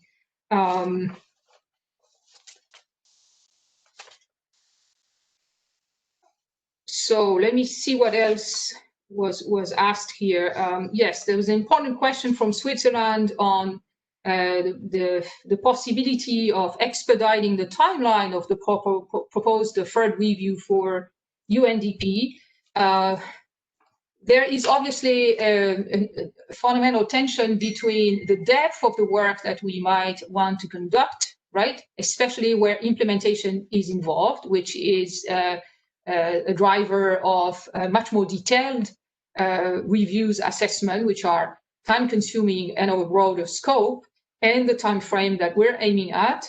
I certainly can commit the GEF Secretariat to maximum diligence, and as we draft the terms of reference, as we look at the feasibility of accelerating the timeline, we would bring a lot of goodwill in trying to expedite it. The current time frame of the implementation plan proposed by UNDP concentrates the great majority of proposed action before September of next year. And so it is, in fact, on that one that we have tried to align the joint effort, because the idea would be, of course, to conduct a third-party review and merge the findings from both sources to hopefully bring a report back to Council in December of next year with not just having not just identified issues, but hopefully having worked with UNDP to secure that change has happened and implementation has reached results. We note on this the importance, of course, of having convergence before final decision in the next replenishment. That time frame would be compatible with that. So at this point, what I would suggest to the question of Switzerland is a closer review might help us tense up the deadlines. It looks reasonably challenging to do it under the proposed dates. And that these are the ones that the collaboration with UNDP also drive. Yes, Japan brought the same concern over the timeline, and so I would join in my response into this. There was a question also about other agencies and potential implementation issues. There were questions about potential preventive measures. There will be a dynamic learning in the conduct of those third-party reviews when they happen. And there will be in the conduct of the UNDP one upfront a pilot dimension of sorts in helping us understand and learn how to best conduct that in the framework of the GEF partnership. I would think that part of that learning could indeed inform future prevention. It could inform capacity work with the agencies within the GEF partnership. It could also inform work of prevention with countries where concerns have emerged. And I think it's very important that as we conduct all of this, we do it in a learning way. This is an important challenge, not an easy one. And we have to harness the learning of the experience in view of the third-party review that we'll conduct for all agencies.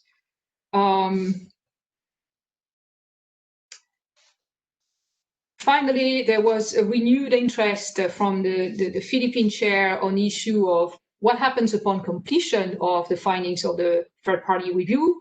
It is something, as I mentioned earlier, but it's a very important point worth repeating, which is not laid out at this point in policy. The way we have proceeded in the past across the partnership when we face such case is by essentially inviting the Secretariat to sometimes suggest options, and that conversation then happens at Council levels in terms of next steps. Because, as I said, the authority to make decision on this point lies with Council, not with the Secretariat. So thanks very much for the words of support, and we certainly look forward through the monthly report to work dynamically with Council should the decision be approved in such a way that doesn't report just on substance, but perhaps report also on the many areas that you have noted as areas of interest that include the scoping and include the approach and include the nature of engagement with UNDP. Our monthly reports would give you an account of how this is proceeding, and that's the intent. I would like Peter to perhaps say a few words on the grievance paper in light of the question asked. Thank you. Sure. Thank you very much, Françoise, for that. Thanks very much to the questions and the comments about relating to the grievance cases and to the annual summary, which we submitted for the first time this year on the basis of the recent policy updates. It's an information document summarizing all the cases at agencies as of early November.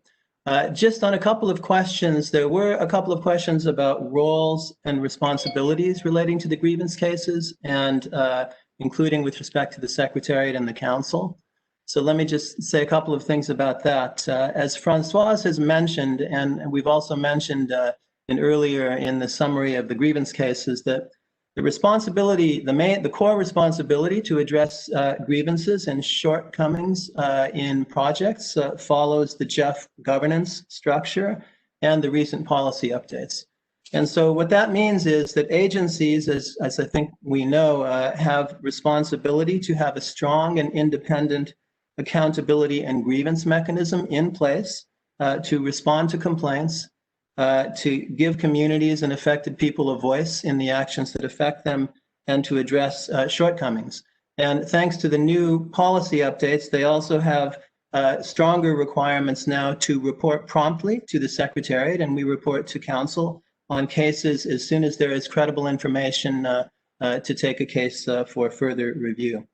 The Secretariat role is in a couple of aspects. I am the Conflict Resolution Commissioner at the GEF Secretariat, and under the Safeguards policy, that gives me a role of facilitation with the different parties in respect to cases that come up. And there's also the requirement that one of my duties is also to do the reporting that I was just mentioning. As part of the facilitation role, I am in contact with agencies to understand the cases, to request the reporting that we just did for the annual summary. Another example is we will be convening next week the informal briefing that will be presented by UNDP, both their management and their investigative teams, on the several cases that are at UNDP for all interested Council members. And we also have dialogue with the trustee and other partners on the governance structure aspects of the cases. As Carlos Manuel just mentioned, our CEO, he also engages in the moments where it's at his level, and in particular in the case of the recent audit by the UNDP office on the GEF financed cases. I think the CEO has mentioned the engagement that he's had at a very high level, taking this very seriously. Just to mention that the document on the updated fiduciary standards policy that we presented to Council last December for the update of the policy did outline the different roles of the different participants in the process, including trustee, which has financial procedures agreements, as well as the Council. And I could also say this upcoming third-party review that is part of the decision in the fiduciary in the paper before you now will have the scope to consider information such as audits, and that would include grievance case findings at the different agencies. And so this will be an important way, actually, to reflect on the cases and the audits and the findings, and to bring it up to translate it into a system level, providing another avenue for having an impact from this governance structure. Just a couple of quick other questions that came up. I think it was Stefan Switzerland that mentioned the relatively lower number of cases, or there were questions about the balance of cases between UNDP and other agencies. Actually, there are now 20 cases. It's true that we, as Francois mentioned, we have gone out before in October to request all agencies to carefully make sure to report the cases out there. And so we're tracking very closely. Sometimes cases come up in different ways. I know from my own work on this that they're not always at a regular periodicity, but we do have quite a few additional number of cases reported this year than we've had in previous years, and they are across a range of the agencies. I think Yoshitomo of Japan asked about preventive measures. How can we use these systems to help us going forward? There are several ways. I think having a grievance system in place with strong accountability is one way itself. And having the third-party review is another incentive to review these things and make sure we use that incentive of that. And also we're having discussions internally about ways to capture lessons from these cases, and I think that may come out also in this third-party review that's forthcoming. I think the last question, if I have it right, I think it was Ben, UK, about the cases in Congo and what happens to funds and in these sorts of situations. Those were safeguards cases. We have been reporting them at each step of the way to Council, involving protected areas and some serious issues that came up in those areas. Those projects were suspended by the implementing agency during the pendency of the investigation. The investigation findings have come out. There were some serious issues identified, and we just reported recently for the case in the Republic of Congo that the UNDP has taken an action to close that case, and there will be a reset of dialogue with communities and looking forward. And the understanding I have, and we'll have a chance to have a discussion, the informal briefing to hear from UNDP directly, on the cases, is that the funds from projects that are closed and canceled would indeed go back to the trust fund. Thank you very much for the comments and questions. I hope that helps. Back to you, Francois and Congressman. Thank you for that, Peter. Very useful, and thanks, Francois, for your comments and answers to council members. I would like to thank all council members that intervened, giving us questions, comments, but most importantly, counsel and guidance on how to proceed with a case as sensitive as this one. I want to highlight that for the last couple of weeks, myself and the Secretariat will be working very, very close with UNDP, analyzing every single detail that needs to be analyzed, and every single aspect that was brought to our attention during your interventions today is very well reflected in the draft decision that we have proposed for approval today. Every single element. So based on that and the discussions that we had until now, I would like to invite Council to adopt the decision that was included in document GF/C 59C /005, which is the decision on the draft decision on the report on the assessment of the GEF agency's compliance with the GEF minimum fiduciary standards.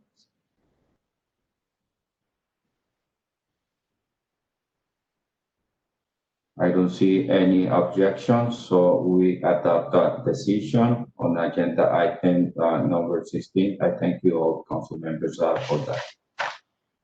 So in terms of today's agenda, this is the last agenda item, and I know we have expanded our timeline for almost an hour, but we have just one pending item, which is what Argentina presented to us in agenda item number 5, which has to do with private sector engagement strategy. I would like to, before closing, to see if we had sorry, Carlos, Yes. I'm sorry to interrupt, but I just seen a message from Alain, from France, who wants to speak. Okay, please, Alain.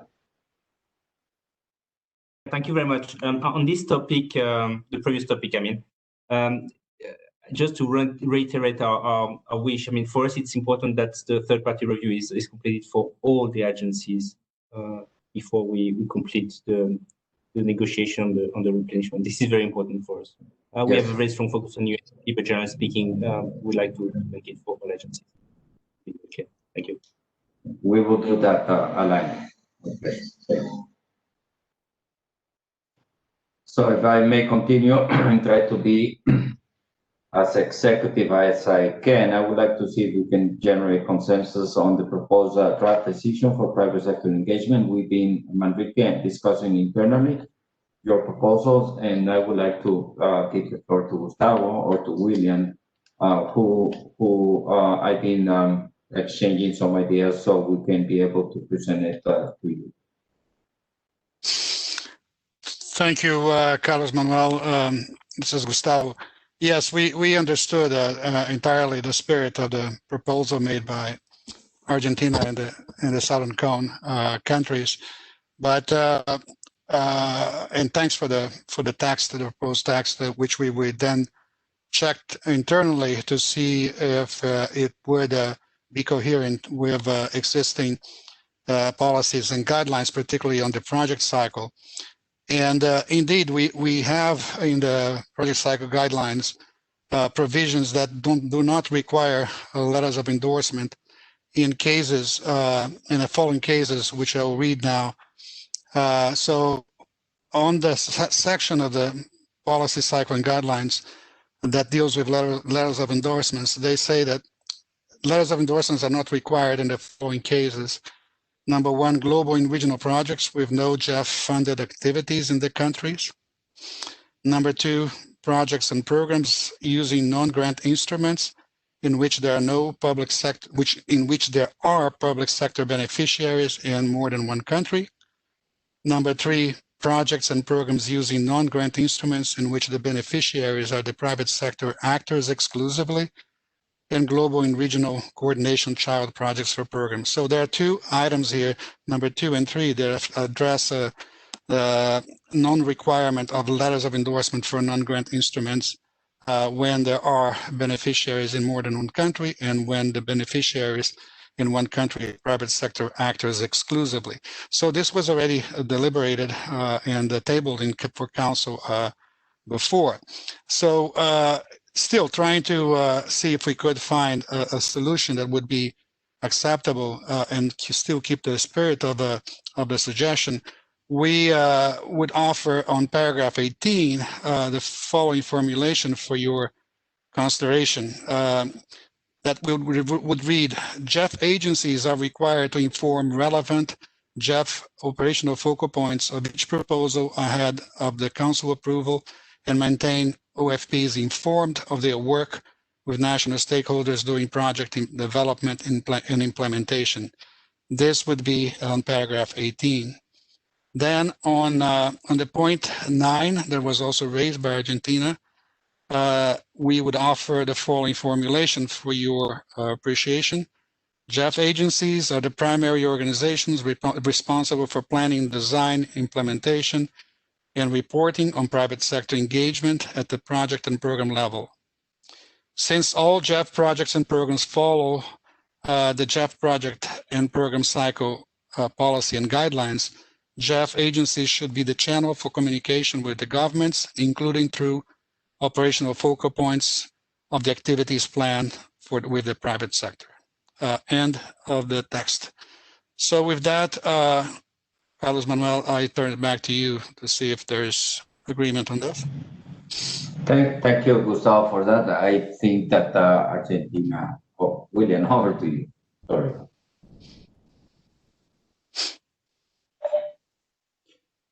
Thank you, Mr. Chair. With regards to the this document mentioned by Gustavo, this with this different possibilities of endorsement. I would like to, it is not clear to me, this is a document that is also put under consideration of this council, or it's a previous document, please? Sorry for I am a little lost on that. Thank you. No, yes, thank you, Marieke, for your question. No, this was tabled in the last council meeting in June of 2020, and it's called the Guidelines on Project and Program Cycle Policy. It's the GEF C.59-03 June 2020, Annex 1 and paragraph 6.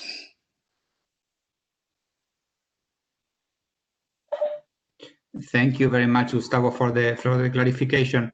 May I take a couple of minutes to consult with our constituencies and come back?